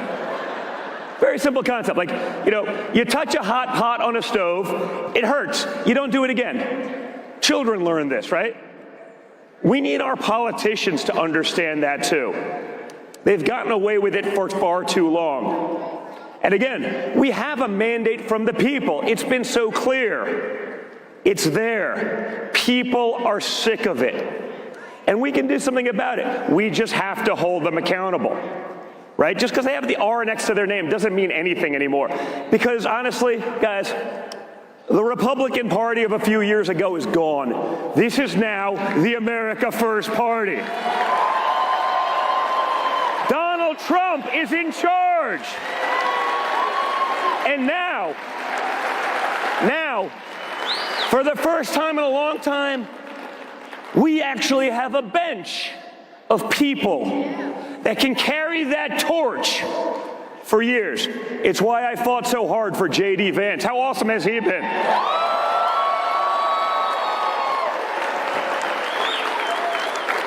For me, it's not about just having Trump and you get 4 years and you go back to the old ways. It's about having people who have the resolve, the stamina, the balls to keep fighting and to never give up. And now we actually have that bench. Now we have an America First Party that can go decades. We have to keep that going. And what's great, the best part of all of it, guys, is the Democrats don't get why they lost yet. They don't understand. It's amazing. I'm looking at the polls. Kamala Harris is leading in 2028. Please, God, make this happen. Remember when I said, I think I said it last year, all I want to see is the J.D. Vance, Kamala Harris, debate. We could maybe have it happen. It was just going to be for VP and VP. But after the coup, she took over. Shockingly, she wasn't the greatest candidate ever, despite what the media tried to say about her in a couple weeks. But the Democrats are literally out there on TV celebrating. Who cares if you can't afford your groceries? 3-year-old children need to be getting gender-affirming care without parental consent. They don't get it. Their disdain for you, for hardworking Americans, is so palpable. The things they have said, the things they have done, the things that had you done, they'd be trying to throw you in the gulags for. It's all been exposed, and they still don't know why. Because they cannot get out of their vacuums. They don't understand that the inflation that they caused with the policies that failed for so long aren't great. So I welcome another Kamala Harris run. I welcome the radical policies, the leftist policies that everyone has seen through. I welcome them bringing that to the table again and again. And again, if we stay vigilant, and again, in some places we didn't do as good a job. There's no reason that Trump should do as well right here in Arizona, but we can't get a senator over the line in that same state. Okay? Same thing in Nevada. We need to stop pretending that Democrats are working across the aisle. And just listen to what they've been saying today. That's over. That's clear. We have to make sure we just get every possible seat forever. Okay? I love, because no, it gets harder. Hey, I get it, guys. Without Donald Trump at the top of the ticket, that gets harder, okay? He's created a movement that hasn't existed in the history, perhaps of politics, certainly in American politics. But we need to keep that going, because if they take over this country, it's over. Now, again, with the team that we have assembled, with what we're going to be able to do, with what we're able to expose, I think we can create a generational shift. We have an opportunity that has never been presented in modern American history to actually fix things, to actually do things that are right and make sense and can win for our people. We have that mandate, but we cannot squander it with apathy. We cannot stop moving forward each and every day. We cannot take any rest. We cannot sit on our laurels. And most importantly, we cannot just sit back and hope that Republicans in office are going to do what they tell you on a daily basis. We saw that today. They know exactly what went on. Everyone saw what happened on November 5th, and yet it doesn't matter to them. And so for those people who aren't willing to get in line and do their job, which is to serve their constituents, we got to start primarying the hell out of these people.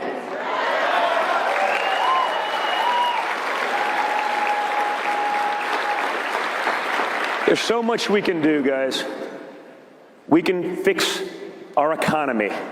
You see it already happening, right? You see what Canada's willing to do on their border simply because Trump threatens tariffs, and what Mexico was doing as it relates to that. Donald Trump's not even president yet, and countries are already capitulating to his policies that are not yet in place because they know what's coming.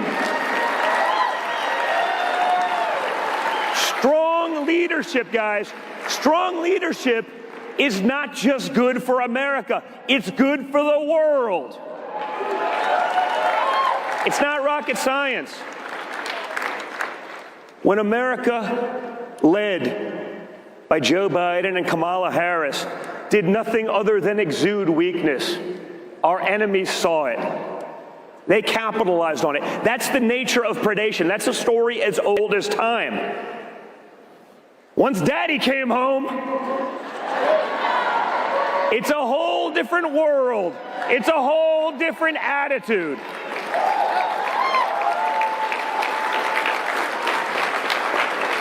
So guys, enjoy it, but stay in the game. We have so much we need to do between now and January 20th. We have to get those cabinet picks in. Okay? You see what they're trying to do. You know the playbook. You see what the media is trying to do to break up the relationship that my father has with Elon.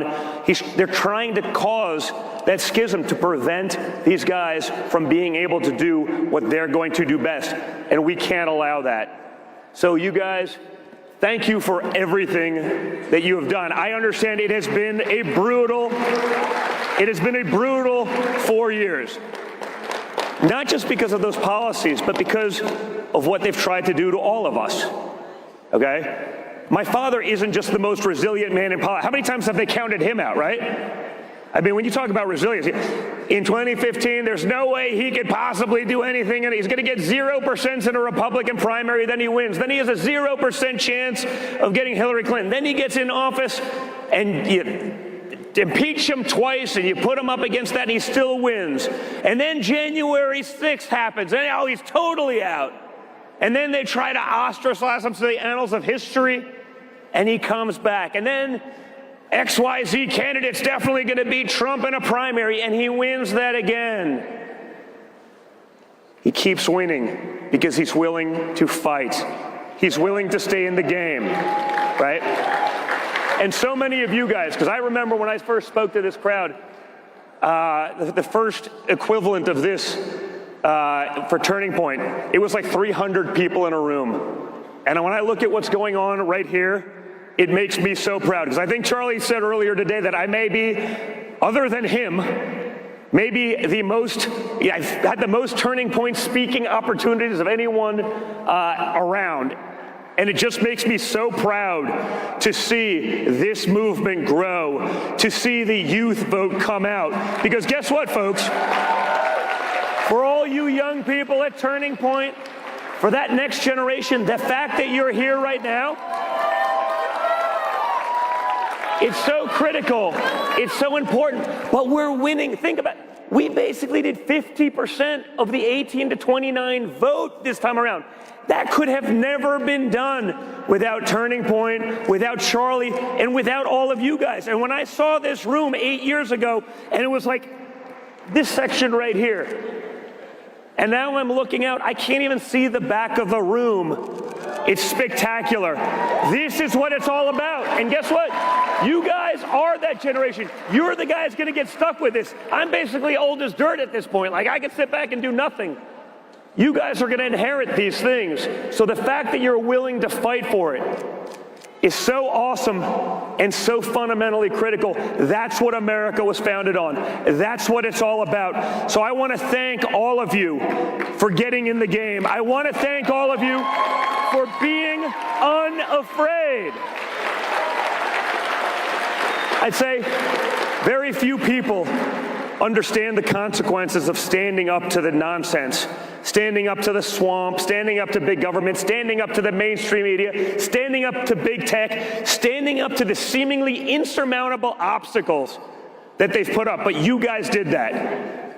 So many of you are day one. When I say day one, I don't just mean 2016. I mean also January 7th.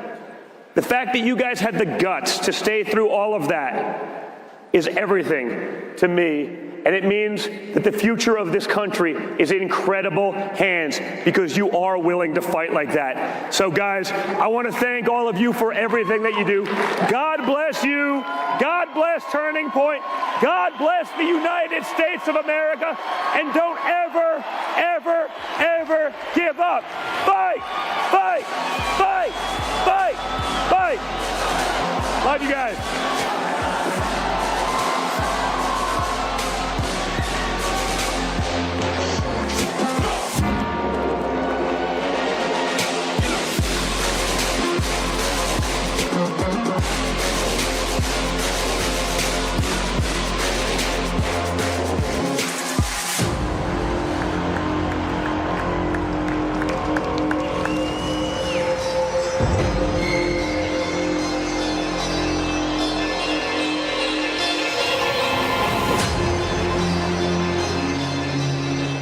Journalist, political commentator, author, the most powerful conservative in America.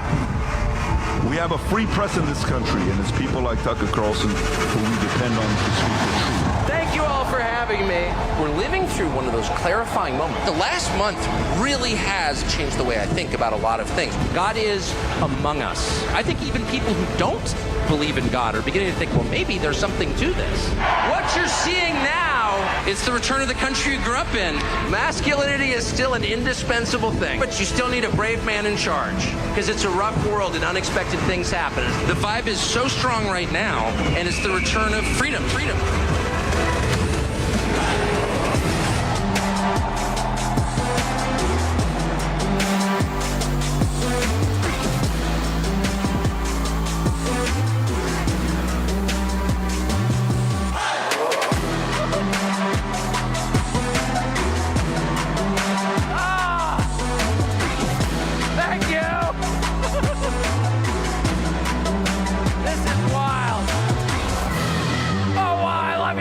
Thank you! That is amazing. Thank you very much. Thank you.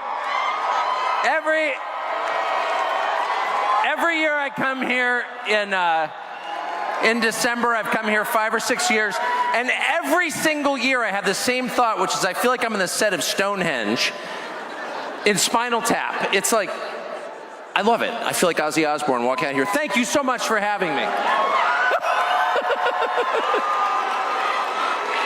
I just want to start by saying, and I mean this sincerely, this is not shilling, this is honest. I think Charlie Kirk did an amazing thing in this election. And people make the obvious point that the two-party system is fading and that the parties themselves are weaker, more disorganized, and inevitably more corrupt than they've ever been. But they're being replaced, and Charlie Kirk is more powerful in the true sense, which is he actually gets things done, than the Republican National Committee. And I just think that's amazing. For a man who, if there's ever been a debate, like, is it worth going to college? Look at Charlie Kirk, an amazing person, and I'm proud to have him as a friend. Anyway, thank you very much for having me. I was thinking, flying out here today, this really is a moment of liberation for the country. I think the vibe has changed. That's real, and I feel it everywhere I go. I haven't met a hostile person in the last 6 weeks anywhere in the United States. People seem happier. And I've been trying to think about, like, what actually changed. I mean, obviously, Trump won. Kamala Harris lost. But which is great. But what really happened was the spell was shattered. And here's what the spell was. And I think all of us, to one degree or another, were under its influence for like at least the past 8 years, but probably like the past 30 years. The spell was this. Now, a spell is an incantation. It's a phrase or idea that, if repeated enough, gains power. And the way you break a spell is by saying boo really loudly and waking up everyone to the truth that the spell is fake.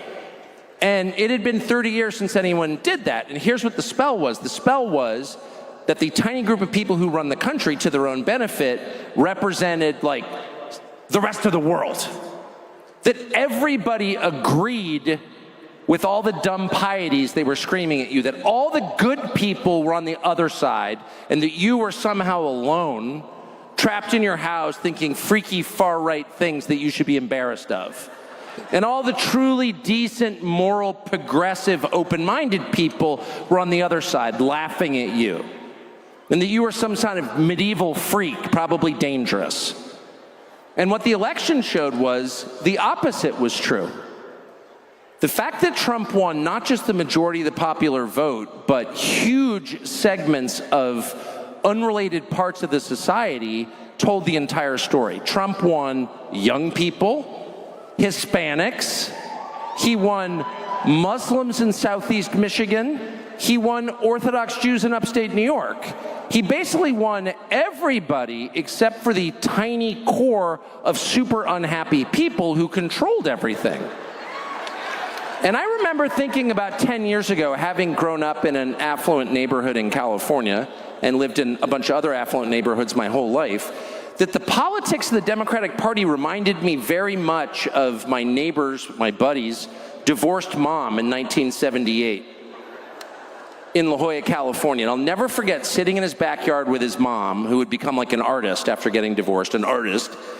And she was sitting there wearing sandals. She had like long frizzy hair, and she was smoking a Moor, which was like the cigarette of choice for divorced ladies in the 70s. It was like really long and thin and brown. And it was a sign of liberation, personal liberation. Like, I don't need a man anymore. I'm on my own. I am woman, hear me roar. I am feminist. I am the future. And I remember sitting in the backyard of their $4 million house by the pool as she ranted about the patriarchy and capitalism, smoking her Moor.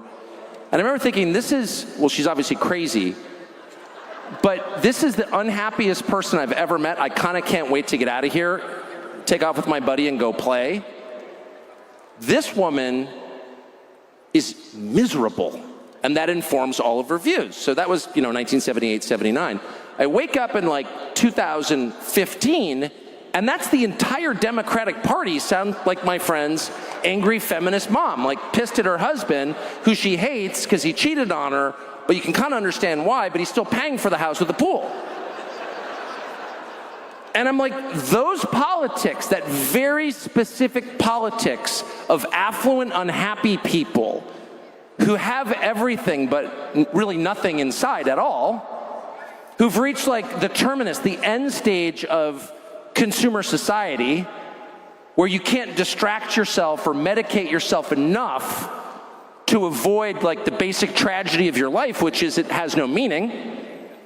And rather than solve that by believing in something with inherent value like God, you externalize all your disappointment and hate onto everybody else. Your life has been a total failure. You have no skills. Your kids hate you, but you still have the moral high ground because you've occupied it early and defended it ruthlessly. So people who had everything to be ashamed of diverted attention from their own failures by screaming at you about your moral inferiority, and you bought it. And I bought it, and all of us kind of bought it. It was like, you can't say this stuff out loud because it's embarrassing, and like polite people don't say those things out loud, like obvious things. Like, you're idiotic. And no, boys can't become girls. And no, you don't get to run our foreign policy or energy policy. You can't even change the tire on your Volvo. You're useless and dumb. And a compassionate society would not let you starve to death, but you're not allowed to run everything. Nobody ever said that because they occupied this place of moral authority. And they had like kind of the predictable institutions to enforce their rule, the cultural institutions, especially the universities. And if I could just, I want to say one more time, Charlie Kirk has done more personally to break that spell by succeeding without a college degree than anybody I've ever met. Rather than whining about college indoctrination and how it's, a waste of money and time, he just goes out without a college degree and just becomes a crazy success through hard work and intelligence and makes the point himself by his own life, which is, by the way, how you convince people, not by yelling at them or even trying to persuade them, but by living in a way that proves your point. If you're onto something, if you're on the right path, your life should reflect it. You should be joyful. You should have meaningful, deep relationships with the people around you. You should have the respect of the people who work for you. You should have the love of your spouse, et cetera, et cetera. If you are telling me that college is a bad idea, show me a better way, and he has.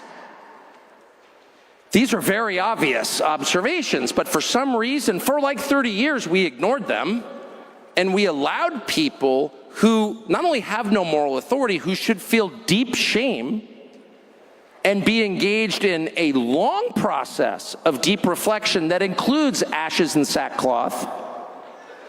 Really, living in some, faraway place in the desert, repenting full time for, say, the Iraq War. They should not be on television giving instructions for how we proceed at all. But we all kind of sat there and were like, well, we kind of have to take it. And my kids can't get jobs because in a country with a Civil Rights Act, they're the wrong color, but we kind of have to take it. And, my children aren't going to own anything, they're going to rent, but that's just the way it is in a free market system. We kind of have to take it. And by the way, the people who are doing all of this are, we will acknowledge, in some sense, better than we are. We call them the elites. They did go to Princeton. You went to Penn State.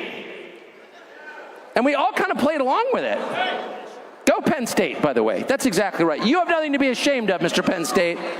But the point is, the Trump election showed that what they claimed was a far-right, boutique, crazed, dangerous ideology that actually was a threat sufficient that the Department of Homeland Security and the U.S. military ought to be keeping an eye on you and they ought to have a right to spy on you, that supposedly crazed fringe ideology was in fact shared by pretty much everybody other than my buddy's divorced mom and other unhappy people. And what do we learn from that? We learned that the whole thing was an illusion. And the biggest illusion of all was the race stuff. That was the biggest illusion of all. And they could no longer say that people who don't want to go along with their program are racists because look at the election results. Look at the election results. Now, no one should be surprised by that, by the way. If you don't live in Bethesda, if you're out in the world, you know that, normal people don't want crime and homelessness and drugs and open borders. It doesn't matter what they look like or where they're from. Nobody wants that. No normal person wants that. I remember when I lived in Washington, an actual conversation I had at an actual dinner party that if you put it on film in the middle of a movie, people would be like, that's just not believable, that never happened, but it actually happened. I was in the middle of getting lectured in a very polite way by one of my neighbors who was a very nice person, but obviously a lot better than me because she was a Hillary Clinton voter. And she said, but she was fundamentally a nice person, but totally convinced of her moral authority. And she said to me, I have a lot of problems with your views on immigration. Frankly, I don't think you're a racist. I just want to be clear. She's my neighbor. I don't think you're a racist. But basically, she said, you're a racist. Okay, so I was trying to defend you. Well, actually, I think countries need borders. I'm trying to be polite. 15 minutes later, she goes, my housekeeper loves you. Would you sign something for her? I was like, your housekeeper from Belgium? No, from El Salvador. Oh, right.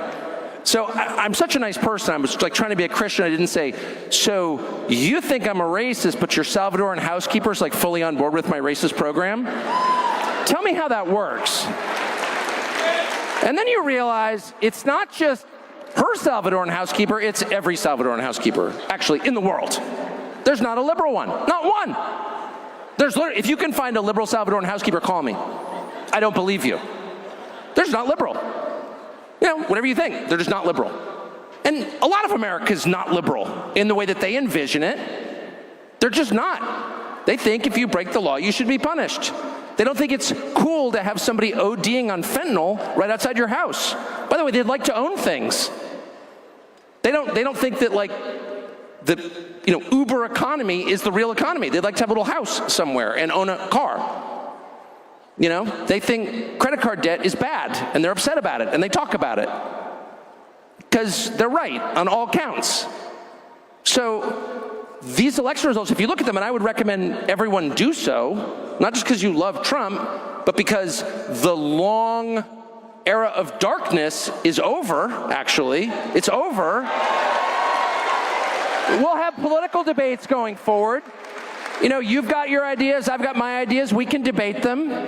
But I honestly don't think ever again in my lifetime will the richest people in the country be able to point a finger in your face and say, your position is too immoral to discuss, and if you keep talking, we're going to put you in jail. That has been their position.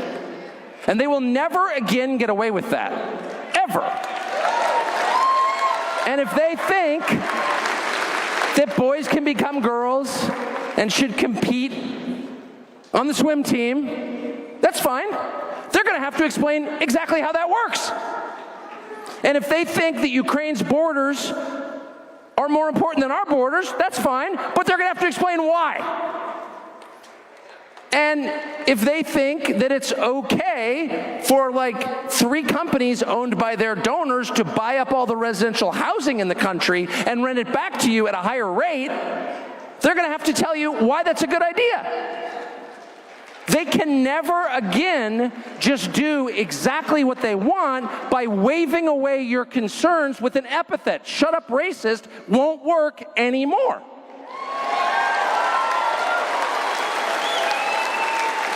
There are no permanent victories in this life.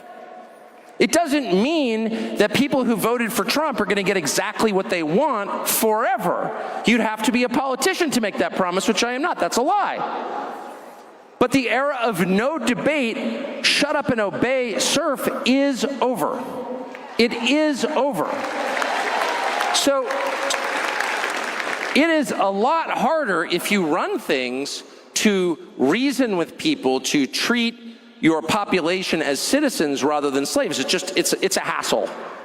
And someone like Kamala Harris, well, she wasn't capable of explaining what she thought or why. She wasn't capable of making an argument. And by the way, I'm not attacking her. I always felt sorry for her. I did. No, I mean it. I never attacked Kamala. I'd make fun of Kamala Harris, you know, in a kind of gentle, compassionate way. But she was a bystander to her own life. She never made a meaningful decision. She wasn't at fault for anything. She had no clue what was going on.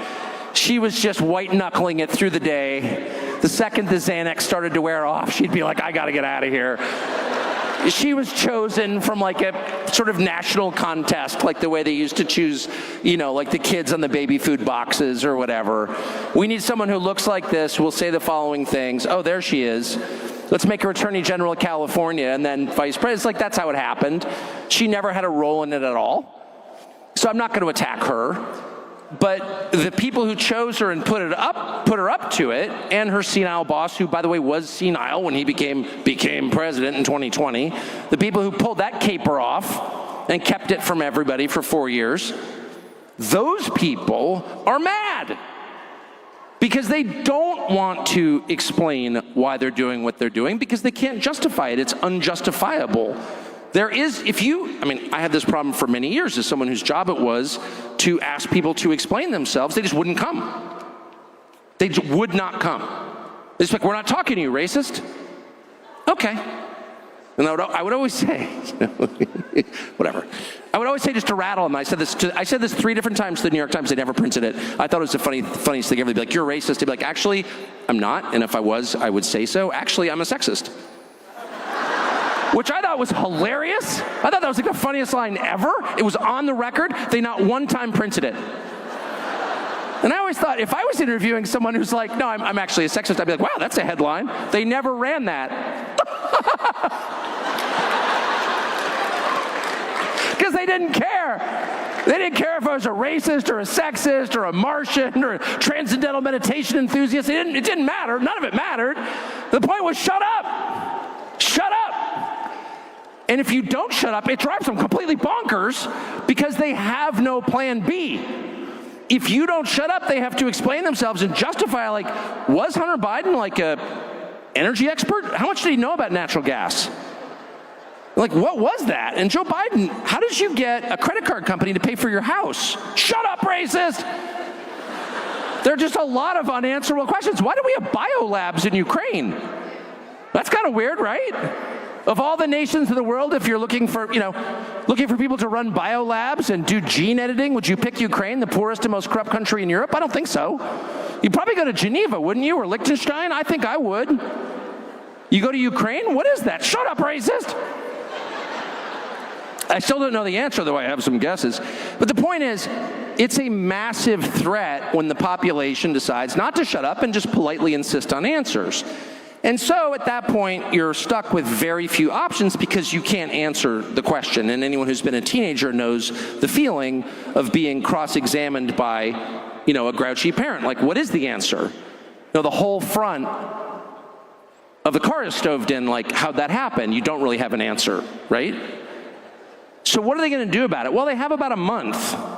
And I don't want to make anybody paranoid, but I don't think you can overstate how profound this is. It's not even about Donald Trump. Well, it is about Donald Trump, of course, and his policies and the people he's going to appoint, but it's bigger than that. It's about a population that feels free to demand answers from people who've effectively been oppressing them for decades. And they're afraid. Now, by the way, I think certain people should be afraid. I think Tony Fauci should be afraid, actually. You fund the creation of the COVID virus. You know you're doing it. You're committing Frankenstein research with American tax dollars in a Chinese military biolab. You know that COVID is out. It escaped from the lab in August of 2019. Within a short period, you know this. You don't tell anybody about it. You're responsible for the creation of this virus. You know that with the Chinese military. And somehow you get to boss the country around. You get to exert more power than any single citizen in the history of the United States. And then at the end of that, once you've been exposed as a criminal, you get Secret Service protection at taxpayer expense and a sinecure at Georgetown because you're a hero and anyone who asks questions is a danger to you. We need to correct some misconceptions there, okay? But in general, I would say, Trump voters, like Trump himself, are really forgiving people. They don't seek revenge. They seek some measure of justice because the human heart longs for justice, but they don't seek to grind their enemies under their feet. That's what the left does. Most of these people are Christians anyway. They believe in forgiveness. So I actually don't think Kamala Harris faces a prison term. And I don't want Kamala Harris to go to prison. I would like Kamala Harris to get a legitimate job for the first time in her life. Unlikely, has no skills. Whatever. I have a lot of hopes. But it doesn't matter. The people who've been running things are absolutely paranoid and afraid. And it's not just Democrats, by the way. It's Mitch McConnell in the Senate. It's a number of Republican senators who have collaborated with the regime for years, many, many years, and they are really afraid. And the main thing they're afraid of is disclosure. The system operates on secrecy. And again, anyone who has been a teenager, or anyone who is male, I'll just say that, understands that secrecy is 100% a marker for sin. As distinct from privacy, by the way. We have, doors on bedrooms and bathrooms. Privacy is great. We have no privacy. They have secrecy. So secrecy allows people to do things which, if known, they could not do. Evil thrives in darkness. We know this. And so the whole system is set up to keep you from knowing what they're doing. And they use classification laws in order to do that. And they fear that if Donald Trump's appointments go through and Donald Trump's people get in charge of the government and get control of the levers, that they will reveal to the country what has been happening, well, to be precise about it, for about 61 years since, whatever, or 63 years, I guess. Well, exactly. And then subsequent to that, what exactly has been going on? And so, by the way, I just want to pause and say, you will know that reform is coming, that corruption is in retreat. You will know that things have a chance of getting better when Tulsi Gabbard is confirmed as Director of National Intelligence. And why will you know that? Why is that a critical appointment? It's not just because you like Tulsi Gabbard, agree with her, even if you dislike Tulsi Gabbard and disagree with Tulsi Gabbard, don't like her. She is the critical appointment because she has the ability to declassify the truth about what your government has been doing in your name with your money for decades. No one doubts that Tulsi Gabbard's a patriotic person. She's an Army officer. She served in the U.S. military for 20 years. So, by the way, if she was a foreign agent, how exactly is she carrying a gun in the U.S. military? It's absurd. You will know who's on which side by the reaction of Tulsi Gabbard. If there are Republican senators who are voting against Tulsi Gabbard's confirmation, then you, either in the Intel Committee or in the Open Senate, you will know that person is not only my enemy as someone who voted for change, for openness, for transparency, for an end to corruption, for a draining of the swamp. You know that person is an enemy of the United States, period. It's really that simple. And you will get the same story. Oh, it's national security. We can't let our enemies know. We can't trust Tulsi Gabbard. No, we can't trust you, actually. This is going to take place in the open, assuming we get that far. So this is just the one point I want to make about the next 30 days. There will be attempts to prevent this from happening. I don't want to make anyone feel paranoid. But at this point, once you win the Electoral College and the majority of the popular vote, that is an undeniable mandate, so there's no way to argue that Trump shouldn't be seated or anything like that. No one is contesting this election. No one can. You're going to need an event that is effectively catastrophic to change the course from openness to more secrecy, and there's no faster way to do that than a war. And by the way, the kind of war that the Biden administration is advocating for right now with the world's largest nuclear armed power could eliminate the United States and the entire Western Hemisphere. That's not an overstatement. But you will see people you think are your allies all of a sudden telling you when the United States so badly needs attention, someone in charge of the United States has to look at the country and say, you're in trouble. The numbers show it clearly. This country needs the attention of its leaders. It needs the care of its leaders. It needs people who actually want to improve the country, not the world, the country. And if some of those people look you right in the face and say, I'm sorry, we're just going to have to deploy to this, that, or the other country because there's an imminent threat to the world, you know those people are trying to thwart the progress that you voted for. Those people are your enemies. I'm sorry to say that. It's just true. And I don't care what I lived there all these years. And I watched it no, we have to do this. We have to do this. And this person is now our enemy. And I went along with it every single time. I was like, well, that guy sounds bad. And by the way, they almost always were bad. You know what I mean? Like, most leaders are pretty bad. Everyone's a kind of variety of Idi Amin, though most are less entertaining than he was. But you know what I mean? Like, this leader's bad. Well, I believe that. That's why I don't live there. I'm from here. I was born here. This leader's bad. Yeah, great, got it. So we need to all of a sudden take our entire budget, all of our energy, all of our attention, and focus on killing this leader. Well, it's like, I'm not going to weep for that leader, but like, what about me? What about my country? What about my children? Well, that can wait. Well, actually, it can no longer wait. And I think we need to say that really, really clearly. And the next time Dan Crenshaw stands up and says, but you don't understand the threat, shut up, Dan Crenshaw. And everyone liked Dan Crenshaw. Just about had it with you. You got hundreds of thousands of American citizens dying of drug ODs, and you've done nothing. Your state was invaded by foreign nations at the behest of international organizations, including the United Nations. 15 million young men just came into our country for reasons we can't even understand, and you did nothing over your border. And you're going to tell me that some other nation is the threat? No, you're the threat. And that's true. So I don't care what party that person comes from. That person is an enemy of everything that you voted for. Trust me. We've seen this movie so many times, and the way that they short-circuit your critical thinking and get you to go along with it, and I know because I've been a victim of this, is by scaring the crap out of you with something. And the second you're afraid, you're like, oh, I guess an experimental vax, okay, I'll take it. Oh, I can't go outside anymore? All right. I'm worried about my grandchildren. Oh, we need to kill Saddam Hussein. He's bad. No! No mas! No mas! Fix this country. You are the father who abandoned his children, and there's no excuse for that. You, Dan Crenshaw, you entire Democratic Party, you Mitch freaking McConnell, you're the one whose own children languished and died while you focused on the neighbor's kids or kids in another country. All of that may be fine, but your duty is to your kids. That's why you're the leader.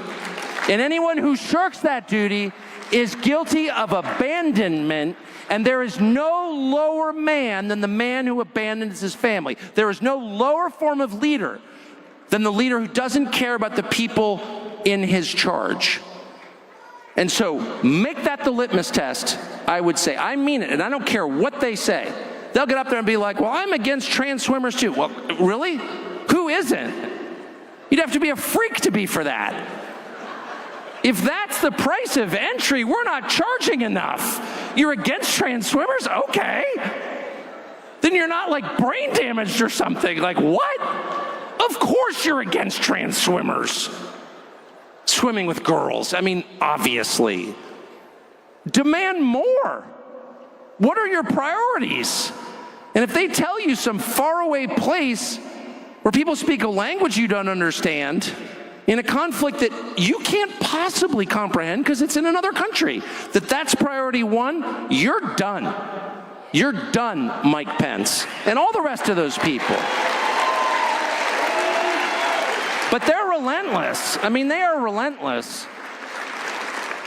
I mean, it is basically everybody. And I just want to say, I don't know if Don was just up here before me. I was, of course, chatting like a magpie backstage, so I didn't hear it. But he is really this, my personal view is smartest guy in that whole orbit and really feels it. You know, didn't learn his politics from a book or from Twitter, but actually feels it. And he always says, when you deal with politicians, it's the politics of pain. They don't understand anything else. It's not how you deal with normal people. And if you're a decent human being, you don't get people to respond to you by threatening them, because that's sick. You don't beat your dog. You don't threaten to, smack your kids until they obey you. That's grotesque. You can convince people with love and by example. Unfortunately, that's not how you deal with politicians. They just don't respond that way. They're a different kind of organism. You really have to tell them, I'm sorry, get with the program or you can't get elected again. Because that's the only thing you care about, because you're weird. And that has to be a baseline demand. Dan Crenshaw cannot be a congressman again. You just can't. It's just too insulting. Oh. Anyway, I'm going to just stop because I could go on my rants, but I want to take a couple questions. Well, I love you too. I can't even see you. I'm gonna take a quick out break and take your questions. Yes, sir.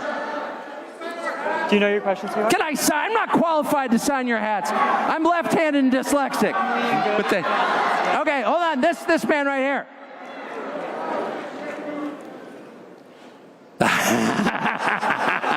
You're gonna do great. The question is Ben Shapiro or Candace Owens.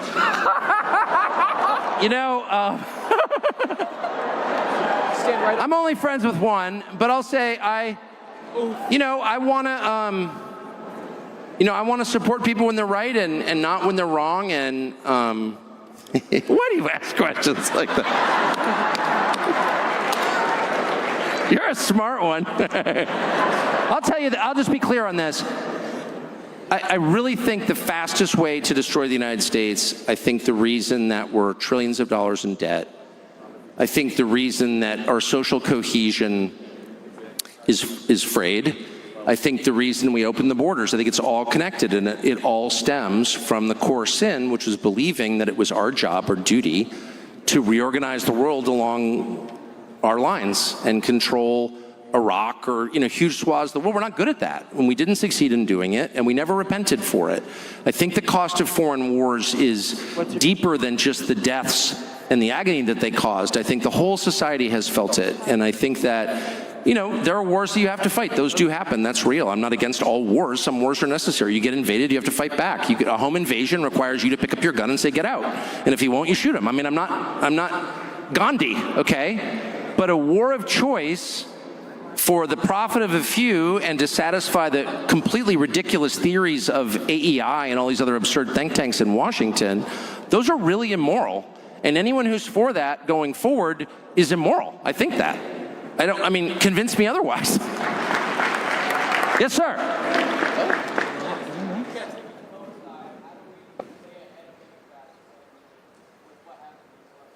So legacy media is obviously collapsing, and I just think we should take a moment of silence, really, to reflect inwardly at the joy. Like, there are moments, a child is born for the first time, your first kiss, asking the woman you love to marry you, MSNBC and CNN dying, like, they're all kind of connected. So we should, before we move on to like what's next, we should just appreciate how great that is. And they're not dying, they committed suicide through lying, you know, which is, by the way, suicidal. If you're in the trust business and you can't stop lying, you know, you've killed yourself. But what comes next? Well, I think what we have. I mean, I think that X is an amazing thing, you know. There are probably downsides, but I think the massive upside is it's basically uncensored. I think podcasts are amazing. I can't even believe it's happening. I worked in television where we thought no one would pay attention for more than 4.5 minutes, and then we had to go sell prostate cures or gold scams, and it turns out people wanted like 3 hours. I mean, what? There's no greater compliment you can pay a nation, a citizenry, that they want information and understanding so badly they will listen for 3 hours. That's incredible. It makes me feel great about America, grateful to Joe Rogan for basically creating the genre. When everyone laughed at him, including me, I never said it to his face, but I was like, Joe Rogan, really? He thinks people are gonna listen for 3 hours? Amazing. So I think we're in a great place, and I think that we should, instead of thinking of new forms of media, we should defend the ones we have, which are all based on free speech. And you're gonna hear people say in the coming months and years, we can't have speech this free because it's a danger. It offends people, it causes violence. That's a lie. Violence and speech are not the same. I can offend you, you know, that's different from shooting you. Do not accept any attempt to take away your birthright, something that God gave you and the government's job is to protect, which is your absolute right to say what you think is true, period. And that is worth defending above all things. And there are going to be people you think you're allies. The deception is profound. It's profound. We were promised profound deception, and we're getting it. It's not simple deception. It's not, you know, oh yeah, you know, drink Bud Light because some dude dressed as a schoolgirl. You know, that's the obvious deception. He's not a schoolgirl, he's a dude. That's not really deception. That's like make-believe. It's a joke. Deep deception is an actual threat, and it plays upon your best qualities, your compassion. That's what happened during COVID. Good people obey. Do you love your grandparents? Then you'll obey. Well, of course, all good people love their grandparents. They respect the elderly. So they preyed upon your best qualities. They leveraged your decency against you. That's deception. And you're going to see that with speech. You're going to see this is hate. And some of it may, in fact, be hateful. But it's still your birthright to express what you believe, even if other people don't like it. And if there's one thing you have to defend, it's that. Yes, sir. I think we have a microphone. Hey! Hi, my name is Annabelle. I want to thank you for being a patriot. And my question is, how can I help? Well, I think you are helping. You've brightened my day already.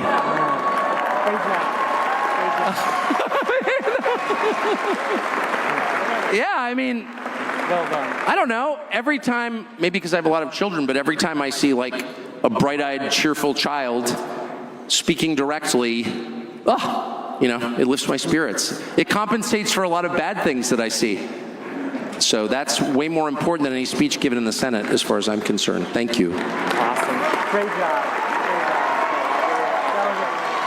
Thank you. These people have microphones. Yes, sir. They switch off. Okay. So if we have time. Oh, microphone. Sorry. Oh, me? All right. Hi, Tucker. My name is Joshua, and I'm happy that I get asked you a question at AmFest for the second time. I just wanted to ask your thoughts about conservatives running away from the issue of abortion and caving on the right to life. I fear that by avoiding this issue, it will result in the GOP eventually being a pro-choice party, which will result in the GOP becoming a less conservative party, since without the right to life, all other rights are meaningless. I just wanted to get your thoughts on that. Well, there's this super interesting phenomenon that I've noticed in my own life, and it's described in some detail in the New Testament, which is the outcome is actually the opposite of what you expect. The meek inherit the earth. And just when you think you're losing, actually is the moment when you realize that you've kind of won. And the opposite is always true. When you think you've won, you're usually in for a surprise. And I think abortion is a perfect example of this. Yes, I've been very sincere on that issue, my whole life, and I noticed it, and I really care about it. I have a child who was born on January 22nd, which is the anniversary of Roe v. Wade. So it was like, I've thought about it a lot, and yeah, I've been really distressed by the cowardice of Republican politicians, and it's a class thing too. It's like, rich people don't want to talk about the social issues. Well, the social issues are the only issues that matter. Like what? Whether people live or die and how my family does, that's a social issue? That doesn't matter. Not as important as GDP and war. Oh, shut up. It's all that matters are the social issues, because socialization is the only thing that I care about as other people. Anyway, but they're very embarrassed of those, and those are considered like redneck issues or religious people issues. But the truth is, I think every single person in the country knows that abortion is at best a real tragedy, and at worst what was clearly a form of human sacrifice.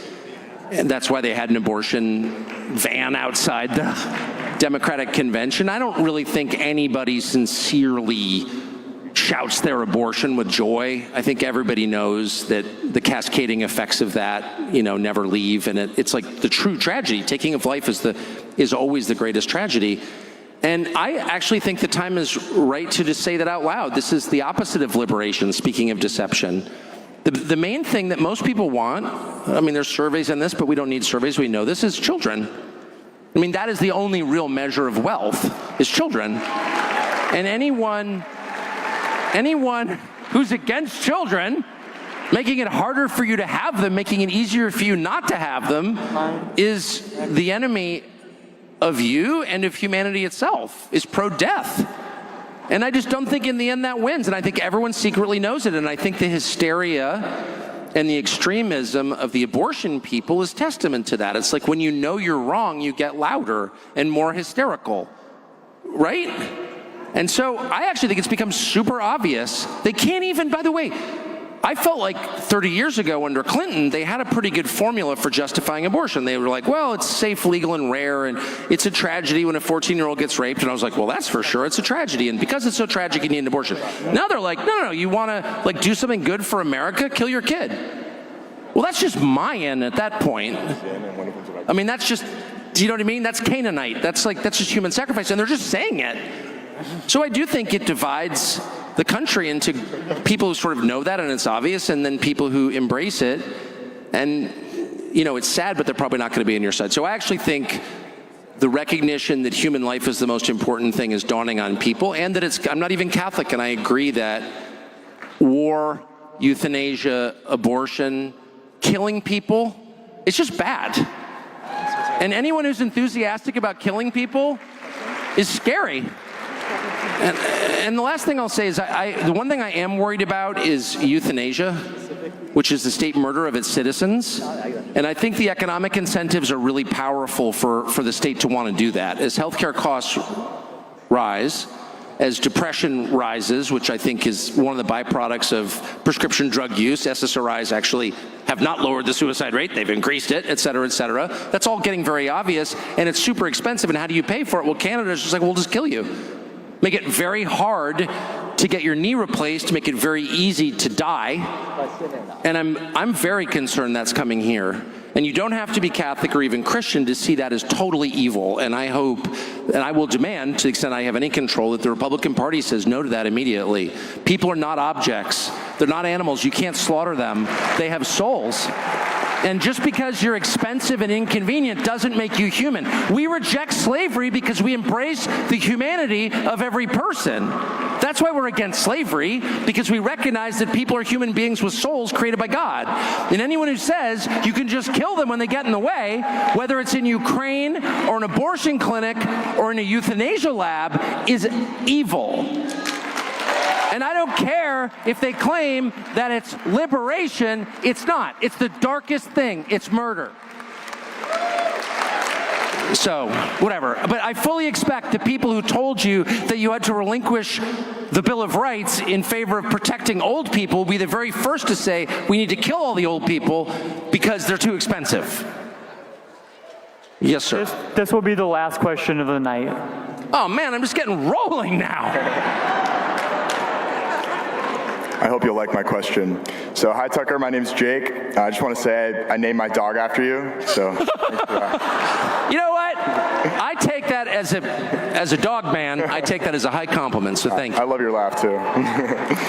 So, my question is about nicotine. Yeah. So, I see your little packet. I don't know if that's Zyn or Alp, but from what I hear, nicotine comes with a bunch of benefits, increasing testosterone.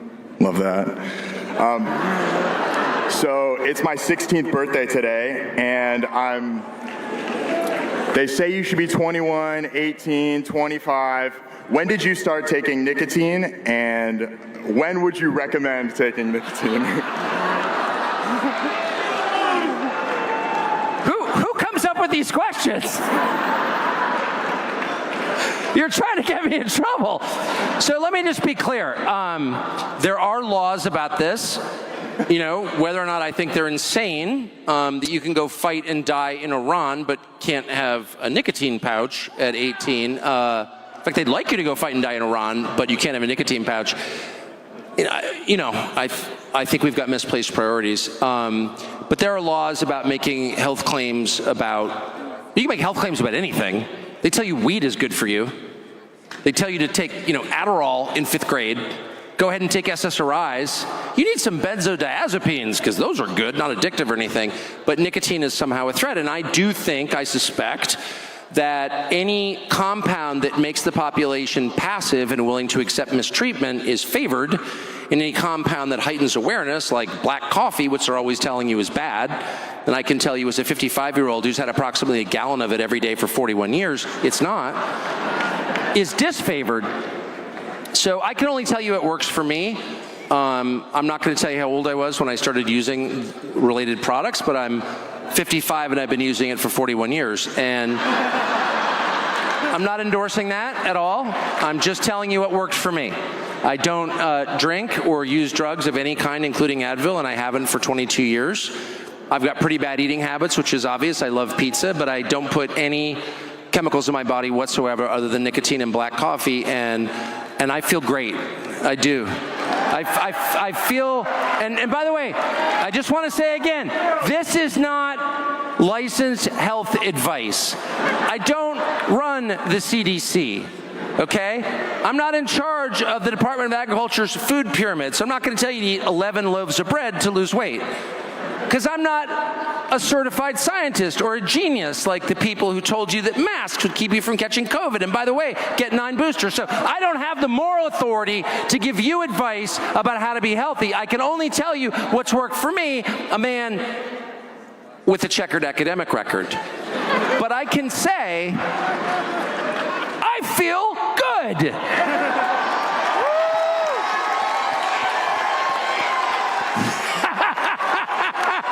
I'll take one more question. Sorry. Thank you, Tucker. Follow-up question for my 22 question to you. Unfortunately, here in State 48, the psychopathic overlords in our establishment class continue to steal our voices and our votes.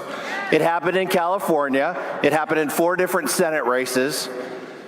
As ground forces on the field, we fight every day, mostly against the gelded, old, pathetic GOP. Yes.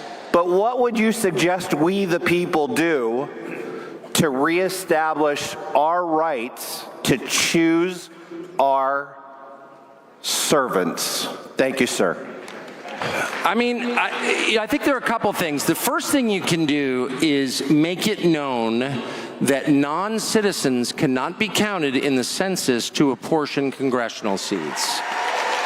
That is totally, well, it's unconstitutional, but more to the point, it defeats the basic premise of democracy, which is that citizens run their own country. It's self-government, right? That's the point of a republic. We hire people to run it for us, but we run it because it belongs to us because we're from here, we're citizens. If you allow foreigners, non-citizens, legal or illegal, to pick your representation, then foreign countries run your country, and that's called colonialism, over which we fought a revolutionary war. So that cannot be allowed, okay? So that's the first thing you can do. The second thing you can do is point out that a sanctuary city or state is a form of insurrection much more profound than anything South Carolina attempted in 1861 at Fort Sumter. You are saying that you are not following the most basic of all federal laws, which is the federal government, not state governments, the federal government gets to decide who comes into the country. And you're saying, I'm opting out. That's insurrection, actual insurrection, not fake insurrection like January 6th 4 years ago, but actual insurrection. And there is a long precedent for dealing with this. It happened in 1956 in Little Rock when Central High School decided we're going to ignore Brown versus Board of Education, and the Republican President of the United States, Dwight D. Eisenhower, sent the 101st Airborne to Little Rock and said, no, you're going to obey federal law. Period. Because if you don't, it's insurrection. Because these are core questions. These are not minor sort of peripheral questions. These are questions of national sovereignty. So I have no idea why anybody in Washington, but especially Republicans in Washington, I mean, they're mesmerized by turning Iraq into Belgium and defending Ukraine. That's the actual answer. But why did they put up with this? They shouldn't, and we should demand that they don't put up with it. And the third thing you can do is primary the hell out of anyone who doesn't represent you. And no one does that. And what happens is they talk you into not doing it. Lindsey Graham does this every 6 years. He'll find some issue, and he'll be like, I mean, he did it during the Kavanaugh hearings, and he did an amazing job. Lindsey Graham's one of the most charming people in Washington. If you wonder why people still listen to Lindsey Graham, it's because he's hilarious. And he's like fun to have dinner with. But the truth is, he's totally non-aligned with the Republican electorate. Like his priorities have nothing in common with the priorities of Republican voters, including in South Carolina. But every 6 years, he'll pick a symbolic issue and he'll be like, I stand with Judge Kavanaugh. And everyone's like, oh, you're such a hero. And then it's back. The second he's elected, it's like, no, it's, hey, shut up, Americans, about your stupid border and your invasion. Nobody cares. Shut up, racist. It's Ukraine. They all do that. And they did it. I mean, no one could be more offended by boys in girls' sports as the father of 3 daughters than I am. So I'm not like pro Dylan Mulvaney or whatever at all. But I also understand sleight of hand when I see it because I've seen gypsies do 3-card Monte and been the victim of it. It's so fast, you don't know what happened. Like, where's the peanut? Underneath the walnut shell. It was right there. They're too fast. I know what that looks like. They divert your attention. And they use that issue to divert your attention from what they were actually doing, which is ignoring your concerns in favor of the concerns of their donors and foreign countries. and lobbies for those countries. That's just a fact. And they used the trans issue to do that. I hate to tell you this. And a lot of people in your conservative media did exactly the same thing. And they made you feel like they were on your side. But they weren't, because they don't really care about that issue. You do. That's why you think they're on your side. You cared about Judge Kavanaugh. So when Lindsey Graham's like, oh yeah, I'm on your side, you're like, you know, I kind of like that guy, actually. That charming little midget from South Carolina. But trust me, you just got played. So the key is to figure out what's important to you and your family and your neighborhood and start there. Like, one of the problems people have is they extrapolate outward too much. They live in a distant place. They live online. Look at your own family.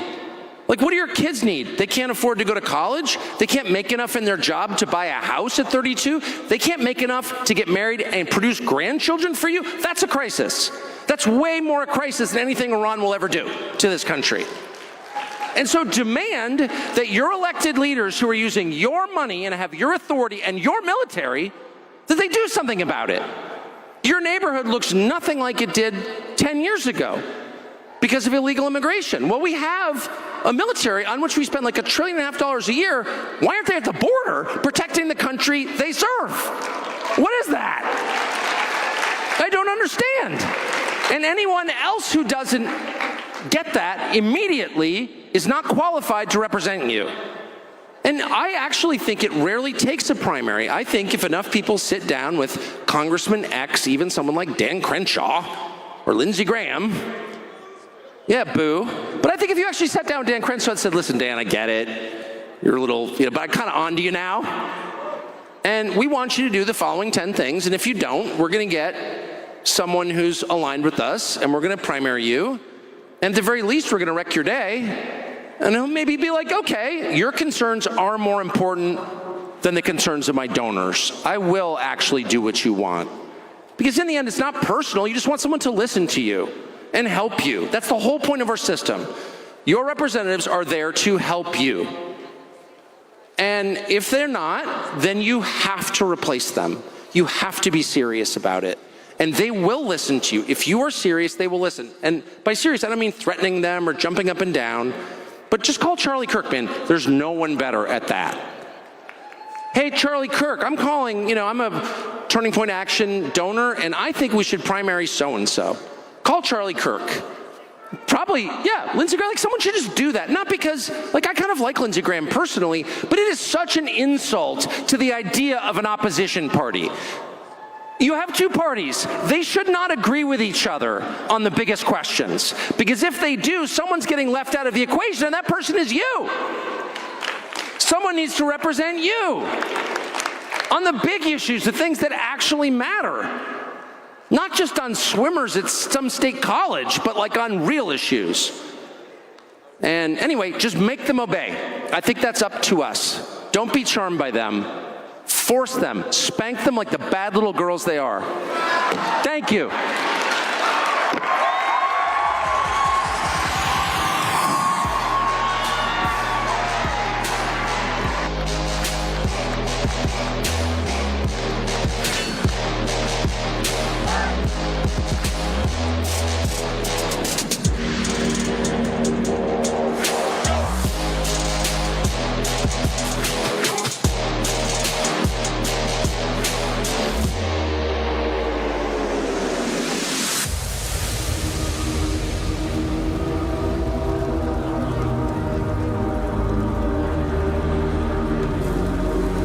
Thank you so much for attending opening night of AmFest 2024.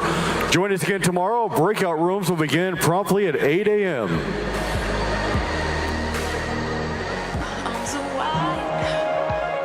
Catching fire as the wind blows. I know that I'm rich enough for pride. I see a billion. Well, that wraps up day one, AmFest 2024 in Phoenix, Arizona. Matthew Alvarez been watching along with you here. That great speech by Tucker Carlson and many others tonight. We will be live tomorrow at noon Eastern for day two from Phoenix, Arizona, AmFest 2024. We'll also be live on Saturday and, of course, on Sunday when President Trump takes the stage there. Bobby McNeely will be here with me in studio as we bring you that live coverage of President-elect Donald Trump's speech to the people there at AmFest for AmFest 2024. This entire broadcast brought to you by a number of great sponsors. We're going to go through them really quickly here for you. Birch Gold Group, all you do is text Trump to 989898 for more information on gold, silver, and precious metals. Again, text Trump to 989898. Also, the wellness company, MakeCareGreatAgain.com. MakeCareGreatAgain.com. You'll get information on these info kits that you see right there on the left side of your screen. Ivermectin, hydroxychloroquine, Z-Pak, and more. You can get more information at MakeCareGreatAgain.com. Use that promo code RSBN. Let's move on to Tax Network USA. Tax Network USA, that phone number you see there on your screen as well, 800-357-1415. You'll get a lot of help there when it comes to if you missed back taxes or you have any questions about taxes, tnusa.com/RSBN. Now on to Angel Paste. Angel Paste based out of Spring, Texas. If you would like more information or purchase this great product, you go to angelpaste.com. We're told the people that are hired there are military vets as well, so a great company out of Spring, Texas, angelpaste.com. Let's move on to Free Trump Book, freetrumpbook.com as well. If you'd like a number of great topics and titles, including right there you see The Kid's Guide to President Trump. Mike Huckabee and his team writing great books right there that you can get at freetrumpbook.com. Also, PatriotAddictDeals.com, PatriotAddictDeals.com. There's a number of awesome products that you can check out. That one there is the Trump Bullet Glass, as you see. If you want to purchase that and get 20% off, use the promo code RSBN20, RSBN20. You can get that great gift right there. Go to PatriotAddictDeals.com. Let's move on now to MyPillow, MyPillow.com/RSBN. A lot of great products there. When we last interviewed Mike Lindell, he said there are more than 2,000 products on that website. And if you want free shipping, you can use the RSBN promo code for that. Awesome products on MyPillow.com as well. If you'd like to donate to Right Side Broadcasting Network, RSBN Donate is just texting RSBN to the numbers 801-801. So it's RSBN to 801-801. We also have a newsletter. So it's rsbnetwork.com/newsletter for more information on live events, special offers, and the like. You'll get that right there at the website, rsbnetwork.com/newsletter. All right, so again, tomorrow, day 2, AmFest 2024 from Phoenix, Arizona. Our coverage starts at noon Eastern. For all of us here at Right Side Broadcasting Network, I'm Matthew Alvarez. Have a great night, and we'll see you tomorrow. Hey, y'all, it's Silk from the Diamond and Silk Chit Chat Live Show. Look, don't forget to check me out right here on RSBN Network. Be sure to watch the show on Right Side Broadcasting Network, and I want you to support Right Side Broadcasting Network. Yes, it's imperative that you do so, okay? I look to see y'all soon. Bye-bye. A large retail store just canceled a huge order, leaving us with a ton of extra MyPillows. But you know what? That's their loss. I'm going to make it your gain. For the first time ever, you get standard classic MyPillows for wholesale prices, only $14.88. I can't believe I'm even saying that. Only $14.88. But it gets even better. For a limited time, I'm going to offer my entire classic collection at wholesale prices. Upgrade to a queen size MyPillow for just $18.88. King size only $1 more. Get my body pillows for $29.88 and multi-use MyPillows for only $9.88. So go to mypillow.com or call the number on the screen. Use your promo code to take advantage of wholesale pricing for the first time ever on TV, including my standard size MyPillow, only $14.88. They've never been offered this low before. We have limited quantities at this price, so limit's going to be 10, and once they're gone, they're gone. Welcome to Right Side Broadcasting Network, your trusted conservative news outlet. At RSBN, we deliver the truth when the mainstream media falls short. Since 2015, we've proudly broadcasted every single one of President Trump's iconic MAGA rallies, bringing you the excitement and energy live before anyone else. By watching RSBN, you get an unfiltered front row view of the action on the ground. We interview the crowds to give a voice to millions of Americans just like you. We show you President Trump's speeches in their entirety, free from interruptions and censorship. We cover the stories that matter to you with the integrity and passion you deserve. Thank you for choosing RSBN as your home for America First News. Together, we stand strong, united, and informed, so join us and be part of the right side of history.